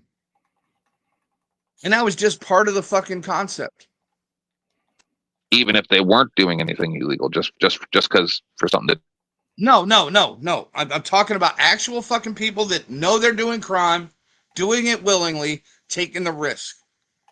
I understand. They knew if they ran from the cops, they was getting a fucking knee to the ribs. Goddamn. A punch in the face. Hold on, hold on, wait. Let me say something real quick. I only came up to say this one thing. Mayo was mad because wherever that female was kicking his motherfucking teeth in. No, she wasn't. She was a fucking moron. She was a moron, dude. She was kicking that nigga teeth in. Oh, somebody home. And I had to motherfucking sit there and save him by saying, good. LA, please come save this nigga because your boy is getting this motherfucking shit kicked in. And then guess who came up? You got B-baller, old dick licking cop saver hoe came up here to help him, try to help him out, but he looked crazy too. You know what I had to do? I had to step in and I'd be like, okay, he's not racist because he don't give a fuck. He just thinks a criminal is a criminal is a criminal. I give him that. He's not racist. So. You say he not racist, he a bootlicker. A whole bootlicker. That's what I said. That was that, you know what that was, man? That was that compliment OG gave me the other day. OG gave me a fucked up compliment the other day. I didn't know what to say. I was like, wait a minute. You said, wait, what? OG was like, yeah, man. He sent me some pictures. He said, yeah, I need you to add these to the commercial. I said, why you ain't telling me before? He said, well, shit. I didn't know you was gonna do a good job. Now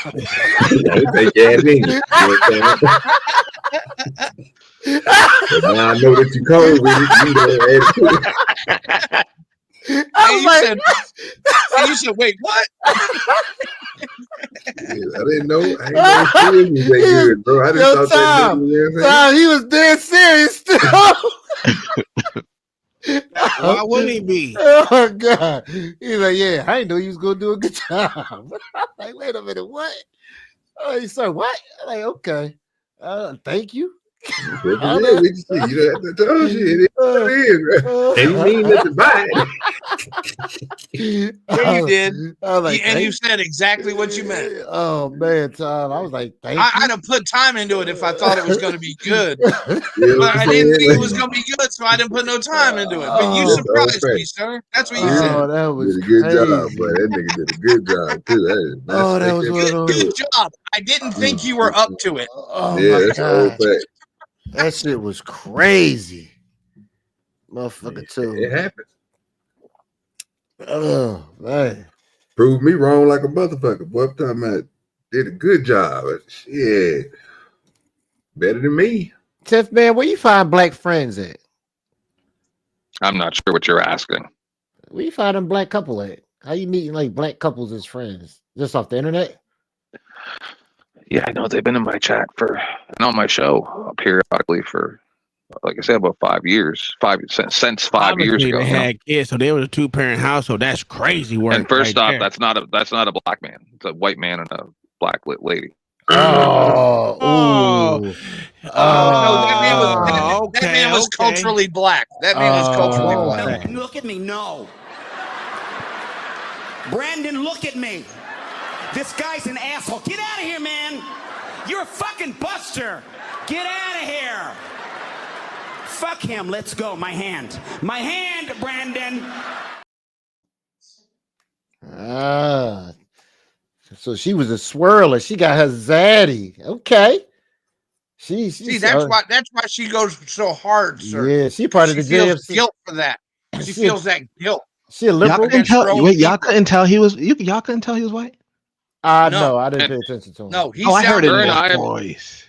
Her and I have gotten into just as strong as arguments because I used to do panels with Joe sometimes that were does racism exist? And I had like Tyrant Hunter News on there. I think he's black too. I don't know. I can't keep track. But we used to do these shows for years, right? And that's some of the stupidest shit I ever heard in my life. Because obviously it does. Well, it was a little more in depth than that, but yeah. It does, though. I mean, that's not even a question. That's not even a viable question because it does exist, and we all know it. No, I don't think that on a widespread level, racism between citizens, average citizens, is not prevalent. Boy, me, y'all just getting. Oh, I agree with you, but that was also not the question. Does it exist? I know, but it's just a catchy title,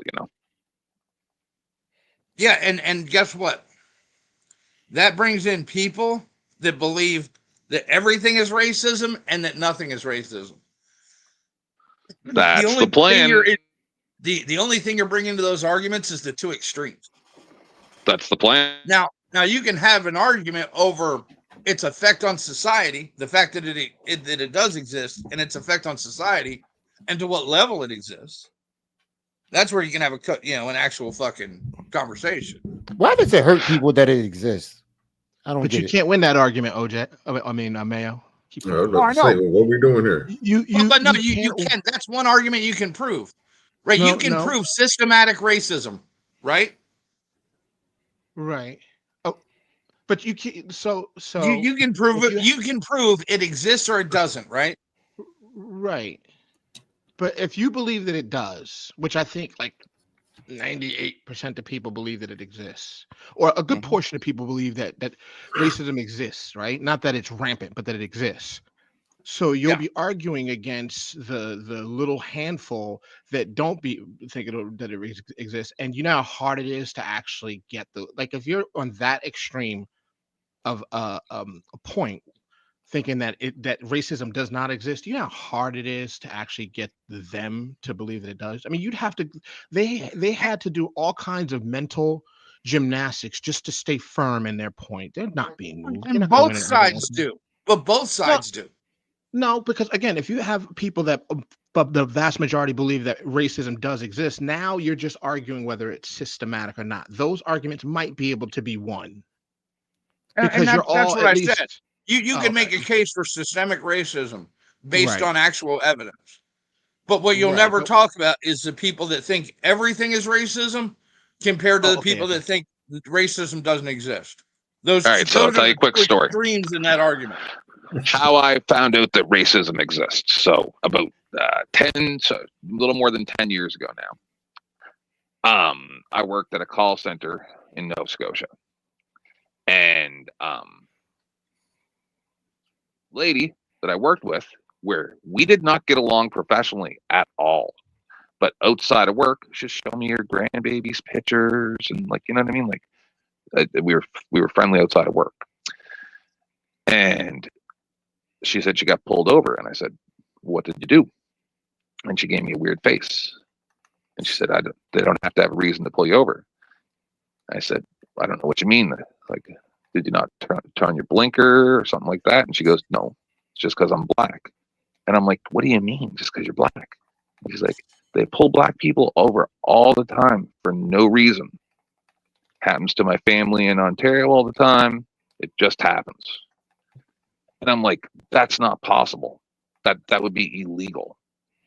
And then I started looking into it. And I was shocked by what I found. Because I'm a technician. I'm a computer tech, right? I never paid attention to YouTube. I might pull up a technical video, had to like work on a bias, something like that. Didn't pay attention to cop watching, nothing like that. I was still an activist, but I didn't use YouTube for that function. It made me go find the nurse that got attacked by the cop when she wouldn't draw blood by his order, even though it was against the agreement that they had with the police station. Then I found Joe Cool, and then a few years later I ran into Joe Cool, and you ask, how do I find black friends? That's how I found black friends, by telling that story.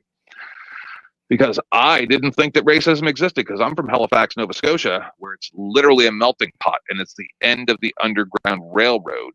During slave times, all the large majority of slaves that were brought through on the Underground Railroad. No, I'm telling you.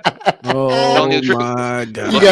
You got the wrong people for that conversation. Yeah, I'm telling you what the truth is. This nigga said, just because it was the end of the Negro spiritual movement, we've got to make sure racism exists. So out here. Where I'm from, I don't care. If you were to be racist towards a black person, you would be ostracized. No one cares. That's just not a Yes, thing that happens. Oh, gee, you ain't shit. Why are you laughing? Yes, It's retarded. Retarded. He ain't lying. You know he is lying. I'm gonna tell you why he's lying. I'm gonna tell you why he's lying. Right? How's he lying, sir? How you gonna tell that man that he's lying about his own experiment? He literally said he didn't know what racism was until he found some goddamn that it had been eradicated. Until he found some fucking videos of white people on fucking and talk to people who hate cops on YouTube. Yeah, because he's a liar. We don't believe liars.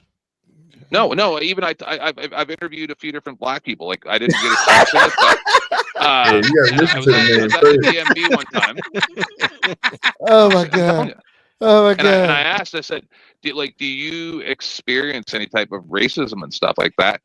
And he said, yes, like 25, 30 years ago, yes, but not anytime recently. It's just, and then that's the way I thought it was everywhere.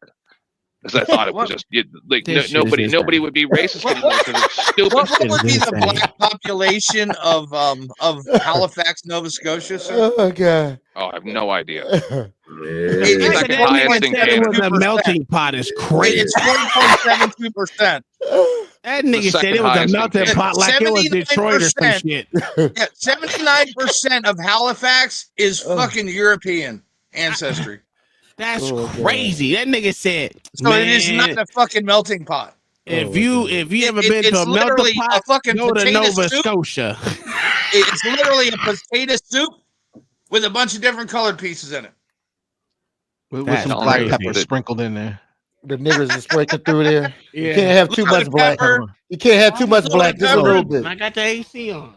I'm telling you, when I grew up, there was nobody would ever be racist towards another race. Never happened. Boy, you lying like a motherfucker. One time, a friend of mine's little brother said something defamatory towards a person from the Middle East because he worked at a store, and we all picked on him for years for that.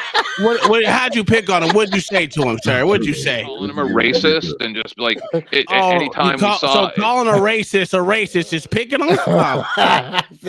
He wasn't ever like that anymore ever again. Gotta make it happen. This man ain't gonna never talk to y'all type of probably blacks 10 again. or 11 years old when he did this, and he was never racist again. Oh my God. That's what made him not racist no more. Because y'all called a racist. Ooh, Lord. Oh no. Oh my Lord. It's funny that you guys are laughing at it, but I'm telling you the truth. Absolutely funny. Water, children, wait in the water. God That's is absolutely gonna funny, trouble sir. I'm sorry. the water. Is he gonna trouble the water? This man ain't gonna never hang around you blacks again. That's the whole fact. This guy never met Joe Cool. Nah, I didn't hear about him until you told me something about him. I still need to look him up. So 10th man is that you. experience what got you to looking into the police? Is that epiphany that racism exists? He was do-si-doing when it happened. Can you guys even hear me? Fucked up. Yeah, we got you. Yes, sir, we can. Yeah, I'm going to lose you guys because I got to find my window. Bear with Maybe me. it's because it's racist. I don't know. You got to find a window. He must got that OG internet. If That's the whole pack. It's working real good. The 10th man. 10th man. Yeah. If police stop black people more often, is that just because they're black? Good question.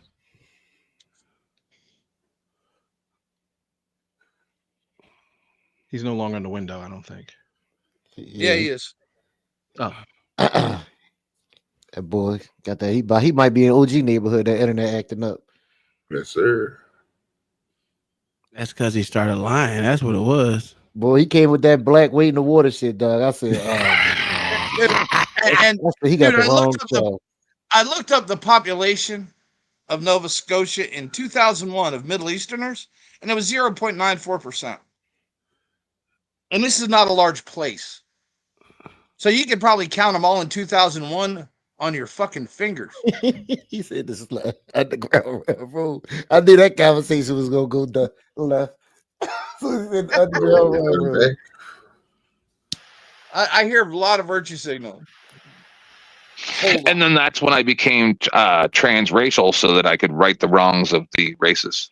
No, he did not. No, he didn't. 10th man. He's a 10th man.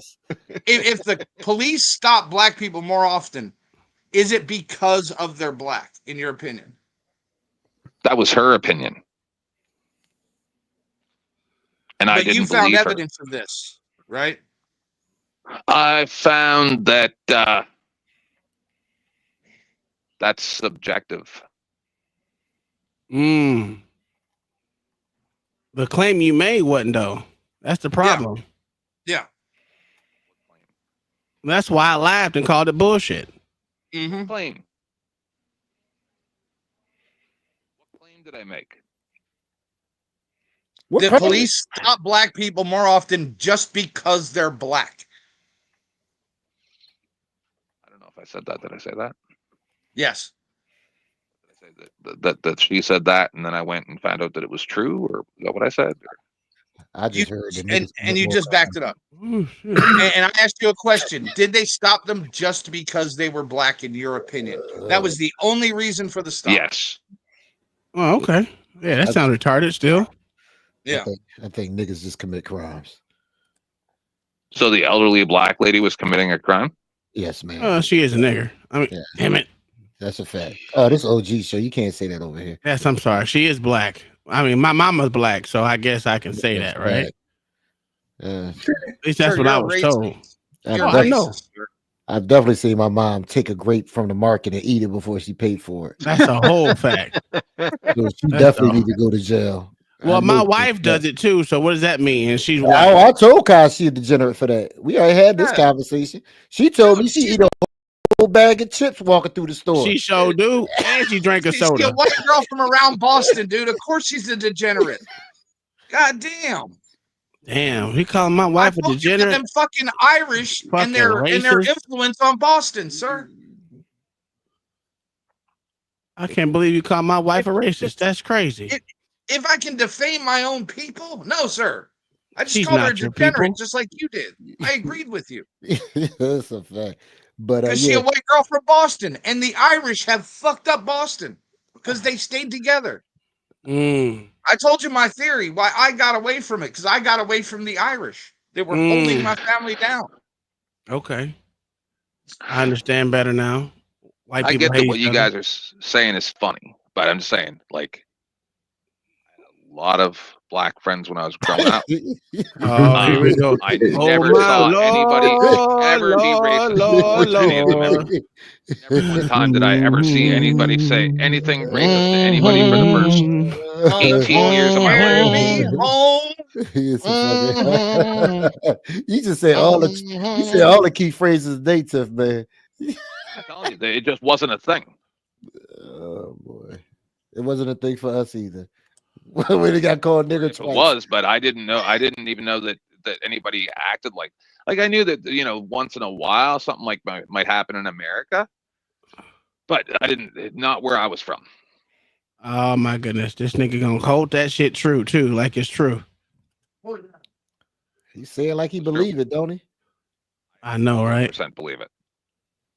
He mean what he say and say what he mean. That's it. He said it. He means it. He's standing on it. Resin said, "What's with this mess?"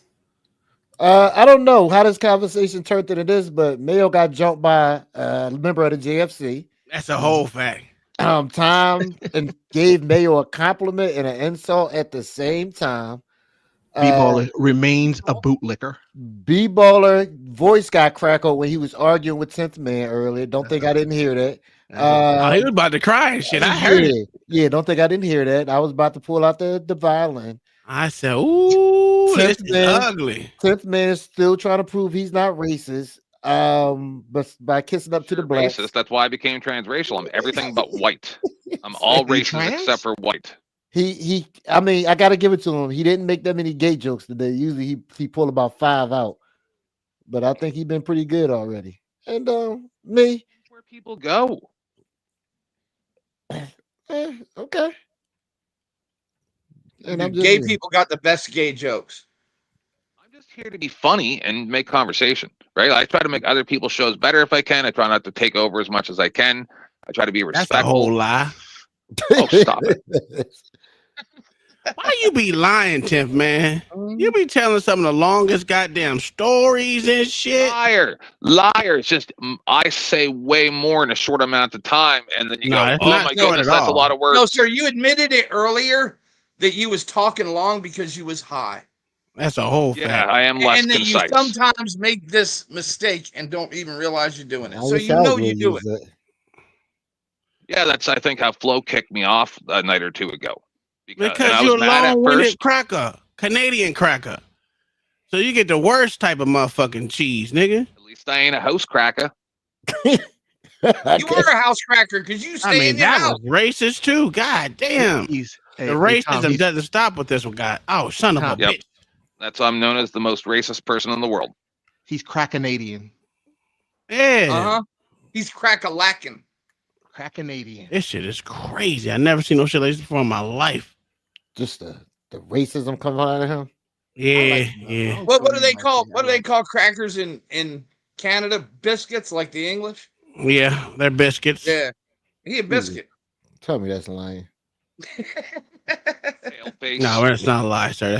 That's honest to God's truth. I don't know why they call them biscuits. They call cookies biscuits. Yeah. In Britain. Man, when did you become so racist, sir? That's all I want to know. I want to know when you came a flying when I liberal. came on this panel first time. How long you been a liberal? I used to be. Used to? No, man. You still there, still are. Sir, you still there. That's a fact. I'm in the middle. You're a middle goddamn lie. I tell you that much. I'm in the middle. No, sir. No, sir. You're definitely not. Pretty sure I am. Okay. Name one thing that I've said that seems like it's left leaning. Underground Railroad. That cops shouldn't fucking. I don't know why y'all going that far. Cops shouldn't stop people for traffic stops. He literally said he was the last stop at Underground Railroad. That was kind of bad. I have black friends. Okay. Yeah.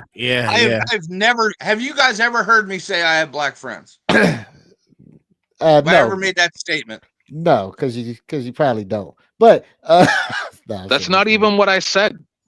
What? I said I had lots of black friends when I was growing up, and I never heard anybody say anything racist towards them. And you dated a black woman. Nope, native. Even though at the time, what year was this in Halifax? that you're speaking of? Yesterday. So, but in 2001, 3.88% of Halifax, Nova Scotia was black. 91.98% was European ethnicity. Yes, but that's the second highest black population in Canada.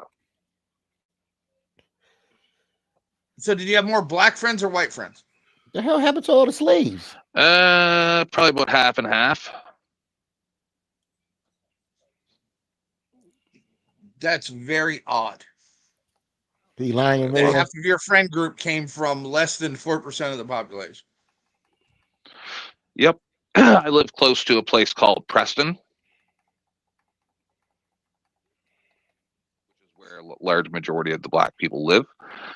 Like the largest population. Public housing. Concentration. Public No, it's an entire area. It's just an actual area where they like own the property, as far as I'm aware. Cherry Brook in Preston. Yeah. You remember that guy, the guy that won the gold medal back about maybe 15, 20 years ago? I can't remember his name, but that's where he was from, Preston. Yep.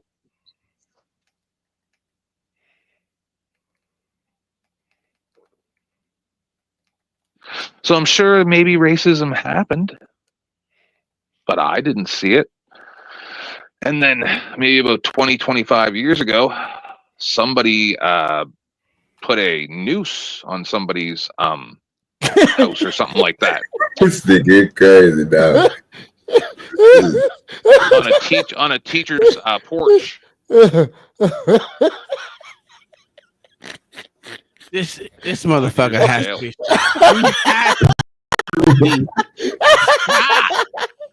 He said the Underground Railroad. All my friends is black.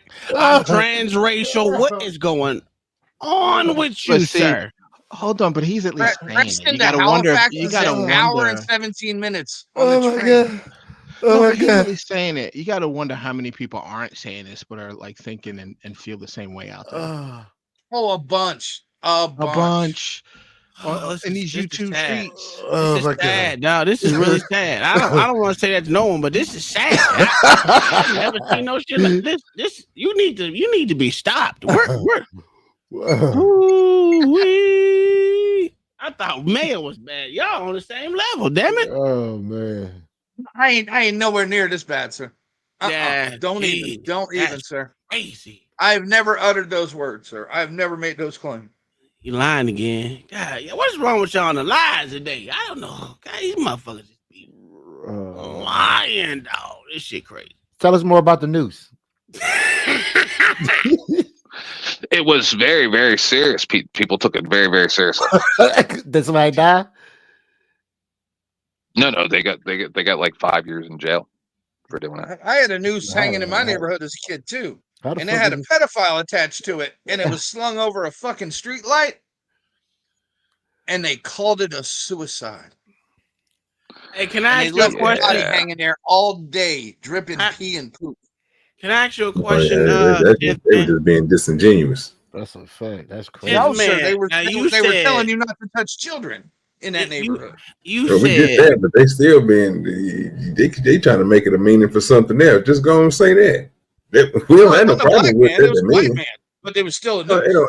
it don't matter what color the nigga was. We got to prove a point around here. That's what I'm saying. We don't need to be trying to cover it up from nothing. You do this, we're gonna get you up out of here.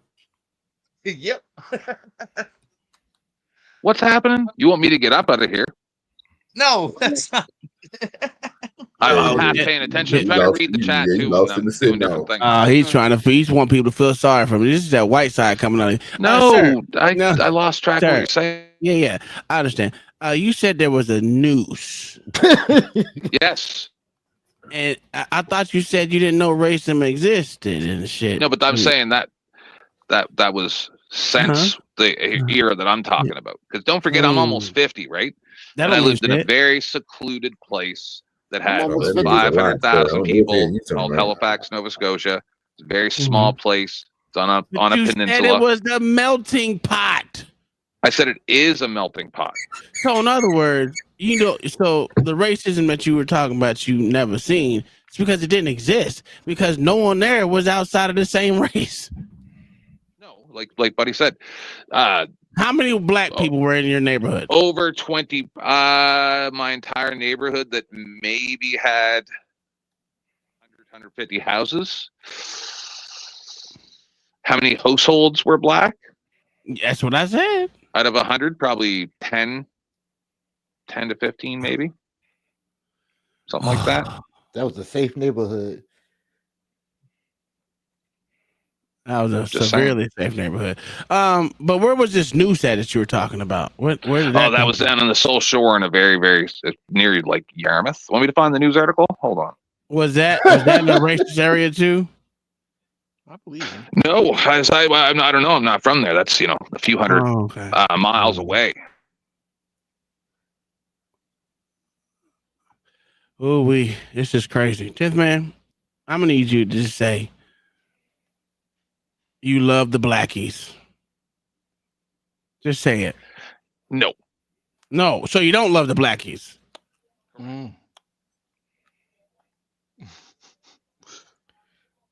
Love them one darkie at a time, sir.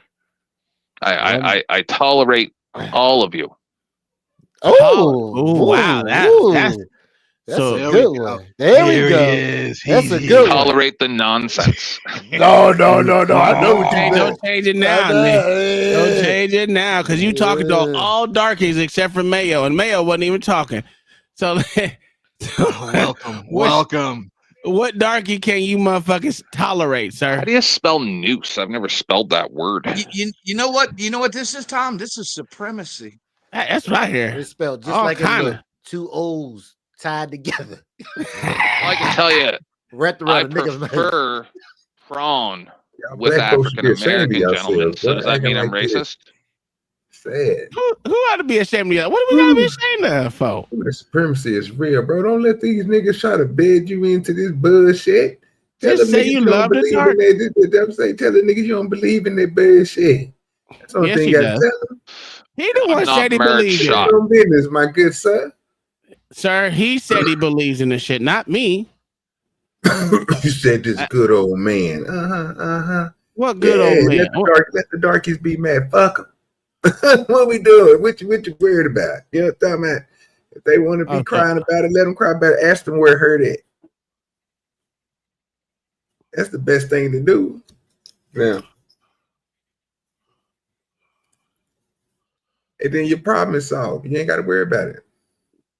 No, so you taking up for him. I see how it is. Whew, it's crazy. I just did the same thing you did earlier. What'd you do? What'd I do earlier, sir? Felipe, Alais. You're talking about, yo. I don't know what you're talking about, sir. I'm talking about the nigga on the screen, nigga. Oh, listen, I was lost, nigga. I was severely lost. You got to help me out sometime. Okay. You be bullshit, man. OG. Yeah, okay, brother. Brother. I asked you a question. How do you spell noose? No idea? Noose in America. Is it? It might be spelled different in Canada. I don't know. Noose is Nouce. That's what I thought, but that, yeah. No. I know, I'm fucking with him. That's how I tried to spell it.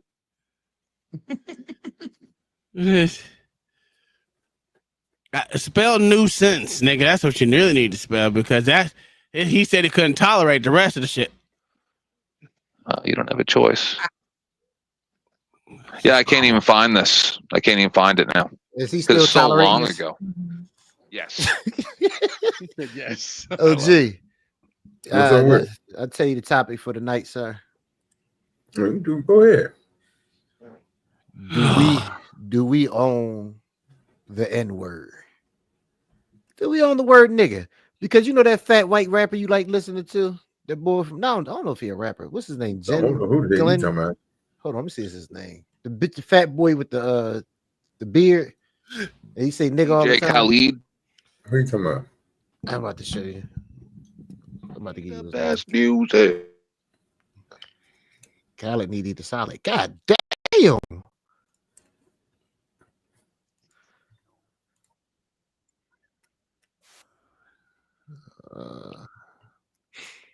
Look at this bitch right here. What's she doing? Oh my God. Many black people came to Canada as slaves with white settlers in 1767. Yes. Ooh, look at them books. We never had slaves here, though. That's a lie. Yes, you That's literally a whole did. lie. You literally did, sir. That's a And whole I'm reading lie. the government of Canada's website. Yeah, I don't know about that. Ooh, everybody wanted the blacks. We was popular. And you can't believe anything the government of Canada websites say now. Since Trudeau, everything's a lie. Okay, here you go. Now we can't Because of believe it. labor shortages, King Louis approved the colonists enslaving both Africans and Pawnee indigenous people in New France. Uh-oh. Yeah, but was Continuing that slavery was a specific term in the What was that? Articles of Capitulation that gave New France to Britain in 1760. But was that Canada existed though? Yes. Are you sure that was like that was less than 257 years ago or whatever?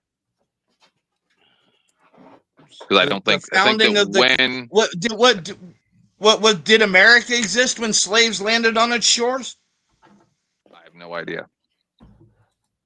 Oh, now you don't know shit. Okay, here we go. They had slaves after there wasn't an America, and I think, if I'm not mistaken, but I can't be exactly sure, that when Canada became a country, we didn't have slavery from that point forward.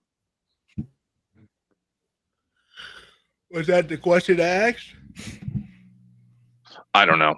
He was just trying to say that somehow I'm a slave owner or something. I don't know what he was saying. Was Canada a country? I have no idea. When was Canada founded as a country? A couple days before America. What year? I don't know. What year was America? Fucking. You think I'm going to sit here and keep all that shit in my head? Yeah, no. The point is, Canada wasn't actually a fucking country. It was a few days before America became a country. But it was still under British rule. So when the British ended slavery, that's what actually ended slavery in Canada. Yep. So Canada was founded by slaves. Oh. Okay. Actually, Canada was founded by Vikings. So was America under the same colonial fucking rule of the British. Canada was founded by Vikings. You want to believe that, but it's not true. No, they did. They came to Newfoundland, and they got killed by the indigenous peoples. Okay. No, they didn't found shit. They just they found it. It wasn't founded. They just found it and were immediately summarily executed. It wasn't lost. And OG, you got a cash app. We got a cash app, OG. Mm-hmm. So it's only found if you eradicate the indigenous species? That's a fact. By the time you understood that, sir. We are winners over here, sir. Oh, okay. We won the slave lotto up in this bitch. What you talking about? What you talking about, dog? Can you please explain that? Oh, you know, come on, sir. You already know the truth. You ain't even got to look at that, sir. Them niggas in Africa, look at them right now. We won the slave lotto. True enough. Look at Haiti right now. We won the slave lotto. I'm just glad we were the last stop, Tom. It might have took a little longer, but we made it. We here now, bitch. You can't send us back, bitch. Yeah. Everything you're saying is very, very true. No shit. And guess what? Your relatives didn't fall for that shit of sending people back to Africa to their own country either. That's a fact. When reparations were offered, they that reparations shit was bullshit. You guys see that Trump cut off aid to the certain places in Africa because they were doing that stuff, right? He did that to most African countries, but as it should have been. And it's the same way we put sanctions on South Africa when they did it the other way. All right, y'all give me a second. Came to mind with the cash app. All you hoes.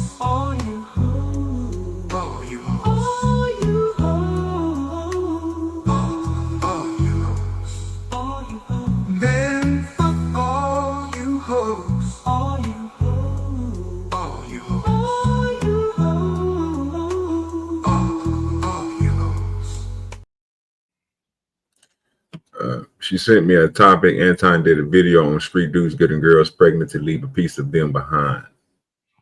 So we'll check that out here in just a minute. Let me go find it. Y'all can continue. I'll tell you this, is there's been numerous times where I've been on Rizla's panel, or I think it even happened on one of your guys' panels. I don't know who you got, like which panel. I end up on those different channels with you guys. And someone will come up, like they did it a couple days ago on Rizzles, and they're like, man, you only got one or two black or white people up here. And in my mind, when they said that, I'm like, oh, I don't even pay attention to it. Unless someone brings up something about something like that, literally, I don't even pay attention to it. It means nothing to me. I'm a code guy, right? Like I said, I'm a computer technologist. That's what I've done for 30-something years. Everything I see. God damn. So he's a code switching guy. The majority of my life has been through the internet. When I'm chatting with a coworker or talking to a person on the phone, when I used to work for a bank, I have no idea what race you are. None of that even registers in my brain. It literally does not register. That nigga lying again. This nigga don't know how to stop. No, dude. You wish I was. I've said it. Like back in the 80s, if you talk to anybody in England, other than the Jamaicans that came back in the 80s, the Indian guy talked like all the other British people, and you could not tell somebody's race by talking to them on the telephone. America was the only place you could pick out somebody's race by talking to them on the telephone. Yeah, like where I'm from, there's no such thing as ebonics. Black people don't speak differently just because they're black. That's just not how it is. The disrespect is real. That's mighty white of you. That's a mighty white of you. We all speak. Kai's in the background. There's no accent. That's a lie. No, I'm sure it's different now. Because now, okay. Oh yeah, it is different now. You watch Boys in the Hood, all of a sudden everybody's sucking dick for cheeseburgers or whatever, you know. That was Boys in the Hood? I don't think that was Boys in the Hood, sir. It was crack, not cheeseburgers. I'm mixing up that with Trailer Park Boys because it's funny. It's funnier if you explain the joke. You guys know Trailer Park Boys, right? Yeah, but you're speaking of Boys in the Hood. So I know. I don't equate the two. Remember, he said, I got a cheeseburger. No. You don't remember on Boys in the Hood when he's trying to trade him a cheeseburger for the crack? Nope. Oh, no. All right. I've never seen that movie. I haven't. Didn't we already go through this? You've never seen Boys in the Hood? Damn, he even got a fake white dude over here talking about he's seen it. That's crazy work. I'm sure. Does that make you need to watch that one night, LA, because you're gonna laugh your ass off. Yeah, I would never watch that shit, sir. You're gonna laugh your ass off, sir. You're gonna love that movie. I don't know how many I don't watch black movies. Why we gotta keep doing this, sir? Sir, you watched Roots with us. No, I didn't. No, I didn't. You didn't? No. I left. You ever seen Mississippi Burning? No. Wait, you didn't watch Roots with us? No, I left. I don't watch black. What are we doing? Because I don't watch black. What are we doing? Jesus. Hold on. Let's see how deep this goes. Have you ever seen Driving Miss Daisy? Yes. The fact you said let's see how deep this can go is crazy work. That's crazy. Yes, I've seen Driving Miss Daisy. You seen The Color Purple? So does it make me racist that if I LA, I'm gonna judge your blackness by what black movies you watched and haven't watched? That's what's going on. That's crazy. No, I'm just trying because listen, I'm just trying to see if he and I have a similar rule, right? So now you gotta have the same rules black people do. This is crazy. No, I don't even know if this guy's black. What are you talking about? I'm just asking if this guy has the same rule as me. So I have a rule. And my husband doesn't have this rule, so I end up watching some of these movies anyway, like Medea, all those movies, which I find highly offensive a lot of times. But I have a rule that if I'm scrolling through movies and it has more than 50% of the people on the cover are not white, I won't watch the movie usually. No, I don't have that Damn. dumbass rule. I heard he gets offended by black movies That's a made by fact, black man. people for black people. Well, he approved he a liberal. And that if there's a certain amount of people in it that are black, I'm just not interested. I'm not mad at that rule because I feel it, but I never thought about it. Maybe my deep desire racism is doing it. I don't know. No, you mean your internalized white supremacy? No, because I don't think white people are supreme. I definitely don't think white folks are supreme, so I don't think that's it. But have you ever seen the movie Romeo Must Die? Romeo Must Die. Never mind. Okay. It's got DMX and Aaliyah in it. It's a good movie. No, he hasn't seen it. Yeah, but see on the cover, it's one black man, one Chinese man, so it's 50-50. Well, yeah, but then you got Aaliyah. You can Oh shit, I'm gonna get work. God. Well, it depends on what cover you saw. Suppose. You know, because the Asian I one, did they see just that took one. the black guy out, made him red. I did see that. That's what Jet Li in it. Jet Li, Yeah. yes. Yeah, I seen that one. You just almost said Jackie Chan. They all look alike. They all look alike. The modern day Jet Li. Yeah. I only see that because they got karate in it. Okay, not because it was okay. Yeah. You ever see Precious? No, fuck no. Oh my goodness I've gracious! never seen Precious. One day, fuck would I want to watch a movie about two fat black bitches? You kidding me? Listen. One day, and I had avoided this movie for a very long time, right? Because I'm not into watching something like that. And one day my husband goes, "No, we have to watch it." It was like, a Sunday or whatever. It's winter. I'm just playing my game or something on my tablet, and we watch this movie. And I'm still furious that I watched that movie. Still to this day, and that was like 8 years ago. It was the worst movie. All right, y'all, give ever. me 9 minutes. We're gonna run through this video real quick, then we can get back to that conversation y'all had. Dudes when a man told me, and I'm actually happy that he had the balls to tell me this because he said verbatim. First time that me and you do anything, I'm going to get you pregnant. I have to leave a seed up in the world because I know that there's folks out here that want me dead because of the shit that I did, or I'm finna go to prison. And where I'm from, it's really hard to not talk to somebody that's not in the streets, from the streets, or at least been up in the streets. But I really had to break away from dating men like that because I started to understand that a lot of them, they treat the women in their lives the way that they do. They trying to have fun and shit like that because they know that they probably not going to be walking around free for much longer, or they might not be walking around period for much longer. And that's why I try to get a lot of girls to understand, if you want to just have fun, you want to do your thing, use protection, make sure you want some type of birth control or something, and, have fun, do your thing. But bitch, if you know that you want to be up in a serious relationship, if you know that you not on none of that type of timing, stop romanticizing hood men, because a lot of women do that. Sometimes y'all just be wanting to date somebody from the streets, not even because you're around men like that and because you genuinely like them. It's because you're chasing the aesthetic. Now, when that aesthetic fuck around and get your ass pregnant, you're going to be looking stupid. Don't shoot the messenger. She's right. She's 100% right. She cooked on this. And you know me, I like to always give credit to the content creators, regardless of whether I agree with them or not. And so that link will be down in the description. But she's absolutely right. There's a lot of guys, especially street guys. It's a lot of guys, period. All right, let me add it from a completely different lens.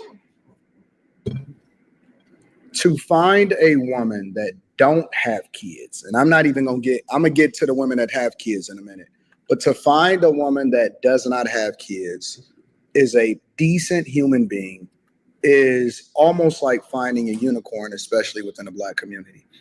Most women today have been impregnated. And one of the reasons why most women have been impregnated, regardless of whether or not they are married or not, is because the more scarce and the more rare that something becomes, the more that you want to take territory of it. And I'm not talking about territory of it from the lens of a person that's just like, yo, I want you to be my girl. they want to make sure that they mark their territory as far as making sure that they have their seed. So a lot of guys, I know some guys, not a lot of them, I know some guys that do not mind getting a woman pregnant, regardless of their socioeconomic status, regardless of where they are in life, regardless of what's going to happen to her. They do that because you are a piece of territory. You are a woman that they have to make sure that no other guy takes priority over. And so as a result, they will get you pregnant. Now, with regard to her, there are a lot of street guys that know that their time is limited on this earth, and they are willing to basically sell their souls to have a moment of greatness, to have a moment of kingship, to have a great time, to be able to get to the money, to do some of the, they're willing to do some of the worst things in society to ensure that they can have some kind of motion, some kind of money, some street hood politic fame. Nowadays, you also throw social media on top of it, because I remember back in my day, there was two types of guys that was in the streets, right? It was, and I'm talking about the guys that had money. It was the dudes that was super flashy, you know what I'm saying? Like, you know, they wanted the hood fame. And then it was the guys that, you know, you only kind of heard about because they was kind of moving a little bit differently and they didn't want to be known because they was in it to get rich. Most of them, I would say pretty much almost all of them at some point met their demise, but some of them earlier than others. What they always had, though, and some of y'all can even attest to this, even if you did not grow up in the hood, or you didn't grow up in Detroit or Cleveland or any of the, you know, the places, what we were used to seeing were women or girls, not even women, but when I was in high school, there were girls that would get pregnant by, you know, whoever the girls was, the hot girls, whatever, so on and so forth, either while they were in school or after they got was in school, like shortly after. They were talking to guys that were in the streets or dope boys or whatever, and a lot of them was older, and they thought that they was better than everybody else. And they were talking to these guys outside of school, and these guys would pick them up from school, and they would pull up in the 96 Impalas or the Regals or the Cutlasses or the Caprice Classics or whatever. You had a 96 Impala if you was really, really getting money back then, at least in my city. And they would pull up and they would deal with these guys. Now, if you connect with them chicks, you know, 5, 10, 15, 20 years later, they single baby mamas. A lot of times, you know what I'm saying, they fucked up. They still be cute. You know what I'm saying? A lot of them still be cute in the face. Some of them can still maintain whatever it is that they look like is relatively what they looks. But they soiled goods. And a lot of times they baby daddies is in jail. They baby daddies is dead. You know, they still trying to find their way or whatever, so on and so forth. But a lot of those girls, a lot of those women are soiled goods, or they are women that ultimately, you know what I'm saying, is the exact type of woman that she described. And again, these guys, and we tell women all the time that, you know, the majority of the kids is out here by dudes that don't give a fuck about you, or a lot of the same guys is the ones that's getting you pregnant, and you want to deal with these guys. You know, of course, they gave them a name, Pookie, Ray Ray, and all of that stuff. But the reality is that there is a lot of guys out here in the streets doing stuff that they're not supposed to do. Now, obviously, it's not the new motion, but it's more prevalent to be a scammer. It's more prevalent to be doing credit cards. It's more prevalent, you know what I'm saying, to be robbing people or whatever, because the dope game, the drug game, they giving out football numbers. The pimp game, all of that stuff, they giving out football numbers. They giving out trafficking. They doing all of that. Everything is cut with fentanyl and all of that stuff. So you got to be a little bit more careful with who the people are that you're dealing with. But women don't even really ask questions no more. They don't care what you do. They're not trying to figure it out. Okay, Anton. Goddamn. Jesus Christ, I was thinking the same thing, dog. Shit. All right, we're gonna hear what she got to say one more again so we can talk to her point. Told me, and I'm actually happy that he had the balls to tell me this, because he said verbatim, first time that me and you do anything, I'm going to get you pregnant. I have to leave a seed up in the world because I know that there's folks out here that want me dead because of the shit that I did, or I'm finna go to prison. And where I'm from, it's really hard to not talk to somebody that's not in the streets, from the streets, or at least been up in the streets. But I really had to break away from dating men like that, because I started to understand that a lot of them, they treat the women in their lives the way that they do. They trying to have fun and shit like that, because they know that they probably not going to be walking around free for much longer, or they might not be walking around, period, for much longer. And that's why I try to get a lot of girls to understand, if you want to just have fun, you want to do your thing, use protection, make sure you want some type of birth control or something, and have fun, do your thing. But bitch, if you know that you want to be up in a serious relationship, if you know that you not on none of that type of timing, stop romanticizing hood men, because a lot of women do that. Sometimes y'all just be wanting to date somebody from the streets, not even because you're around men like that and because you genuinely like them. It's because you're chasing the aesthetic. Now, when that aesthetic fuck around and get your ass pregnant, you're going to be looking stupid. Don't shoot the messenger. She's right. What y'all think about that? I would say that the legacy thing would be a definite minority. That they're doing it specifically for their legacy. Because most of these motherfuckers don't even care if the kid takes their last name or not. They ain't got no interest and no drive to legitimize that kid unless the courts force them to do it. You know what I mean? I would say they're shooting up the club and acting irresponsible because they have no orientation to the future.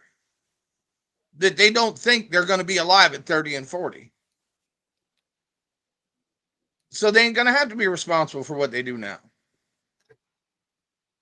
You know what I mean? But I don't think the legacy portion is the main drive of it.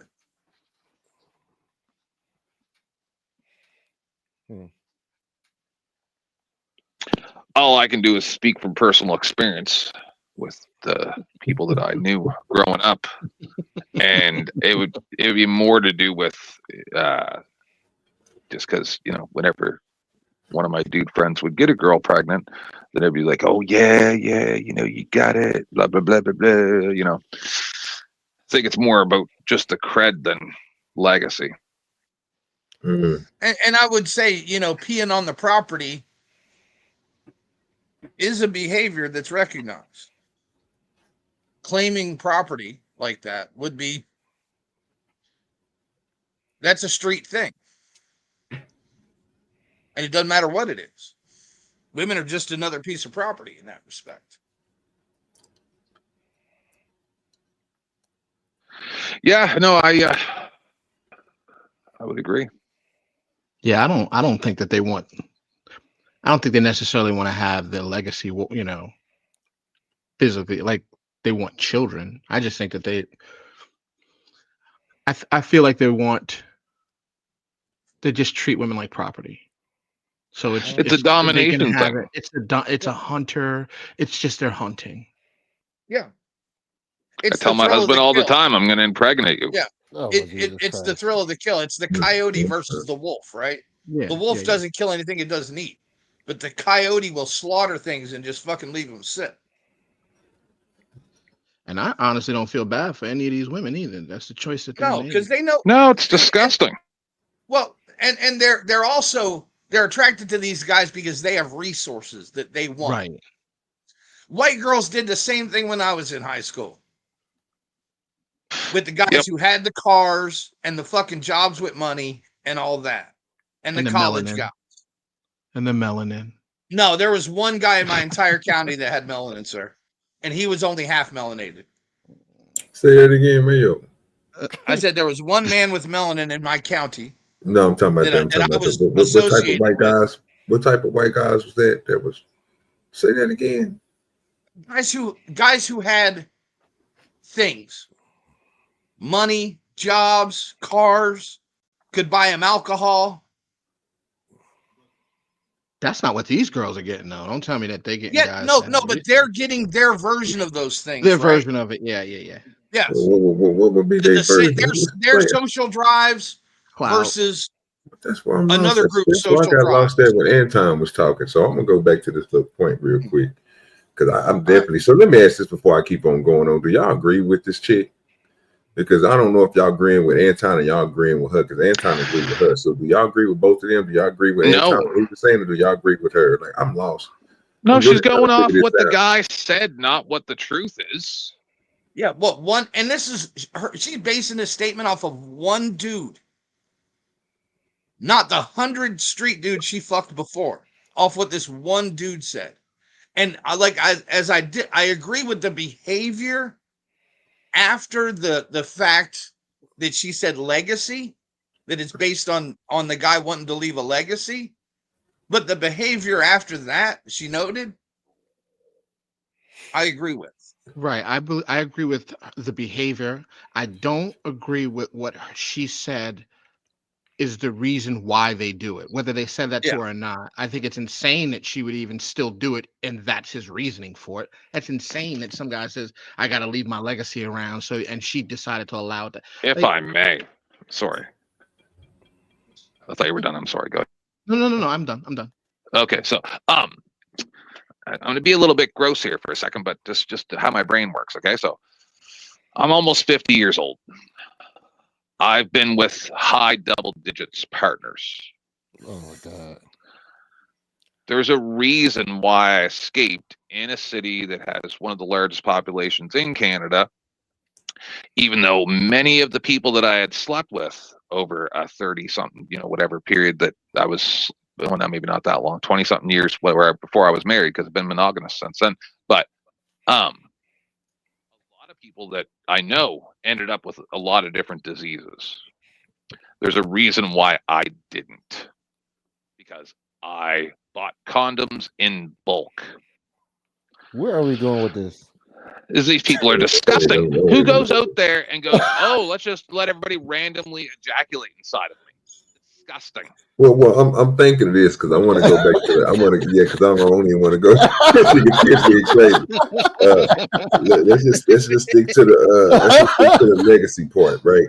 So, are we saying that the legacy is just to have them, or I thought when you have a legacy, bro, that you have to instill what you know inside of them? Like, you want your legacy. I mean, I understand what you mean by when you say legacy. They just want to have kids, right? If that's the point that you're making. But if you're saying, watching chat.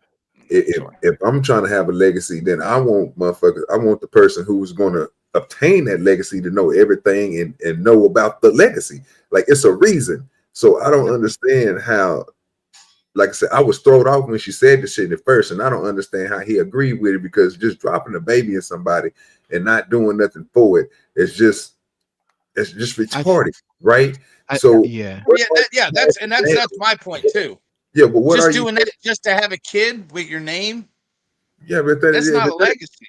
That's not at all. So I'm like, well, what are you pushing forward to if you just dropping the baby off in her and then leaving her because you know your time is coming? What legacy? Genetic legacy. So we agree, OG. That makes no sense. We can't even tell you what you is, 10th man. I get you. Just give me 20 seconds to finish what I was saying. So this is just how my brain works. So all of your reaction to what I just said is a perfect example. Public service announcement to all ladies. And I'm not trying to be crude, and I don't know you, so don't take what I'm saying personally, but how gross are you to let random dudes ejaculate inside of you? Like, I don't even have this as a discussion.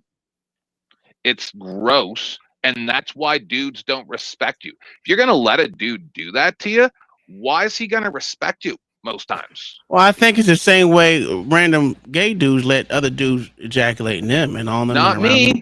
Not me, because I got self-worth. But it happens to the gay man just the same. That's all I'm saying. And I'm a top. But it's all in your. Where are we going with this, boy? But it's all in your orientation to the future, right? That's the whole fact. It's all in your orientation to the future. And if you think you have no future, you're not going to protect yourself in any way, shape, or form. Because you don't think doing that and having that discipline is going to pay out in the end. That's like saying, oh, I'm going to eat feces because I got no future. Disgusting. Both things are disgusting. Are you trying to tell me you ain't no ass people before? Eat ass every day. Yeah, after I cleaned it. What is going on? What is going on? Y'all need to stop. Oh shit. Oh, this nigga about to burn his house down. That's a fact. How you know? That's that old shit. Yeah, nigga. This nigga had something going and forgot about it. That weed, nigga. I'm telling you, get on that weed. So what you're saying is you eat ass after you clean it, but if he ejaculates on you, it's gross. Oh no, not on you. I'm saying into your. We're talking about this guy carrying on his legacy, and then from what I can gather here, it's like, oh, men ain't shit because they just breed them and leave them, blah blah blah blah blah blah blah. It's like, no, you're gross. You're gross for letting that happen. Listen, I have been engaging in coitus and had people reach back to try to take the condom off while I was doing it. But that's something we don't need to be privy to. But I mean, I understand what you're saying. So it's just nasty all above when you say somebody is doing something unprotected. Okay, we cool with that. But what we're saying is I'm not worried about the unprotected part right now. I'm worried about her words, sir, and the things that she's saying about the people. You know what I'm saying? I go along with what the other guy said. We get that she refrained from being nasty because she's all good and mighty now. You know, she probably found the Lord. You know what I'm saying? Her relationship with God is probably A1. Jesus, she don't do these things no more, right? So she don't fuck with the pookie no more, right? So she's explaining to these women, you know what I'm saying? I'm not a woman, so I give two fucks what she's talking about not fucking with niggas out here who's trying to drop kids off women for a legacy, right? But she's saying those women are stupid for letting them drop the legacy off in them, but they opened up the legs for the nigga. They hollered at the nigga. They wanted the nigga. I mean, they want the nigga with the muscles, right? They don't want the fat nigga who got a brain on his head. He can't run 5 steps or nothing like that, you know. Who's the manager at a fast food place? She wants the guy with the spinning rims and the because all he does is sell drugs and work out. She get what she want, but then we giving them a pass. I can't give people passes like that when it comes to certain shit like that. If you want to fuck with you a nigga that's out there in the streets, bitch, what type of bitch are you? Or what type of female are you to even think of what I gotta choose to get this nigga, or I gotta go? Well, your reflection or your self-worth should even be drawing them type of niggas in. If you are new to being transracial, you got somebody who then changed her life. So she could say these type of things about a street nigga, and we all supposed to be, oh, bitch, you just like him. Take that baby, because you ain't about to do nothing with your life. Take that baby and make a legacy. You know what I'm talking about? Give him your last name, bitch, and teach him something. OG, let me ask you this question. OG. Have you ever dropped kids off in someone and left? Yes. No, sir. Oh wow! I don't want kids, sir. I don't care for the little bastards like that because I know how I am. I'm gonna be worse than my parents, and I'm not soft for it. Gentlemen, I gotta get ready to get out of here. I just want to say one thing. So, it's to a lot of these people in the streets, it's all about genetics. So when she sees the guy with the muscles, she's gonna want that child because she knows that later on in life, that child may become football player, basketball player, or whatever it is, or even if he becomes heavily involved in drugs and he can, he makes a lot of money that way, and she knows she's going to reap the benefits of it, right? But what she doesn't want to do is raise that child. So when he drops it off in her and he leaves, now she's upset that he left and she has to raise that child. She wants the benefits of what comes with it, but she doesn't want to do the work that goes with it. Gentlemen, listen, I have to head out to dinner with. I know I'm an old ass nigga. I gotta go to dinner with my wife. He's gonna try to drop that bullshit, then leave. What? Gee, that's the whole thing. I was thinking the same thing. He gonna try to drop that bullshit, then leave. I was trying to say it earlier, but talking about that shit. Come on, B-Baller, you giving her a way out, bro? We can't give her no way out. I'm just telling you. First of all, let me explain something to you, B-Baller, before you get ready to go. Let's talk about genetics, and just to that first point that you said, her genetics mixed with hood niggas' genetics don't make an athlete. That's a whole fact. It's gonna make a fat ass baby. So off top, you got.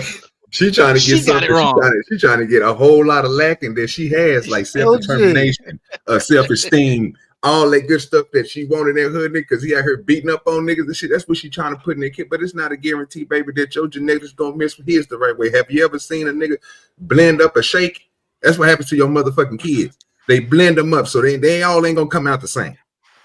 Yeah, my kid's retarded, so you know. I tried to explain the thought process, not so much what the I know. end result would be. That's the thought process. Because you about to leave on me to go eat, nigga. Go get your food, nigga. Come on, man. You guys, man. Enjoy. But he wasn't explaining the actual genetics portion of it. It's just her understanding of genetics. Yeah. Well, we all know most of these women are slow. What are we doing here? Yeah, she's slow.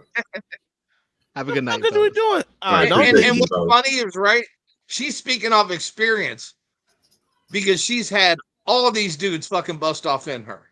And one dude, she finally realized what they was trying to do when he actually told her. Oh, is that the bitch right there? Yeah. Oh, her baby gonna be fat than a motherfucker. Now she ain't making no athlete, nigga. She making a degenerate. OG, you know what killed me? She might get a lineman, but the nigga ain't gonna be dedicated. You know what killed me? Video game playing nerd.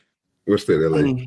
Anti-boy. I was thinking the same thing you was thinking, but let's be honest. Do you think this fat bitch stopped fucking hood niggas? Hell no. No, but she probably let him. She probably stopped him from shooting up the club. I said no. She still let him do it. Oh yeah. Oh, she still let him do it, man. Yeah, but she's still fucking the same dude she's talking about. What are you talking about? Yeah, but she's on birth control now. Look, so this that 4-minute shit I was telling. I want y'all to hear this again. Make sure I go back to some of this so we can hear exactly what Anton said. Anton from AntonDaniel.com.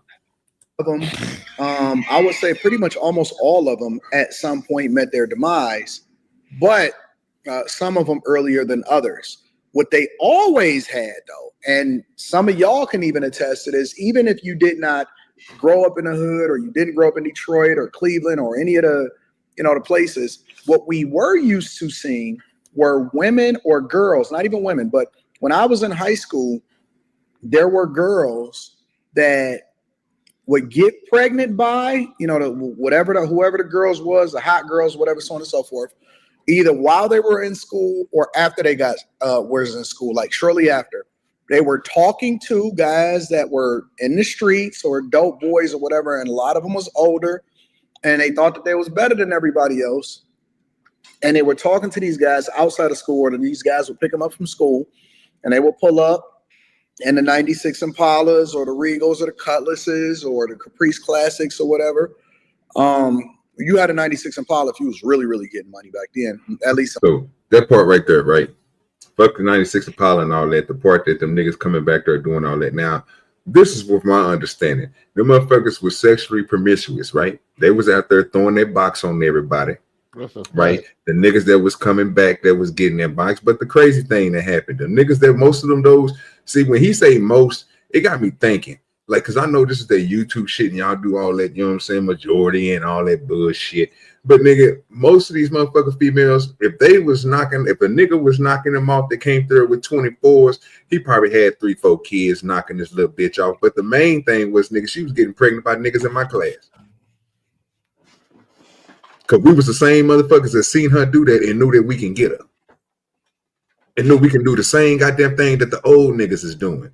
And for some reason, these old niggas, they looked at these dudes in their era. I don't know if this is the Detroit thing we did different in Dallas. You know what I'm saying? We ain't play that type of shit. Them old niggas got them bitches. We got them too.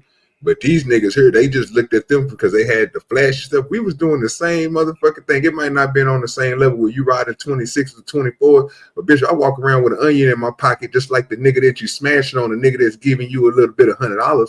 These young niggas was tricking more than I was. I used to ask my friends, like, bro, what the hell y'all doing? Who this nigga over here talking? He talking to her. Oh, damn, he giving her money. Like, he giving her $300-400. All these niggas doing the same thing. So I'm like, you say one thing, but then it's only, is it set for his generation? So his generation a little bit older than mine. So this is the time in LA.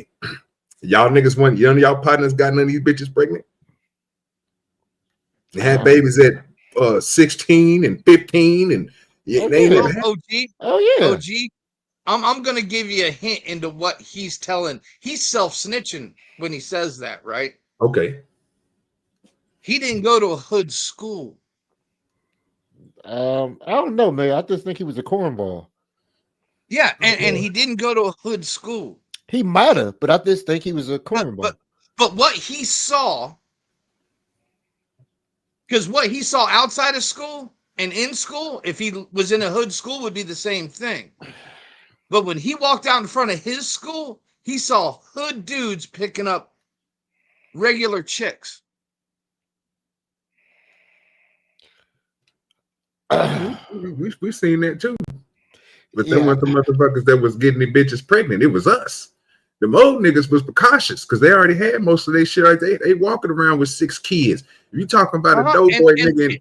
Yeah, they're walking around with 6 kids, and guess what? They're still knocking off the youngest they can get. Yeah, but we the one getting them bitches pregnant though.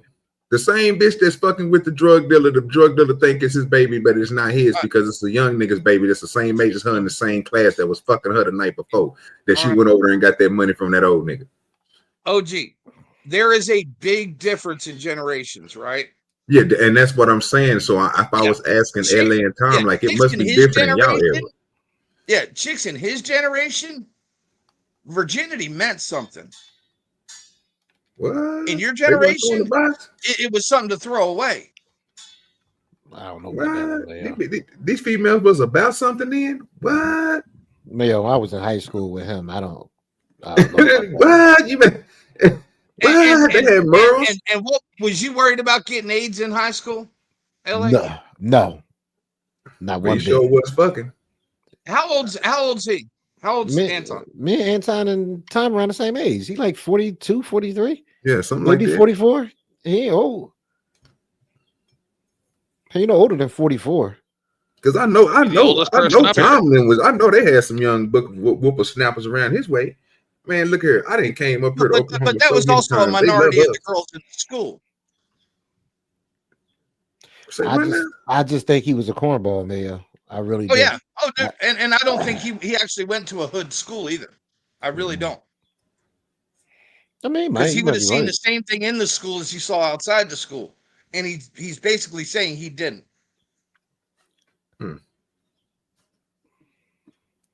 Makes sense. That was a good topic. Came to mind, I guess, for a conversation of the chick line and shit. But besides that, I mean, that's Uncle Tom homegirl. You know what I'm saying? He believe everything she say. So him and Anton. That's a fact. They believe what the chick say. So I'm gonna leave that alone. That lying fat bitch. Yeah, no problems. Motherfuckers, I'm working. I hear you niggas. I thought you was work. I know that nigga said he had to work. I ain't think I thought he was playing the game. Okay, Anton, I guess, brother. I don't know what to tell you. I don't know because Anton even says he separates himself from the hoods dudes in high school. So he was a corny. He was a cornball. I couldn't be. Shit. I was playing sports, goddammit. I was always doing something. It ain't work out like that. I didn't know you said he went to private school. I mean, that makes sense. I mean, shit, private school, yeah. Things don't come up, yeah. So he went to, and guess what, dude? Rich girls always went for the fucking poor dudes with resources. Gotta have that money. Whether to get the resources, the social status, or to piss off their dads. Rich girls have always done that. It didn't. Race doesn't fucking matter.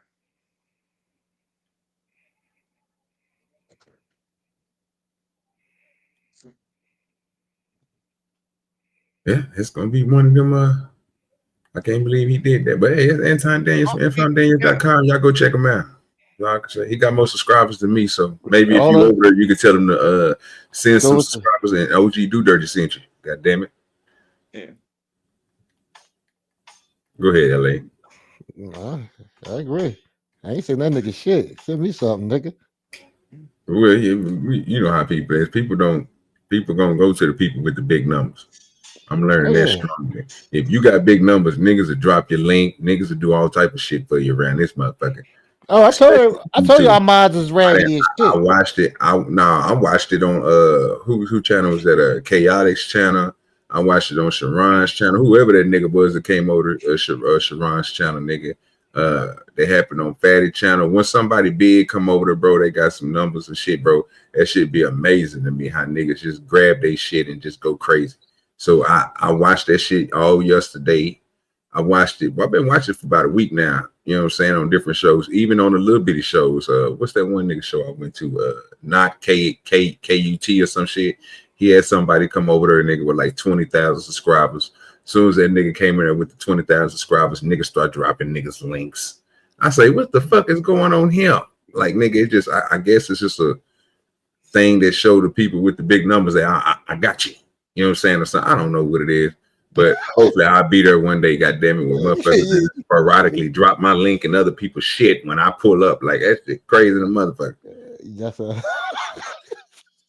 I was very hurt, nigga. When I went over to the Fatty Channel, I was told, what's good with the tip? I was told, nigga, go over to Fatty Channel, go over to other people's channel, you know what I'm saying? And, you know, since you got a ranch over there, you know, niggas look at me like I'm crazy and shit. Don't subscribe. I drop my shit over there. Motherfuckers don't come over and subscribe. It don't work like that. I pull up the DJ Hemp, nigga, about to get ready to hop on the panel, send the nigga $5. He don't recognize below $5. I say, well, damn, I send a nigga $2 late salute to DJ Hemp.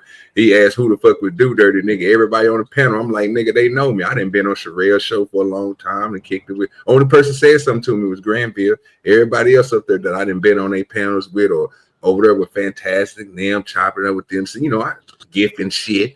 You know, might gift one membership here one day, gift another one day. I ain't getting nothing.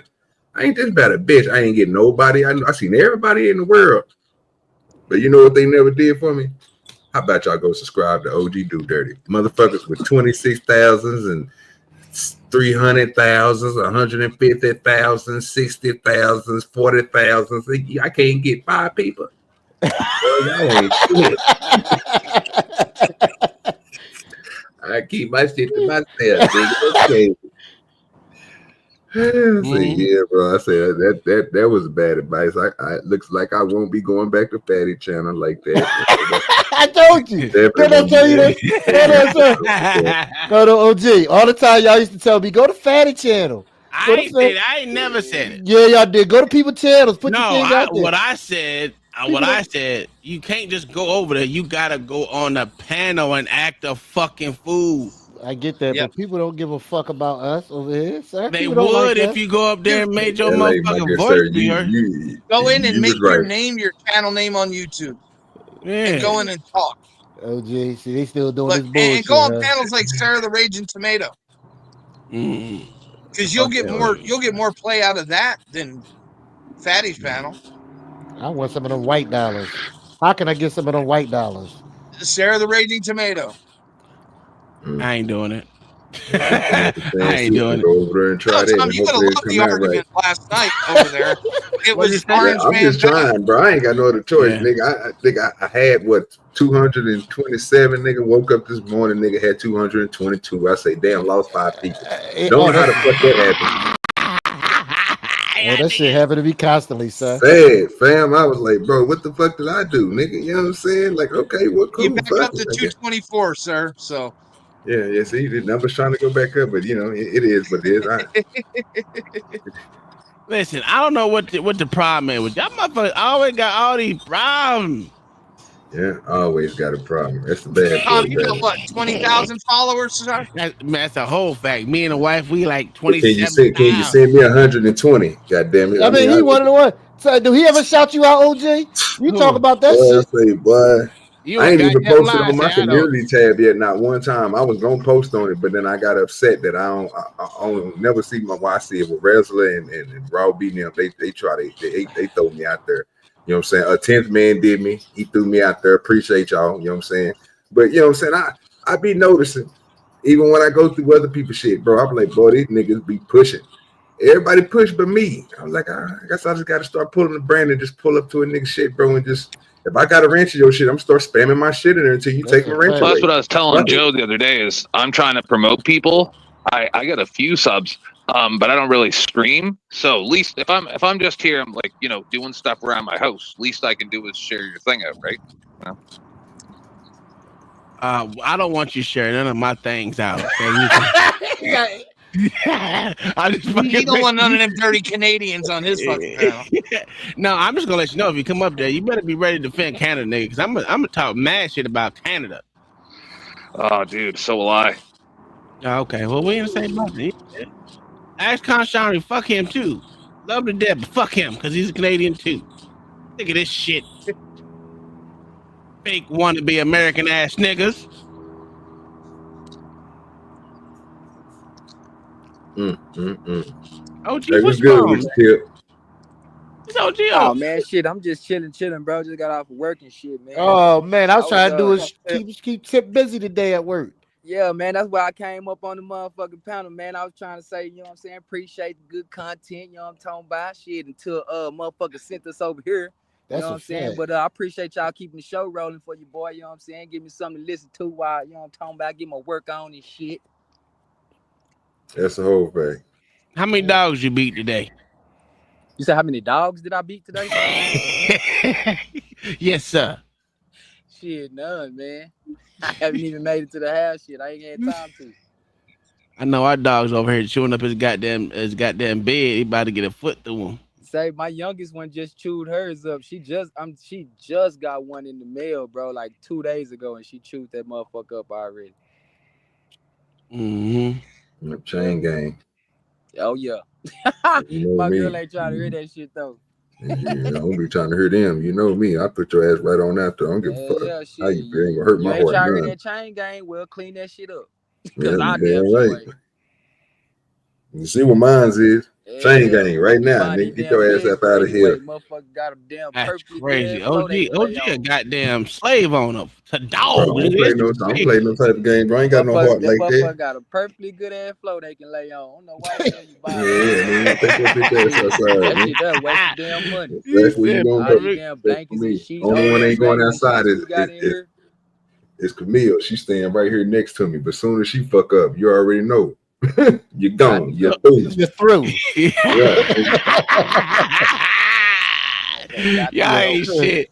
You're through. Like, why you never play the video with the crazy man who took the cop gun, bro? I put that shit in the chat like 3-4 times. Oh, I didn't even see the chat. I was too busy running my mouth, man. Yeah, man. I wanted to hear the rest of that video from the crazy man who took the goddamn gun. Cause like I told you on your show, I would have motherfucking strapped his motherfucking hands to a belt buckle and sat his ass in that back seat. Like, hey, Playboy, what the hell going on with you? When you find out you crazy and all that him. And then when we get to the damn hospital, I'm scrapping your ass up to that motherfucking bed. I don't care what the fuck these motherfuckers talking about. Nigga, you just walked up to me and told me you're crazy, nigga. What the fuck you talking about? Nigga, you can get your ass scrapped up all kind of goddamn way. Hey, you from Dallas too? Yeah. Oh, it sound like it. God damn, y'all niggas is crazy. Oak Cliff. I'm trying to. Oh, clear. They right around the corner for me, nigga. What the fuck? Oh, ghetto ass niggas. Boy, I'm sick of y'all niggas. Hey, so okay, that's why I'm gonna tell y'all too. Wednesday, what's that Wednesday when you did the Up and Smoke? Yeah. Was that Wednesday? Yeah, I did I think I did Up and Smoke on Wednesday earlier. I was just listening to the motherfucker. But it was earlier, Tom bro, did conspiracy. I was talking about some shit. I forgot what the fuck that was. But anyway, Generation? man, that show there went ham. I don't know. That hoe was like 5 hours long, but that motherfucker went ham. Y'all did. Oh, we're talking about Generation on that show. Man, fuck OG. Not OG. Fuck Mayo. I fell asleep. Nigga, fuck what you talking about? He had tuberculosis. Boy, I say that shit had me rolling like. Oh, okay. Tuberculosis. Crazy hell, boy. Tuberculosis. I was dying, cuz. That motherfucker said, I think I got tuberculosis. That was Tuesday. That was Tuesday. Yeah. That was the day before. That shit was out of hand. I wasn't here for the other show because nigga, I passed out. That's the day I should have stayed because that's the day Chaotic came up. Yeah, that nigga was acting old shit, nigga. I can't. Well, sir, it started off, nigga. I tried to stay up, but nigga, you started off with a monologue that was like an hour and 30 minutes. Nigga, he kept us in the back. OG. I tried to come up, but I was gonna bring that up tonight. I was gonna bring that up tonight, OG. This motherfucker pulled this move on us, and I was like, "Why even have us here if you gonna do this?" That was crazy. First off, pussy, your ass always do that on goddamn Tuesday, nigga. Nigga, on my show, I do a solo show. Why not you just do a solo show? We would all do a whole solo. Man, shut up. Man, don't tell me what the fuck to do, nigga. You had us in the back for 2 hours. We fell asleep. Oh, it was 2 hours? You want to bet it wasn't 2 hours, pussy? Well, how long was it? It wasn't even a full hour. I'm sorry, an hour to be waiting, nigga. Well, fuck it was longer than 30 minutes. It wasn't even 20 minutes. It No, wasn't it was even 20 minutes. It was way longer than 20 minutes. Yeah, it had to be at least 40. It was At least not. 40. It was not. How much you want to bet was longer than 20 fucking minutes? It was literally, I think, less than 15 actually, where we were. In Absolutely. the back. He was just talking shit. Yeah. Sir, go pull up the tape and look at You that know time. what? You're right. When Well, the hold on. show I got started- You see, you getting me some sidetrack. I gotta fucking finish this before I can get solo. Hold on 1 second. Did you put it on Rumble, Tom? It still should be alive. I didn't get rid of that one. I didn't get rid of that one. Rid of that one. No. The throwaway show was yesterday and Tuesday, I think. Hey, look at Zoomer, man. Look, dog, I done told y'all about stealing my line. E Black, that's me, man. fact. Come on, dog. Yo. You already know that's me. Tip, you wasn't there when the bull pulled his dick out on OG show. Oh yeah. Technically, and I thought about this the other day. It wasn't mine. The nigga didn't come to my show, bro. I don't even know who the nigga is. He came to Wrestler's show and I fucked up. So I'm just gonna keep it real with you. That's what happened because I was looking, bro. I was like, damn. So I looked at my shit, bro, and I was like, I don't even see this nigga, bro. Who the fuck is this nigga? He ain't never came to my page. God, He never came to my shit. Missed that one right there, man. He wasn't even in my chat, and I was looking for the nigga be in my chat so I could find a nigga page so I left the shit on Rumble. So I was just gonna link his shit to the Rumble and be like, man, go look at this crazy ass video. He was not on my shit. I can't find the nigga page or nothing, bro. His comments he put it up before he came up and everything, bro. I can't find none of that. So he did wrestling shit.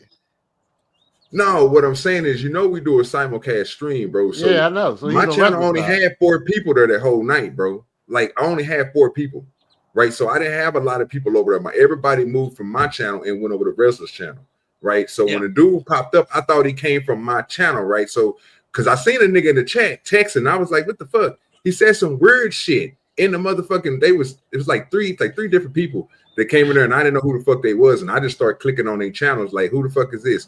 Who the fuck is this? Like, I'm trying to go see who they is. It was 28 minutes. Okay, 28 minutes. So it was closer to 40, like we said. Closer to 40? 28 minutes? 28 minutes is closer to 40. Is it closer to 15? Yes. What? It is. Yes, what? it is. Nope. It is. So it ain't close to 40. Wow. Okay. You don't round down, you round up. What we doing here? He's so stupid. He's so Would you say? stupid. So would you say it's closer to 30 or the fucking 15?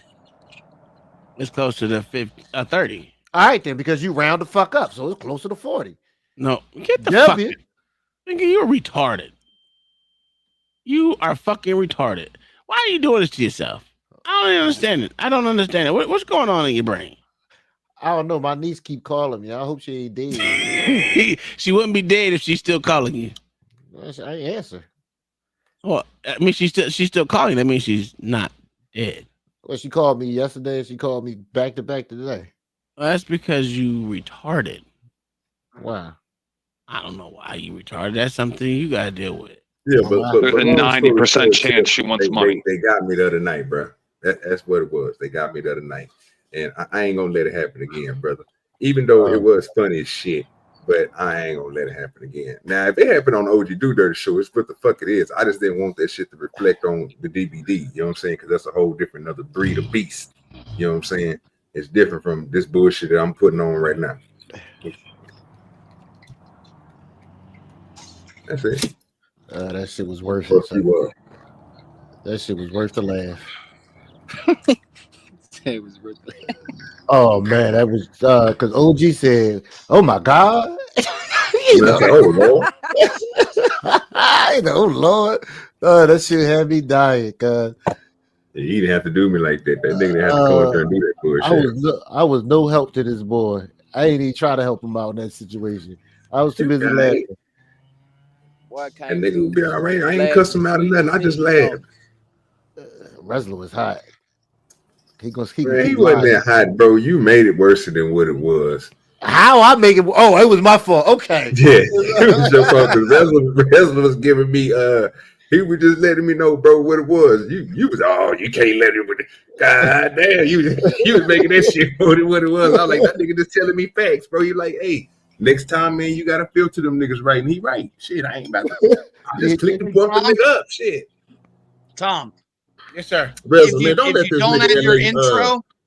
Put smut on your name like this. LA, Cuss his that's what ass I out. was gonna tell your ass, bro. If you don't add your intro time, it's That 18 minutes, 21 seconds. That you hit, okay. 18 minutes too fucking long. You are retarded, nigga. It wasn't that fucking long, man. Okay.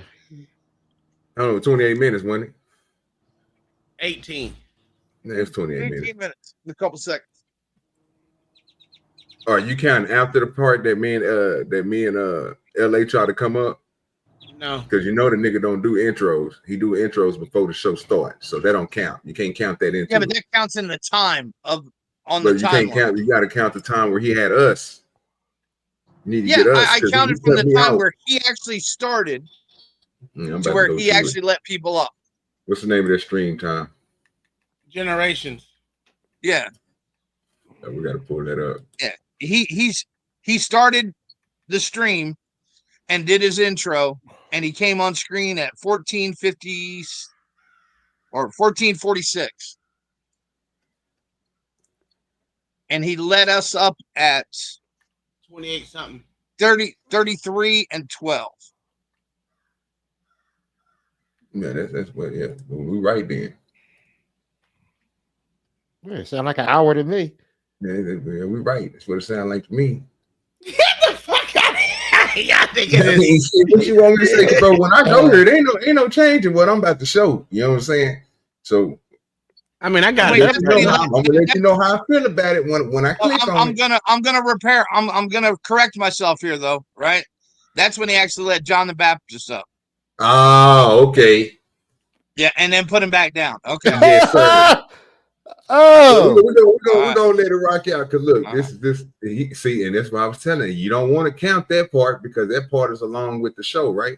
So again, we're gonna go ahead and do this. We're gonna go ahead and do this.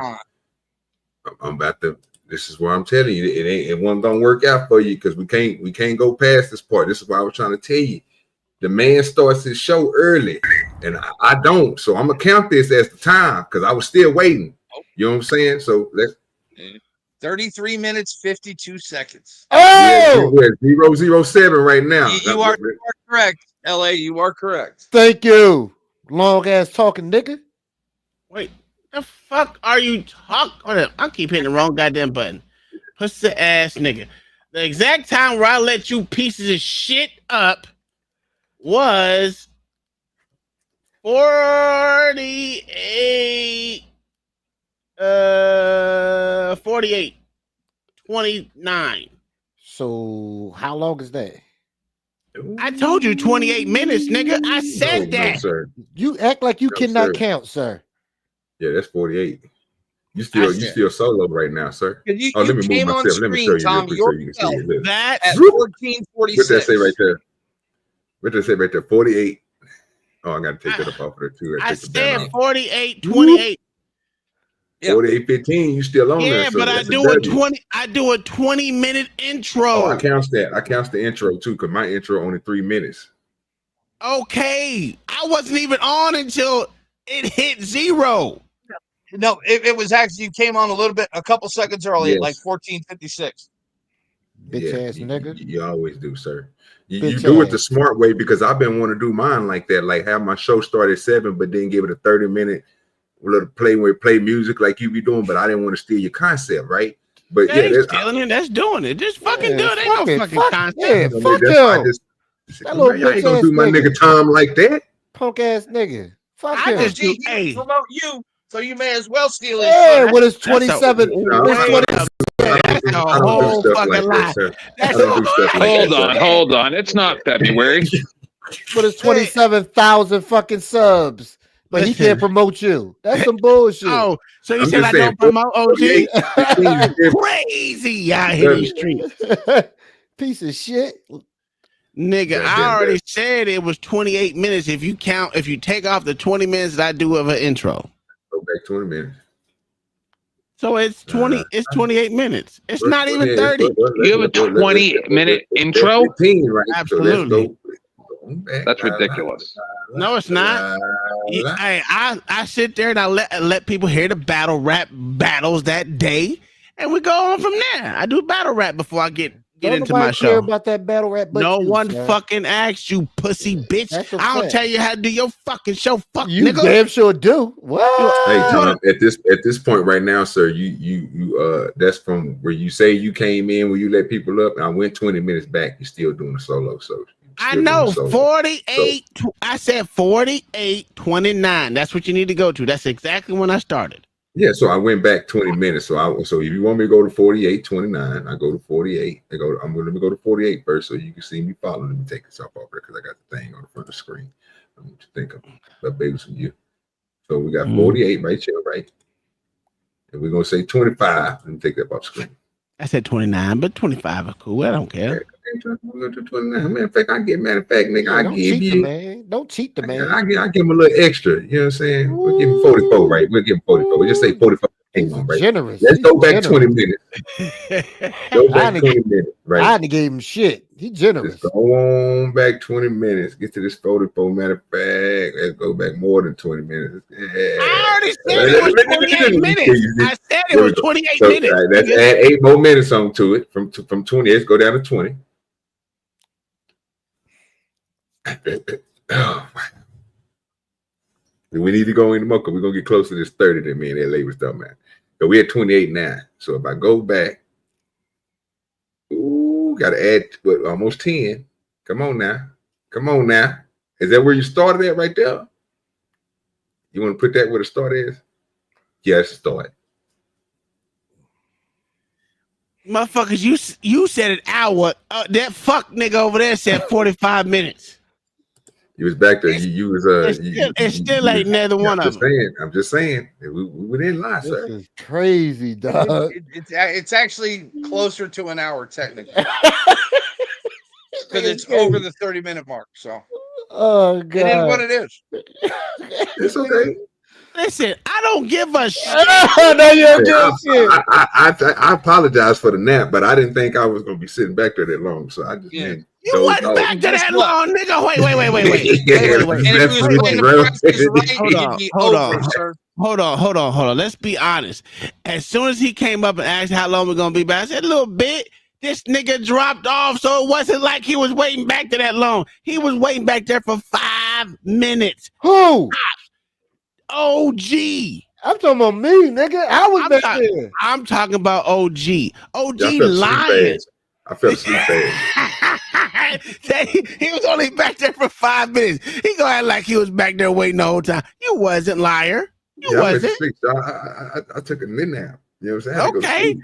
So don't act like I had you back there waiting. The only pussy nigga that can cry about it. Technically, you did, sir, because I didn't leave until you dropped me, and then I sat back there for 5 minutes, as you said, and that's when I got sleepy, so I went to sleep. Because I tried to come up, but you said, "Oh no, that ain't happening." You kicked me down. Not today. I had to keep the niggas down.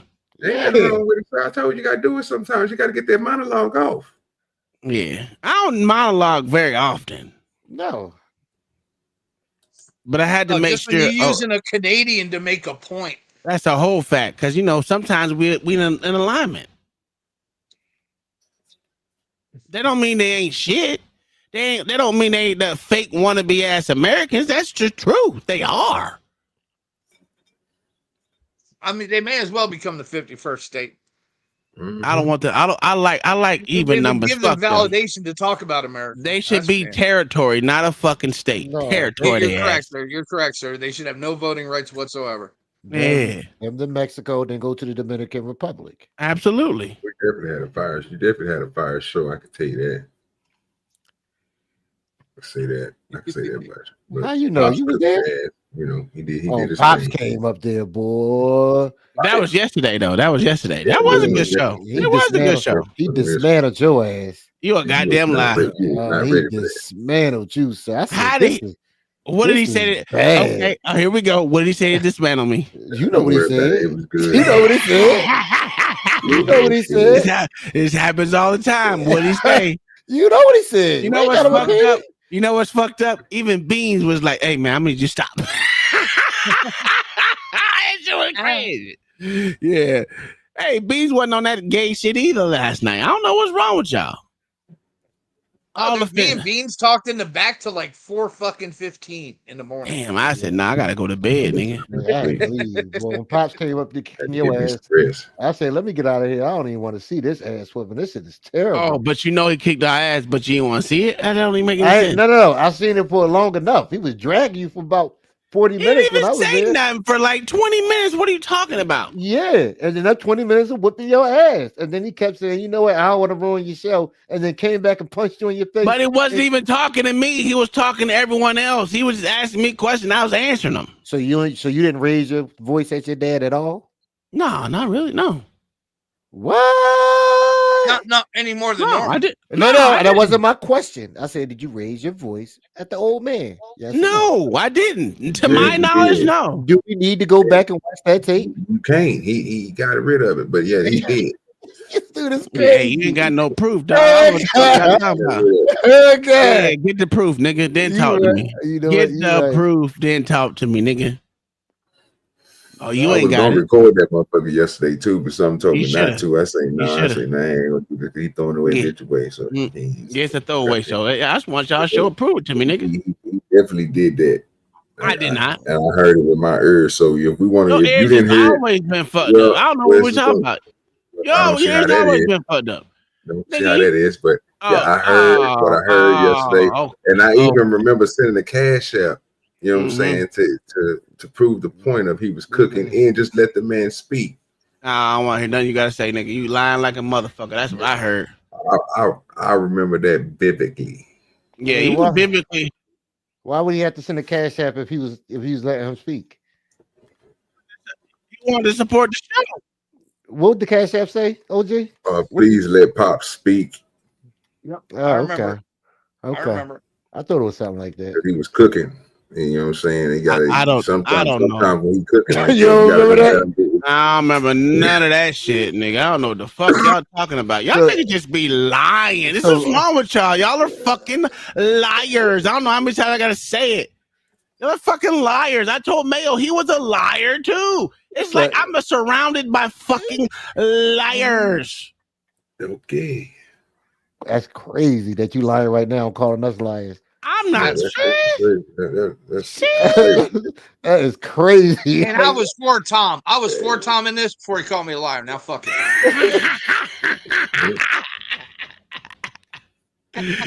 It don't matter. I tried to help him. This is me. I got the whole tape right now, nigga. I'm downloading that bitch right now so y'all can see it. We're gonna upload this shit to Rumble so y'all can see how much y'all are fucking liars. The truth is gonna come out. Then you ain't gonna like it. What's the truth? What's the truth, OG? That you got hibachi.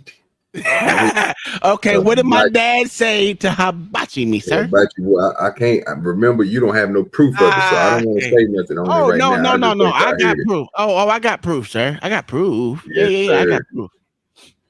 Yes, sir. He was on a mission. And he even had everybody laughing, bro, to make everybody laugh like he always do, sir. He did. What did he say that made everyone laugh, sir? He said several things, but I don't like what? Like what, sir? It's the same thing that you can't remember what he said. That's the crazy part. I can remember everything because I got it recorded, nigga. Oh, you do? Well, yeah. we would notice this when you post it on Rumble, and until then.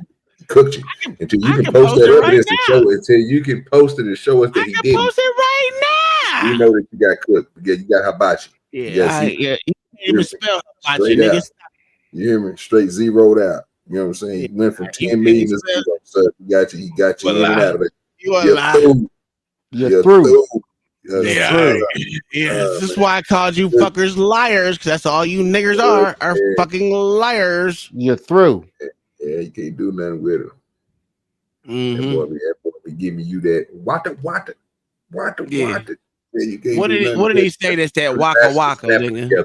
That's two It was spatulas so slapped together. it was you so hibachi bad. your ass. Hey, it was so bad. John the Baptist, who was on y'all side at one point in time, said, "Man, tell your dad to put his shirt on. I'm tired of seeing man titties." I said, "Oh hell no! Why you motherfucker look like my dad man I titties?" hate to nigga? say this. That was a bad point. You talking about Yes, John? sir. He always questions a man about something. So I'm not. he gonna go there. Well, Is saying, oh, John I didn't always never worried notice he about had a man shirt on. titties. Oh, the shirt off. But John always worried about man titties too, on trannies, on everybody. Yeah, so I mean, shit, yeah. I didn't even know Pops had a shirt. I didn't know he had a shirt off. I know he was cooking you so bad. I thought he had a hibachi hat on. with Chef Sims on the top. You know, Tom, he was. He can't even spell that, nigga. I know you lying, niggas. Listen, let me show you. Look at this shit. You see this? Sound like the truth to me. Y'all see this? No, we can't see nothing, sir. Yeah, you see it? You see? I told you I got it. When I post it, this is how stupid this nigga look. The goddamn dick in his mouth. Watch it. Watch. Put it in his mouth. What are you talking about? We don't hear nothing. What this got to do with anything? Yeah, let me just put this over here like this. Yeah, we don't hear nothing though. Oh, I'm sorry, my bad. Let me fix that. What does this have to do with anything? Yeah, because that definitely ain't Pops. They showed it getting This ain't hibachi. the Pop show when he kicked your ass. Yes, it is. This is not you getting hibachi. This is sir. Is this the part? No, it's not the part, but it's the video. Okay, We just go to the part. We just need to see you get hibachi. Okay, well, hold on. Let me get this so y'all can hear it. You fuck niggas. Keep God in your life. Well, you just lying. Which one? Where is it? When did this nigga come up? Don't tell me out there with hibachi in your ass. It don't matter what part you go to. He wasn't up there yet. There you go. Did it?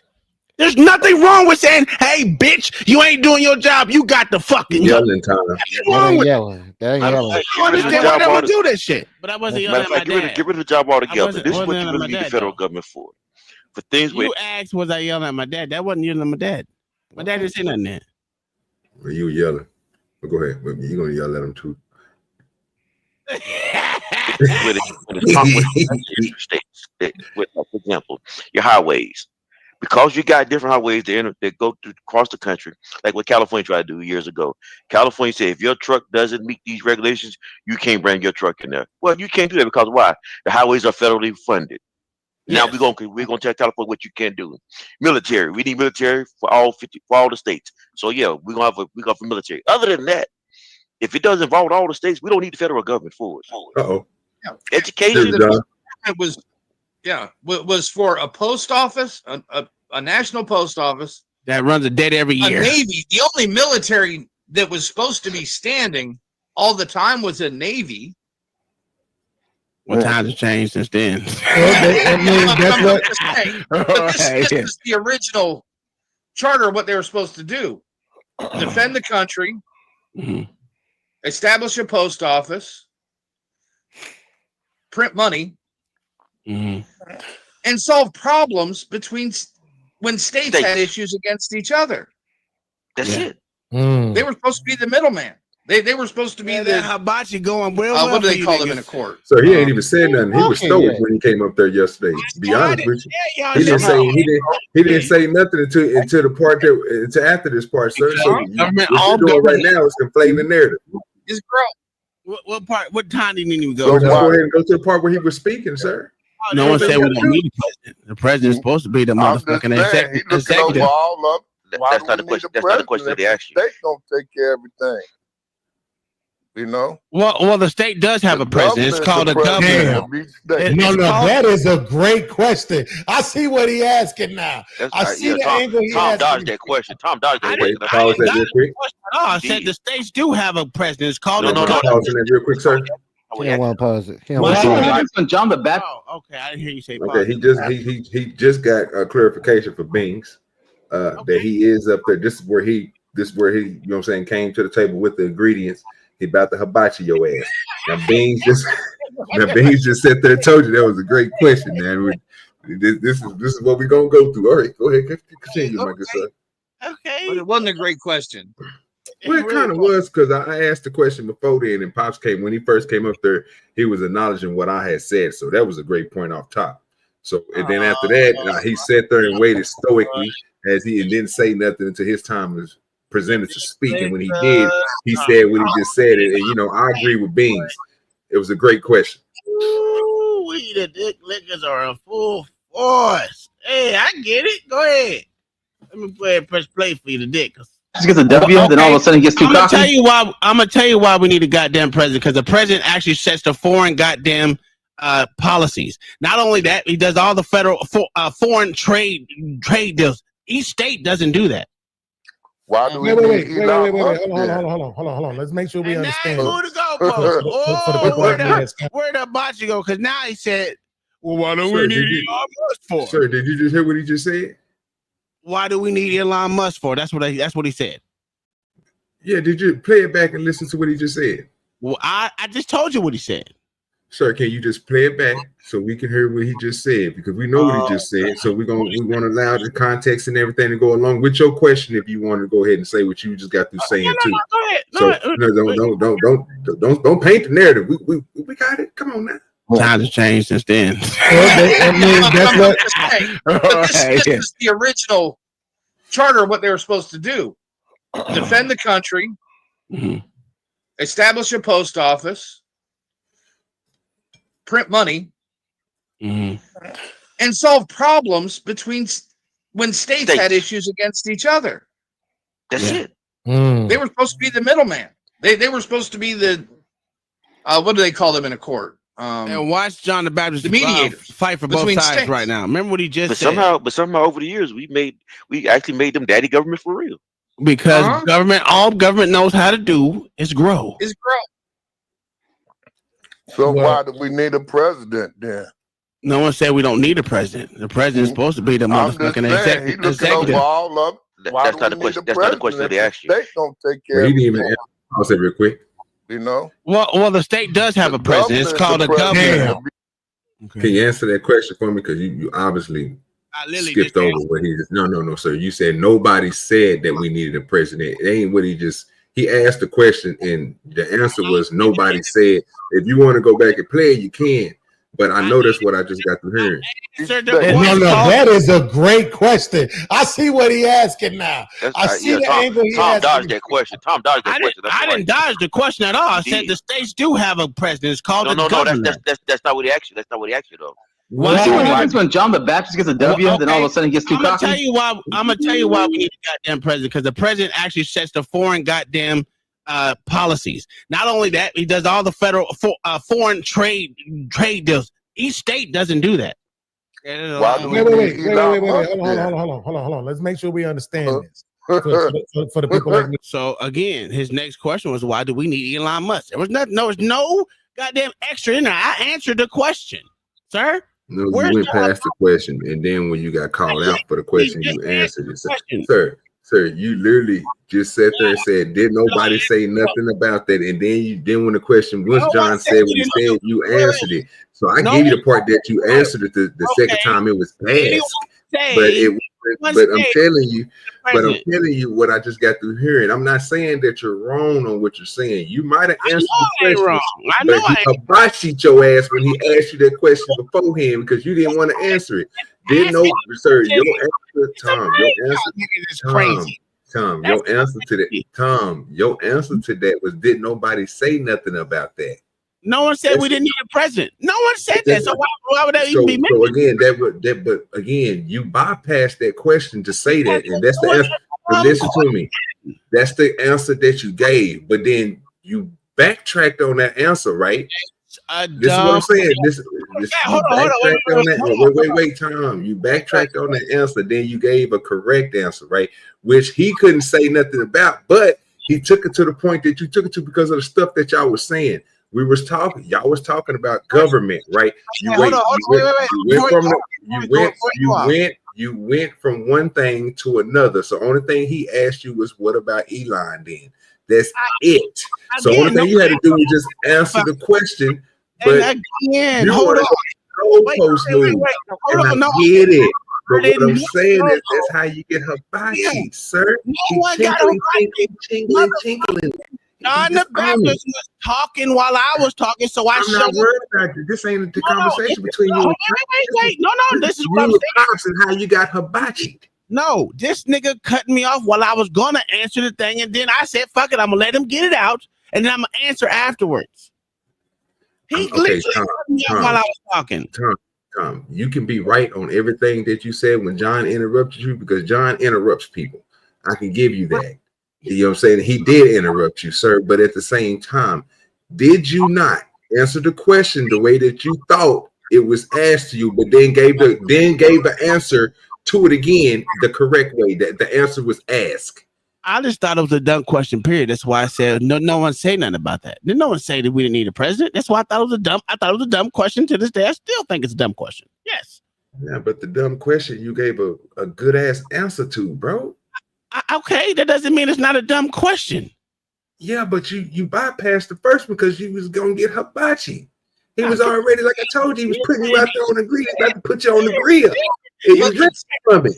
You don't even believe you ran from the table, fam, and then came back to the table, bro. You did one of them. You did one of them. I got you, and hit a nigga and run. Like, nigga, nah, bro. Just stay there. You don't even stay there. Just stand up with the screen. Stand up with the screen. You know what that's all I'm saying. That's a good try, but you can't even make that shit work in your head. Bro, you gotta make it work, bro. I'm only telling you what LA. Am I lying? You really? You gonna ask LA? Because it is a dumb question. Because you got people up here standing on the Constitution have never fucking read it. Because it's clearly those answers are clearly described in the Constitution. In Article 2. Okay, wow. I'm proud that y'all guys know how many Richard Collins is in the Constitution. I'm glad that you guys know that, and everybody who don't know that to you guys is dumb, right? I understand that. I'm cool with that. That doesn't take it, and that can be a fact. That can be a fact because it can be proven. Because the only thing I do is just ask them what are the Richard Collins on the damn Constitution, and if they can't say them, you can be right about that, sir. What that has to do with the conversation? But I'm not saying they're dumb. I'm just saying they're speaking on things and standing on things that they know nothing about, and that's ignorance. It's not. Okay. Well, let me take the dumb part off and replace that with ignorance. What does that have to do with this nigga getting hibachi? Because no one got hibachi. No. You're asking a question. You're asking a question that you don't even know the answer to, but you're having an argument about what this guy's job is. That's the reason why the nigga asked the question. I'm tired of getting hibachi by a nigga that didn't ask a good question. That was a dumbass question. Didn't say, "Oh, why do we need Elon?" The same why every other president has their own special advisor. This is crazy. But if y'all call that hibachi, then goddamn it, I was cooked on that one. Okay, I got cooked. I don't know. You can't explain how I got cooked because I answered bro, but every time I get ready to explain it, you tell me no, that ain't how it is. And then when you tell me the stuff that you did and why you think it's not, I could tell you the parts where you're right, but I'm giving you the parts where I think you got hibachi. And only reason why I say you got hibachi is because you knew the answer to the shit. You could have stopped the shit in the net by just telling him what you just told him, bro, that he controls the foreign weapon. What you were saying, I can't remember what you said. Foreign policy, military, and goddamn trade deals. There's a lot of other shit, but yeah. But what I'm hearing is, again, you're ignorant because you don't know the Constitution. I didn't give you that. Okay. Oh my God damn it! I didn't say that. You said it. I said this is what I'm hearing. Okay, I said this. That's what I'm hearing, that you're ignorant because you don't know it, and I understand that part. And like I said, I gave an analogy. I know you can be right on that because you can literally ask somebody that, and if they don't know, or if they give you something that don't even have to do with that, you can call them ignorant, sir. I have no problem with that. But that's what I said. What did it have to do with you getting hibachi? Again, your hibachi is just that nigga that was cooking with no flavor, nigga. He didn't even use peanut oil. Bro, I told you what he did. He grabbed you. You was a saute dish that was about to go on the skillet. He just set you on the table. He ain't even started yet. You know what I'm saying? Like, I sat there and said that in the beginning. I didn't say he threw you on there, putting the oil on you. He ain't even made it to that point yet, but we gonna get there. But you know what I'm saying? and it ain't got posted yet. We ain't getting I've nowhere. never seen a motherfucker hold somebody's balls who ain't even on the panel. Yeah, my bad, everybody. I swear to God, these niggas is some straight. My bad. Welcome. Holers. Oh Lord. We need that to be up there. They holding balls by proxy. That's yeah. Pops be cooking, and we're gonna let him continue to cook. You know what I'm saying? Gonna let him continue to cook. It is what it is. That's why I didn't want you to say that, bro. That's why I hopped off, because I didn't want to hear that I was sticking up for him, because I know he was gonna hibachi. I know when they're coming up with a chef suit on, what's gonna happen. So I just hop off the screen. I know better. You know what I'm saying? Yeah, I know better, bro. Yeah, I know what it is. Then he try to make the old man look crazy. Yeah. I don't gotta make him do anything. The nigga is crazy. What are you talking about? Man, I'm out of here. Fuck y'all. I gotta get some food. Ah, that's messed up, man. God damn. Well, we go ahead and shut it down, y'all. We've been on for almost going on 6 hours. Appreciate everybody that came through, hit the Cash App. Appreciate you. I guess we can end it with you can hate on me. Yeah, continue to hate on OG. If you don't hate on OG, go ahead and throw me in your community tab or whatever. Give me, you know what I'm saying, some type of exposure to some of you good subscribers that you got. You know what I'm saying? And send them over this way, man. Tell them we have a little fun over here, buddy.